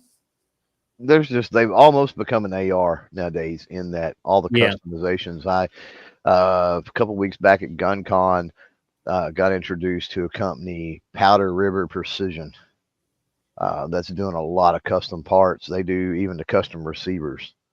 And holy Moses, the one I shot was so lightweight. Like, it weighed nothing. If it weighed a couple of pounds, I'd be surprised. Most handguns weigh more than it did. It was insane. Yeah, he's got the heavy Green Mountain barrel on it. And the I don't even know what scope that is. That thing is crazy. Scope costs more than everything he's got on the gun. That thing is nice. Most people say you should spend more on your optic than you do on the firearm itself. Most people. I don't necessarily subscribe to that, but yeah, I'm a borderline poor as well. So I agree. I got on my AR. I spent like $650 on it to build it because I was buying all kinds of shit on sale, and it's pretty nice. And I got a Aimpoint Pro on it. It's like $450 now, I think. And I got it for $100. Well, that's the way to go. Yeah, that. I think we're boring everybody else, but it's still cool. I have I've got a bunch of ARs that I actually need to finish. I started building 2 or 3, and then the season started, and I just kind of pushed them to the side. But I've got one with a really cool Gibbs side charger, and that thing is slick. That thing is really cool. And a long time since I've built one. I do have a receiver. I've got a few odds and ends. I've got a lower parts kit. I've got some other things. I just need to decide what I want to do. That's the hard thing about it, is you can go so many routes, you know? Yeah. Yeah. Last Mine time I all was kind out of. shooting, last time I was out shooting, I had a Vietnam era magazine. It completely jammed up on me over and over and over again because I was shooting like hundreds of rounds out that day, and that one magazine just kept jamming up on me. So I threw it into the fucking puddle. I was like, "Fuck this thing! Yeah, it's trash. It's done." I'm actually thinking, because I've never done a pistol caliber carbine build. Yeah. So I'm actually thinking about maybe Mean Arms has all of their roller delayed upper stuff. Mm. And then they've got the Endo Mag, which is an insert basically that goes in a P Mag that feeds 9mm. And so you can use a standard lower, blah, blah, blah. That sounds like the CMMG and thing. I wonder if they just kind of. Well, CMMG would have copied it from Mean, if anything. Yeah. Because Mean has been working on that and has had patents and other things on that for many years now. I've seen that. I've seen that setup. Gibbs has their side charging uppers on sale right now. I don't know if you're interested in a side charger for your 9mm, but maybe. I do have a Gibbs side charger on a 300 Blackout, which I like. Yeah, I like it. I like mine a lot so far. And I think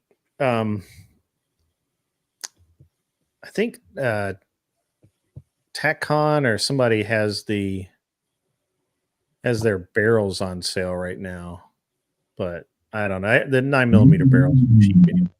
I lost my last 9 to a boating accident, and then my mom found it. So, she's got it now. But it'd be nice to have like a 9 upper. That'd be really cool. How did you lose it in a boating accident, and then your mom found it? It's magic how that works. It's his mom noodles, Glenn. His mom noodles. Yeah. Come on. Okay. Oh no, I still don't get it. I'm confused. But all right. I bought a. Well, Glenn's in California. He doesn't understand. I bought a. I don't know how you lose something in a boating accident and your mom finds it. Well, do you know what noodling is? Is that when you like put the glove on your hand and you go catch them? Like a lot of people don't even put a glove on their hand, but yeah, that's what I'm saying. She was in the water noodling, and there it was. She found it. There it was. Found it. Magically appeared in her hand, and I got a couple $100, so it's cool. Go Bumpkin. That Bumpkin was trying to get in. Yeah, I got a Glock 17. I bought a Glock 17 upper, and then I bought an SCT lower. Originally, and I'll straight up say I don't care, I 3D printed a lower for my Glock 17. Something wrong with that? I did that, and then I realized that for some reason the 3D printed lower did not like the weather change in North Dakota, and it would not like to fire when it was super cold outside. So I eventually had to change it to just a SET normal. What do you guy all the time? And he has I shoot competition with him occasionally. He shoots matches that I go to sometimes. And he tried for months, and I don't know how many prints of Glock lowers to try and get one to work and be reliable, and he finally just gave up on it. As a matter of fact, I think he gave up to the point that he got rid of the Glock altogether and bought a Canik. Yeah, it's just like, for some reason, I don't know. During the summer, it would shoot fine. Well, I originally got it in the summer. Shooting in the summer was fine. It got cold outside, and I think I accidentally left it in my truck one time. Like one time, and then after that, it just would not cycle properly. It just would not, just jam after jam after jam after jam. And I'm just like, all right. I've heard that's interesting. I've heard that before. I haven't really tried to print too many 3D gun parts. It's a sort of a dangerous game. I would never suggest anyone print fully 3D print a gun. Yeah, I've seen some people do it and have success. I had to. This last time I took apart my AR, I had to mortar that thing like 20 times, and shit, yeah, it was so dirty I couldn't even fucking pull it apart. It was bad. Yeah. And but now I got it cleaned up and it cycles good now. Right. I just got that thing so dirty, it was bad. I didn't even give a fuck. I had to run through its paces though. I mean, I don't know, fucking 4,000 rounds before I had to clean it. Got to see what it can do. Yeah, now I'm still having some problems with it, even with the normal lower. I don't know what's going on with it. I think I just have to really take it out and fiddle with it and get it broken. I think that's what it is. But and my pistols were all Tauruses. Some Glock parts kits just don't work. I never had a problem with Taurus. I've never had a problem with the Taurus pistol in my life. I think you're the only one.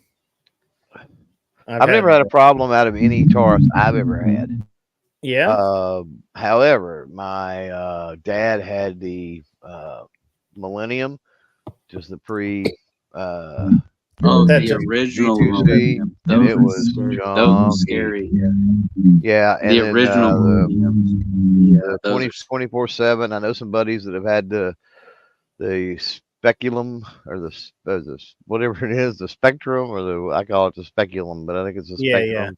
I know the curve. I know I got some folks that I know that have had the curve, and it sucks. But anything I've got, but to be fair, the Tarsus I've got are either revolvers, or they are copies of other stuff. So, for example, 92, I had a good Taurus revolver. Those, which I had the not G2. original Taurus designs. I had the G2 and I had the 9 Slim.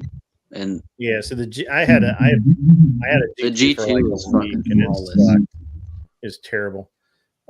Way back in the day, like when I was in high school, and Taurus, I bought a Taurus over a Beretta because Taurus had this like ridiculous warranty where you could like basically destroy it and they would give you a new gun, and it was transferable. So I bought a bunch of used Taurus pistols back then too. I'm sure that warranty has changed, but we're talking like this was like 1991. Like when they first came around, like 92, wrong in there. And I really the 24/7s and the original Millenniums were so bad. But I've had actually I've seen videos of them where they like hit them on the side and it fucking strikes. That's sketchy. Yeah, I don't know. I haven't had good luck out of it. Something it'll fucking shoot you in the leg, that type shit. So, but I would Clover. I bet that I would have the same experience. I would have the same thing to say about like I have multiple Kel-Tecs and I have never had one that's given me any trouble. But I have a buddy of mine, and every Kel-Tec he's ever owned has given him trouble. Like every single one. Kel-Tecs? Yeah. So I haven't had a whole lot of luck. There's people that love them. My biggest hang up with Kel-Tecs, and I own a couple, and I've never had an issue. That said, the 30 round, and I don't remember model numbers on them ever because I don't care enough. But 30 round 22 mag, my brother had one. Now, granted, it was when they first come out. It was one of the earlies, and it was junky. I'm trying to remember what I got. I know I've got a sub 2009 millimeter. Prior to that, I had it in 40 because I actually won it at a Friends of the NRA banquet, and shortly thereafter, because I hate 40, ended up running across a guy that had a 9 and wanted a 40, and I had the 40 and wanted the 9, so we were able to cut a deal. There you go. And I never had any issues out of either of those. They're super uncomfortable to shoot, in my opinion. But And then what's the other one I got? It's like a little 32. Oh yeah, the P9, PF9, something like that, and it's basically I've a got one of Ruger those. LCP that feels like shit. Basically, Yeah, I've got one of those. It's the same size. It almost has the same exact curves and dimensions and everything. It's almost an exact copy. It just feels horrible, and that's I don't have any problems at it. But that's my issue with Kel-Tec. In nine or in my, nine or my homie had my brother had one of those LC9s or whatever. That thing felt like a brick, dude. so the Kel-Tec that you had, was it a in 32 or 380? Mine was in 32. Mine's in 32. Yeah, I've got a 32, and that thing is awesome. Yeah, I mean, it's awesome. I like, which was before that may have been the first one. They may have done those in 32, and then they come out with the 380 after that or something. Maybe. Yeah, I never owned one of the 380 ones, so I was kind of curious. Yeah, mine's in I've 32. shot them. Awesome. I've shot them. Yeah. Oh yeah. Shoot about the same. Yeah, they shoot about the same. But I have the 9mm, which is the PF11, and then I have the PF 9 or whatever 5 or whatever it is. That's the 32. The 32, I really like the 32. It's like the perfect little pocket gun. It works great, and it's, I don't know. It's really it's just been great. It's been a great gun, and I've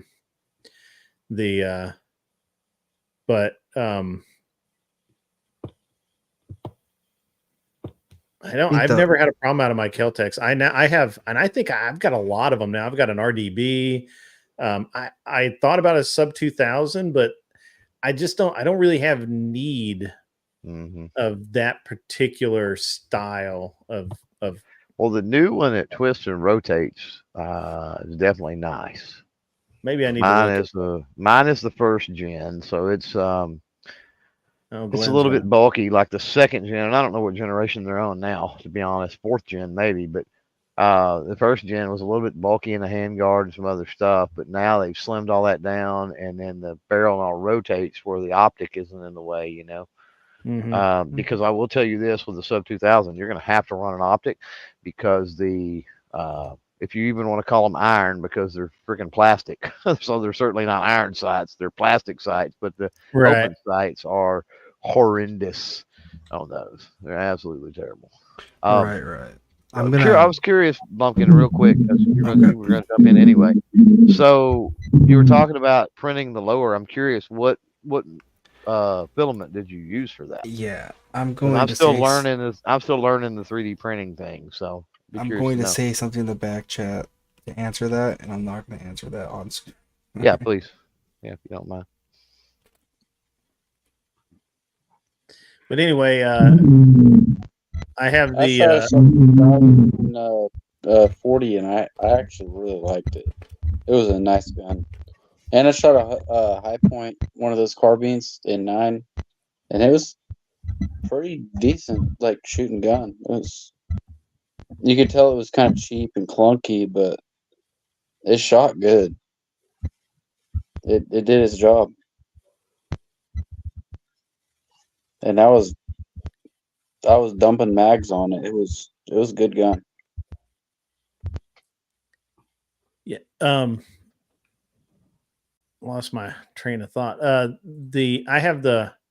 was in the middle. I've got the RDB, the 32, the 9mm pistol, the 22 mag pistol, and the new 22 30 round, the 22 long rifle pistol, the one that looks all really space agey, the PM30 or whatever it is. And I kind of wanted I've never really wanted a sub 2000. I thought about it. I just never bought one. I thought about getting one of the 308s as well, and I just decided not to do that. The RDS or whatever they call it. And yeah, I don't know. I like Kel-Tec. I've had really nothing but good luck out of them. But I have a buddy of mine. They're innovative as shit. I mean, George Kelgren, I mean, I mean, he invented the Tech 9. You know what I mean? Yeah. So he's come up with some cool stuff for sure. Well, but it's for all the cool that there is, they're not refined like a lot of other companies. They're just they just to me they look cheap and they feel cheap, and it's just that aggravates the bejesus out of me. I really, they're not particularly like smooth or anything. I mean, they go bang bang, but it works, but they're not smooth. Mm-hmm. The thing about the Kel-Tecs that I have, or I like them because they're always light, they always work, and they don't mess around. Like my buddy bought he and I bought the PF9 or PF11 the same day, which is the 9mm, like 8-round, whatever. And we bought them same day. Mine's in olive drab. His was in black with a pocket clip. I don't even know if we bought them at the same store, but Mine's we got bought a them pocket within clip. a day or two of each other. Huh? Yeah, mine's got the pocket clip. My 32. Yeah. Yeah. And so or boot clip or whatever you want to call it. Yeah. So mine has never given me a single problem. His would literally jam all the time. To keep it polished? I'm sorry? He keeps the ramp polished. Yeah, he does. So he sent it back to Kel-Tec. And he was honestly thinking that Kel-Tec was, well, so first of all, I called Kel-Tec about it, and they're like, well, there's nothing you can do. Just send it back to us and we'll take a look at it. And he's like, yeah, whatever. Okay, I'll do it. So he sends it back to him. Sure enough, a couple of weeks later, he gets the gun back, and it's basically a new gun. I personally think it is a new gun. I don't think that they gave him the same gun back, but well, he should have serial number information to be able to tell. You know what I mean? Well, you wouldn't, obviously, but yeah. Anyway, and this gun ran better, but he never really put it through its paces before he sold it because he was just so like hurt by it. And that one was in 32. No, that was 9mm. That was the PF11. Okay, he was on that 9. Okay, but I never had it, but I was really impressed at how quick and how painless it was. It wasn't like it was a big deal or anything. It was just like, yeah, no problem. I got the same issue with like Remington 870s. Like now, a lot of the parts are that compressed metal bullshit. Remington 870 shotguns. Mem parts. That's a pretty big issue across the industry now. Like almost everything would cost. They're not fucking real. Yeah, they're all that way nowadays. It sucks. Yeah, Kel-Tec.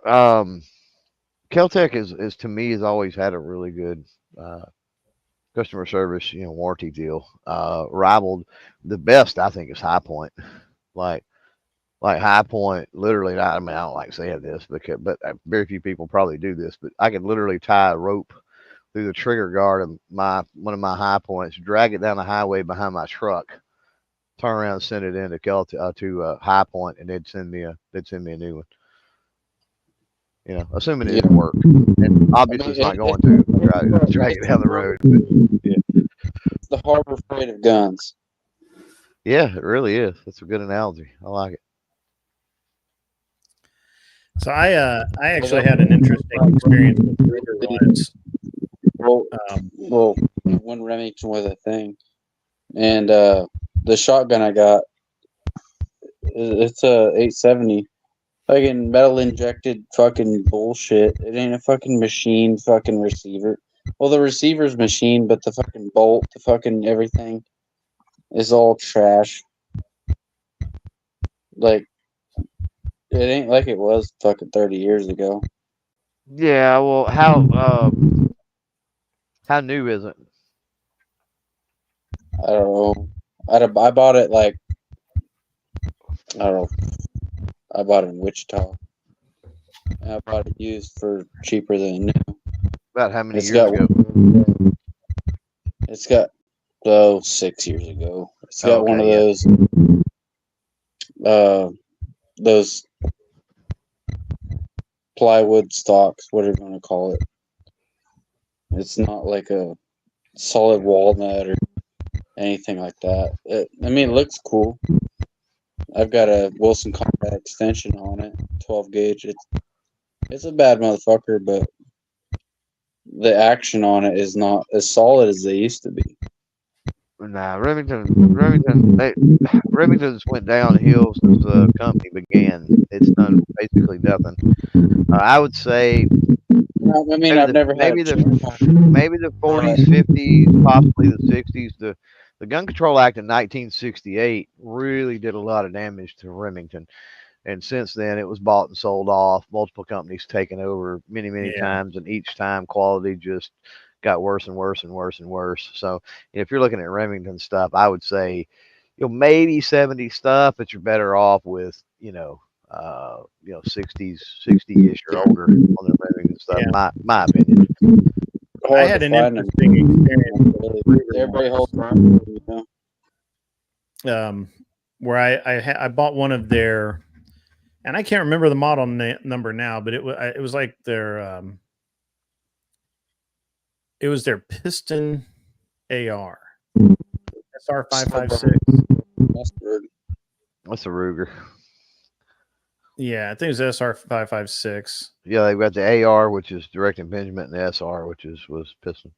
Yeah, so I bought this thing, and it was an early production, I guess, and it never worked. I don't care what gas setting you set on it. I don't care how much, how many rounds I put through it to break it in, or how clean it was, or how dirty it was, or it just was not a reliable gun. And so I called Ruger about it, and I'm like, hey, what do you want me to do? Do I need to take it to my LGS and have them send it in? Do I need to take it to a gunsmith? What's up? And they're like, have you tried this? Yeah. Have you tried this? Yes. Okay, we'll send it in. So I send it in, and a few weeks go by, and I'm expecting to get a call, honestly asking for a credit card so that they can bill me for whatever replacement parts need to be replaced, because that's how that works. And I get a call and asking me for my shipping information back. And I said, well, it's the same information that I sent it out from. Just send it back. It's fine. Really didn't expect anything, and really expected to have to pay shipping. A few days later, here come my firearms delivered back to me for free. Like, they didn't charge me shipping. And I'm 90% sure that the only part that was original was the receiver. Yeah, they just rebuilt the receiver. Yeah, I think they rebuilt the whole thing. Like, there was possible.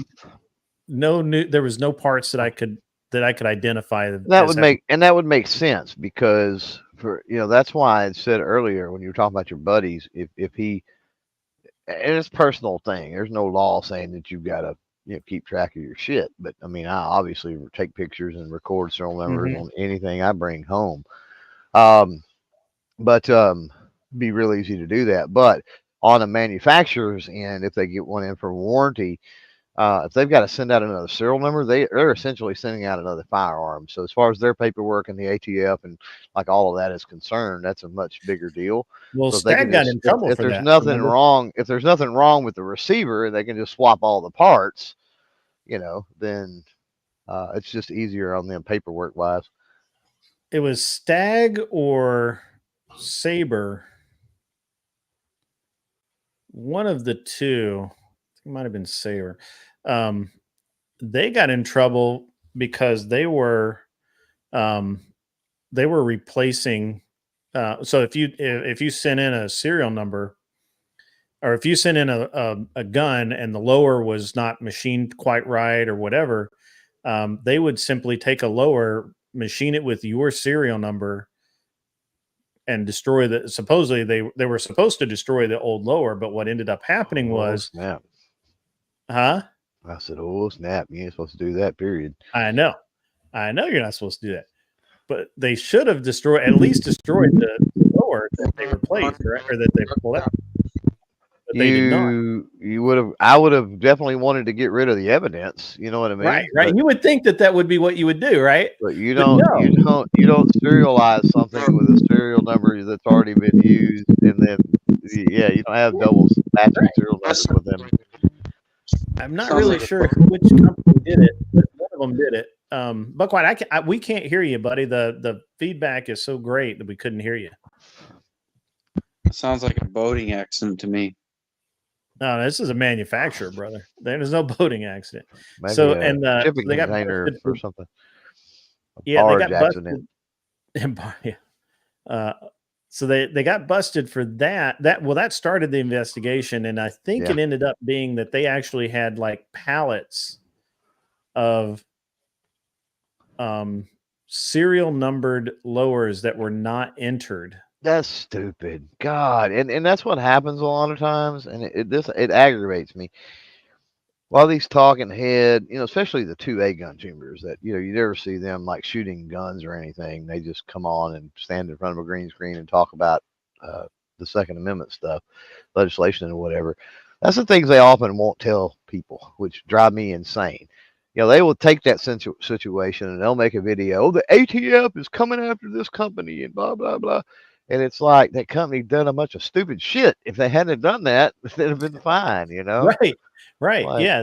If they had not been stupid, they'd still be around. But yeah, I think it was Sabre.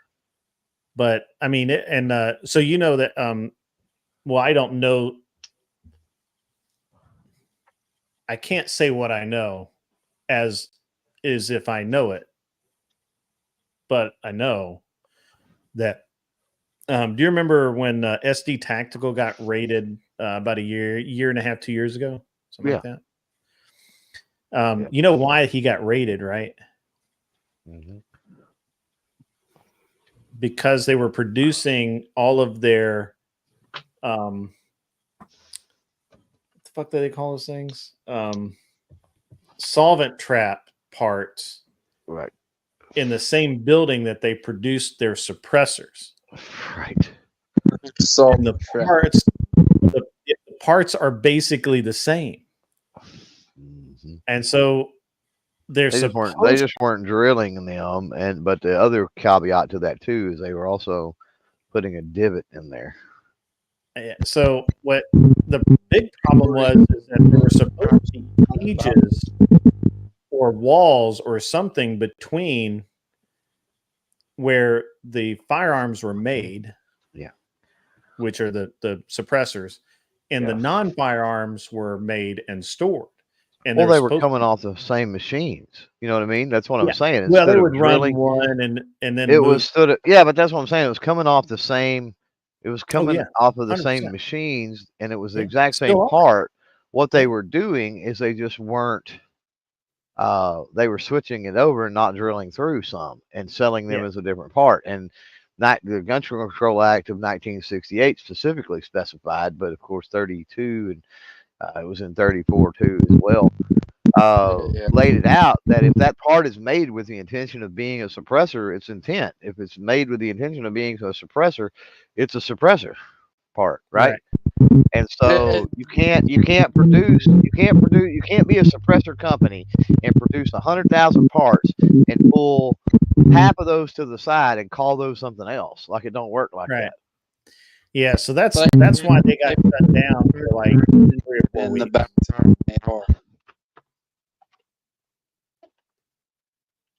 I think it's actually getting worse. I didn't hear anything he said that time. Clover, did you hear him? I didn't. No. It's like putting a. Are you running earbuds or something, or are you trying to run off the phone itself? In the backside of an AR. There you go. We're getting like 2 words out of a sentence. It is like putting paper clips in the back of an AR. A paper clip in the back of an AR? Like a poor man's lightning link, maybe? Right. Disavow, as Brian would say. Disavow for sure. I have an Ardias.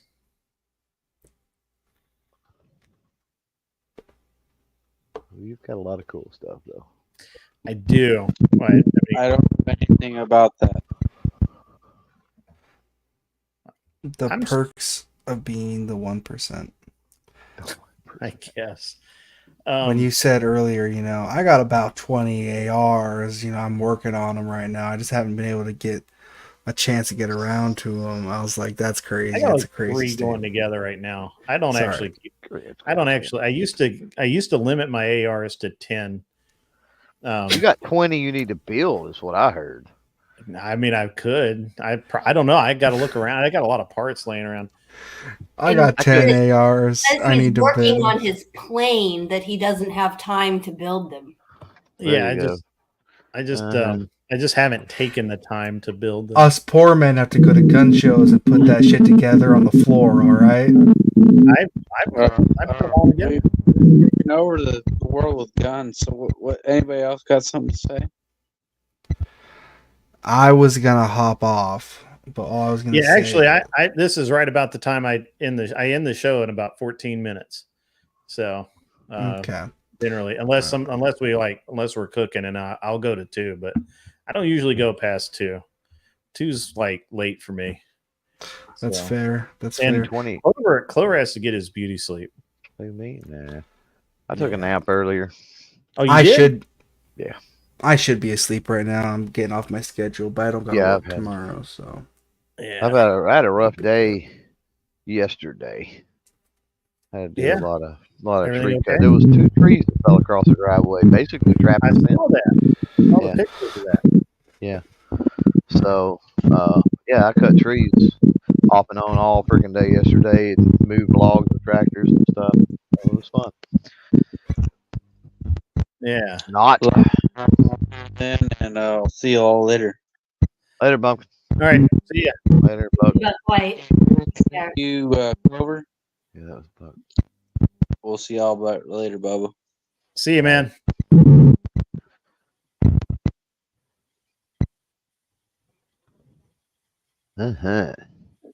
So are you decided on if you're going to try to make that goals event over Knoxville, Grid? Dude, I'm gonna be fucking pissed if I'm that close to you and you don't fucking come over there and see me. So here's the thing. I think I might be able to because I'm back in town. I'm like 90% sure I'm back in town. And I'm shooting admission is like the price of a year's GOA, hang on, and it goes towards your membership. So it's not like it a really year's costs what? anything. So it's put on by the GOA, right? Gun Owners of America. Let me quit using acronyms for people that don't know. So as far as I know, your admission is like the price of a year's membership, and that's applied to your membership or whatever. So okay. So if you're not a member already, which a lot of people listen to this probably are, but no, I'm RMGO. All right, you're not. Yeah. Well, you need to be GOA anyway. So there you go.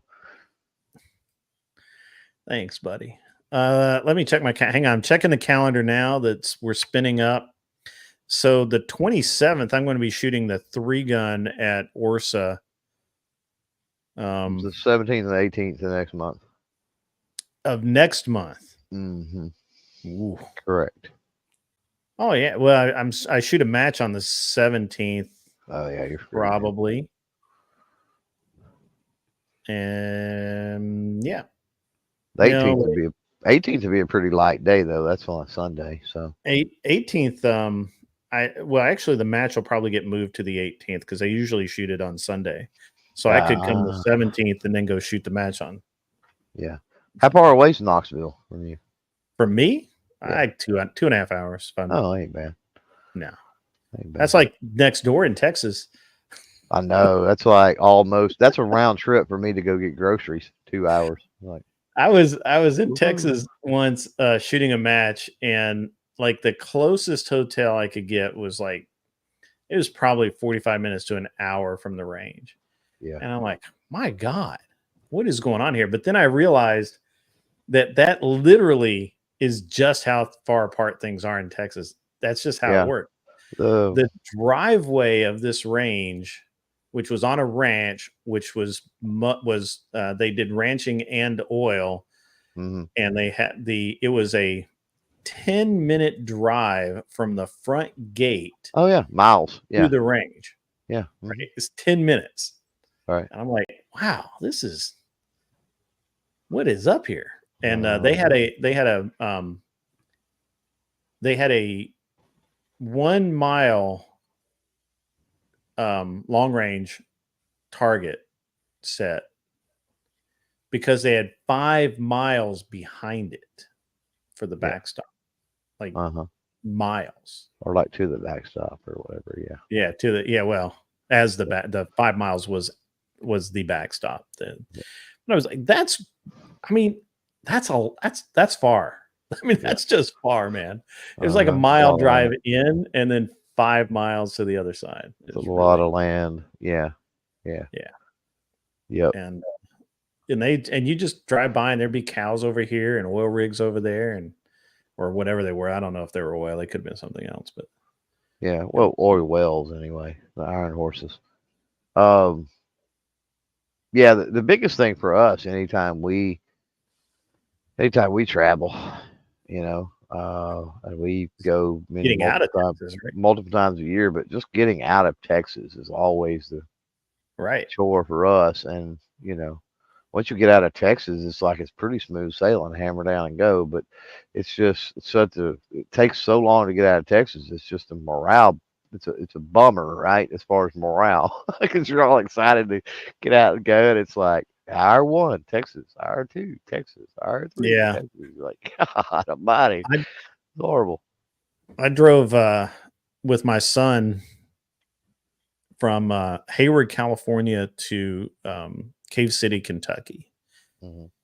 And of course you have to go right across Texas.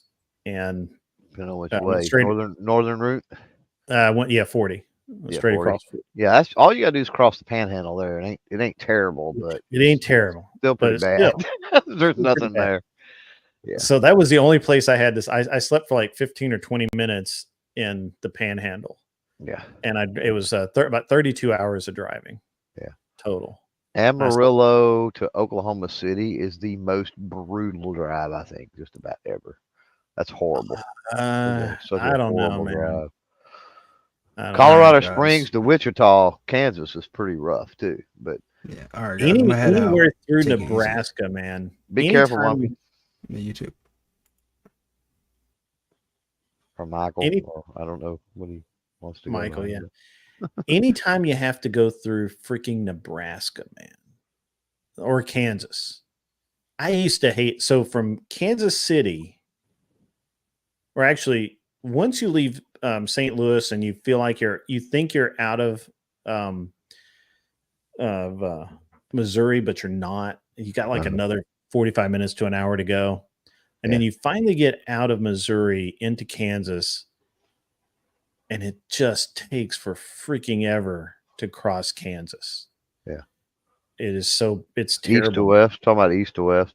Yeah, east to west. Yeah, there's nothing but fucking sunflowers, dude. Like it's it sucks. It's just terrible. Yeah, it's rough. And I've driven all over the country, usually towing a trailer or something, and it's just so terrible. It's just I don't know of another word. It's just terrible. Yeah, we're probably tomorrow, the next day, we've got to book our lodging for that show, and then we were kind of talking about what route we were going to take and all that the other day. So I think we're probably going to go over to Birmingham and then cut up. Most likely we can go that route, or we can go up to Memphis and go over. Basically the two routes we could take. But if we go to Birmingham and go up, we've got more time on interstate highway that way. You're going where? You're going down to Birmingham? Yeah, go over to Birmingham and then cut up. Okay. Oh yeah. Because you're in. Yeah, I got you. So we can go over to Birmingham. We can go over to Birmingham and cut up, or we can go up to, basically go up through Arkansas to Memphis. So I always like the interstates and rather than highways. I just like to get on, set the cruise control at 80 and just let it roll. That's my problem though, is that's the problem where I live, is it's such a long ways to get timeline. Yeah, I figured it was. Right. When you There's a lot of 2-lane road shit. And so it's quicker. That's what I'm telling you. It's quicker to get to the interstate if we go the Birmingham route. It's going to take probably at least an hour longer if we try to go the up through Arkansas, Memphis, and over that way. Yeah. Well, I get it, man. I get it. I actually used to I had a buddy of mine who lived in Birmingham for a while, and I used to go down there and hang out with him. I actually used to go down and just go hang out for the evening and then drive back to Nashville. Oh, wow. Yeah. Yeah. I mean, I used to think nothing, and I mean nothing, about driving hours and hours and hours. I still do for the most part. I gotta be rested. I gotta be rested up and that sort of thing. But I like it. We road trip a lot, so we're used to it, and it ain't such a big deal. But I went 30, I think 36 hours probably is my most. 36 hours straight, I think, is the most I've ever done it once. And it was brutal, I'm not gonna lie. It was absolutely brutal. But was able to do it. Yeah, I did. I've done a lot. I mean, of course, I've with the race team stuff, it's pretty hang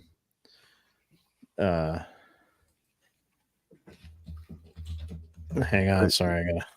You don't think about it, but 36 hours is it's not that much time just to piss off when you're hanging around the house or whatever. You know what I mean? Like, right. It's really not. But you're talking about getting out on the road, and there's something about that it becomes brutal all of a sudden. Yeah. So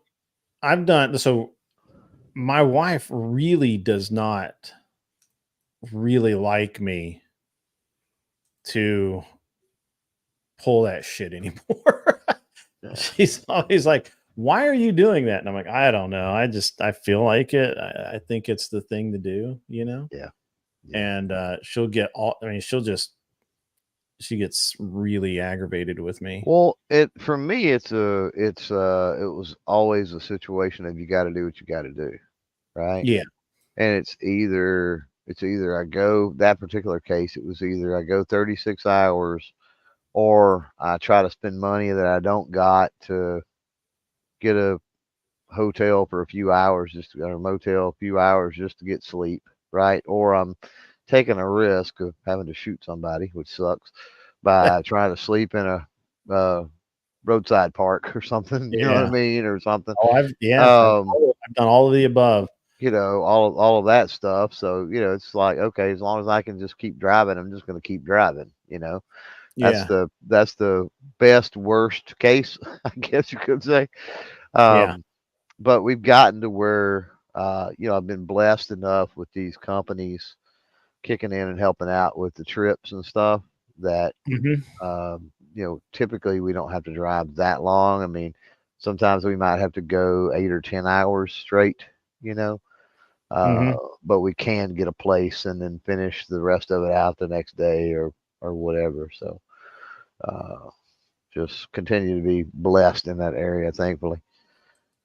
So I don't actually do a whole lot of long distance driving anymore, but I used to obviously do a bunch of it. But I went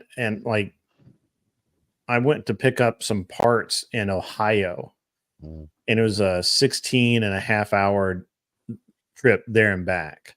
Yeah. And I didn't think anything about doing it. My wife was a little unhappy with me, but I didn't think anything about doing it. And normally when I drive to the zombie match in Nebraska, I drive in a straight shot. It's 14 hours. Yeah. But I could leave there at noon and I could drive back here, and I typically would get back here like 1 o'clock in the morning, 2 o'clock in the morning, something like that. And then just go to bed for 5 or 6 hours. So it'd be great. Yeah, exactly. Now, question: when you're on a drive like that, do you do better in the day or at night? 100% during the day. During the day, I can just, as long as the sun's up, I can cruise. I'm opposite. Yeah. I love, because at night there's less traffic, there's less stuff to deal with, there's less chance of getting pulled over if we're driving fast, and I hammer down, set the cruise, and go, man. And it's night, for whatever reason, night seems to pass quicker for me. Yeah, I do like driving at night, but it's harder. I mean, it just gets harder to stay awake. Like, well, this is true. That's given that you've prepared or whatever. You know what I mean? Like if I know that I'm gonna potentially be driving a lot at night, then typically I will work it out to where I sleep late, or stack up, bank a little bit of sleep a couple days before, try to bank a little sleep or do something, you know. Yeah. Well, it's an interesting thing because I typically. But my wife's like you. My wife's the opposite. That my wife, like, once the sun starts to go down, like, she's cooked. Like, no, it's time for her to get in the passenger seat and go sleep because she ain't. I was about to say, I had this kid that worked for me and with the race team, and the rest of us would just about be racked out. And this guy would get his Red Bull. We'd stop at truck stop. He'd get the 2 for 1 Red Bull deal, right? Fill up the truck, and dude would just roll all night. Like he put in his headphones with his trap or house or whatever the fuck music that was. Yeah. His EDM music. And he would just sit there and jam out. And the minute the sun came up, dude, he was out. I mean, out. Like he would, he'd literally be just rolling down, and all of a sudden you come over that hill and it's that first light of day, and it would hit him, and it was just like, it's fucking hit like Dracula, dude. Wow. Like, just, I'm out. He's done. And he would literally be like, yeah, we gotta stop, next stop. I gotta get out of the truck, and crawl in the back. And I'm like, all right, cool. And but it was but I could drive all day. Like, I can drive literally all day, no problem. And I mean, I can too. It's, for me, it goes quicker, and it's more tolerable for some reason at night. Yeah. Yeah, I tend to I just tend to roll through, man. Especially if I can get on the phone with somebody, or if I can just, just have something going on to distract me. Yeah. I can roll forever. That's me. I will typically kick on whether I'm by myself, or because usually if my wife's there, she's usually sleeping if it's a long distance we're going or something. And so I'll put in earbuds, and I'll usually crank up a live stream, or I'll even message, maybe one of the other creators that's not going to that event. And I'm like, hey, once you open up a stream, and they'll just open up a random stream, and we'll just kind of like we've done the last 15, 20 minutes here, just bullshit, Yeah. Yeah. I used to have a bunch of people that I would communicate with, especially, it's a good time to get a lot of business done. But I'm actually gonna call it, guys. It's 1:03 in the morning. Pull the plug, flatline. And I'm gonna send you guys to Glenn. I think he's live in like 5 minutes or something. And I send you guys over to him.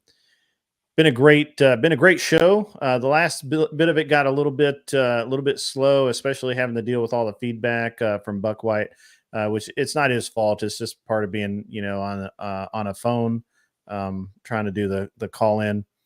Arthur Dye, I think, is asleep at the wheel, which is fine. No. Okay, that's right. I'm not pulling a cat. Yeah. Okay. All right. Anyway, Kat's got migraines and stuff tonight, so she's not feeling well. It's been a really good chat tonight. Really good discussion, especially early on. Probably could have ended the show an hour ago, but we were having a great talk. So, especially about guns. All you guys out there who enjoy the show, I will be on tomorrow afternoon at noon for the normal podcast, the day shift, and then we'll go from there. Probably, and then Friday and Saturday, of course. Tomorrow's day shift. I think we'll keep it in the same political vein, except we probably won't be talking about voting as much. We kind of got derailed. Anyway, you guys have a great rest of your night. Go wish Glenn the best, and get off my lawn. See ya.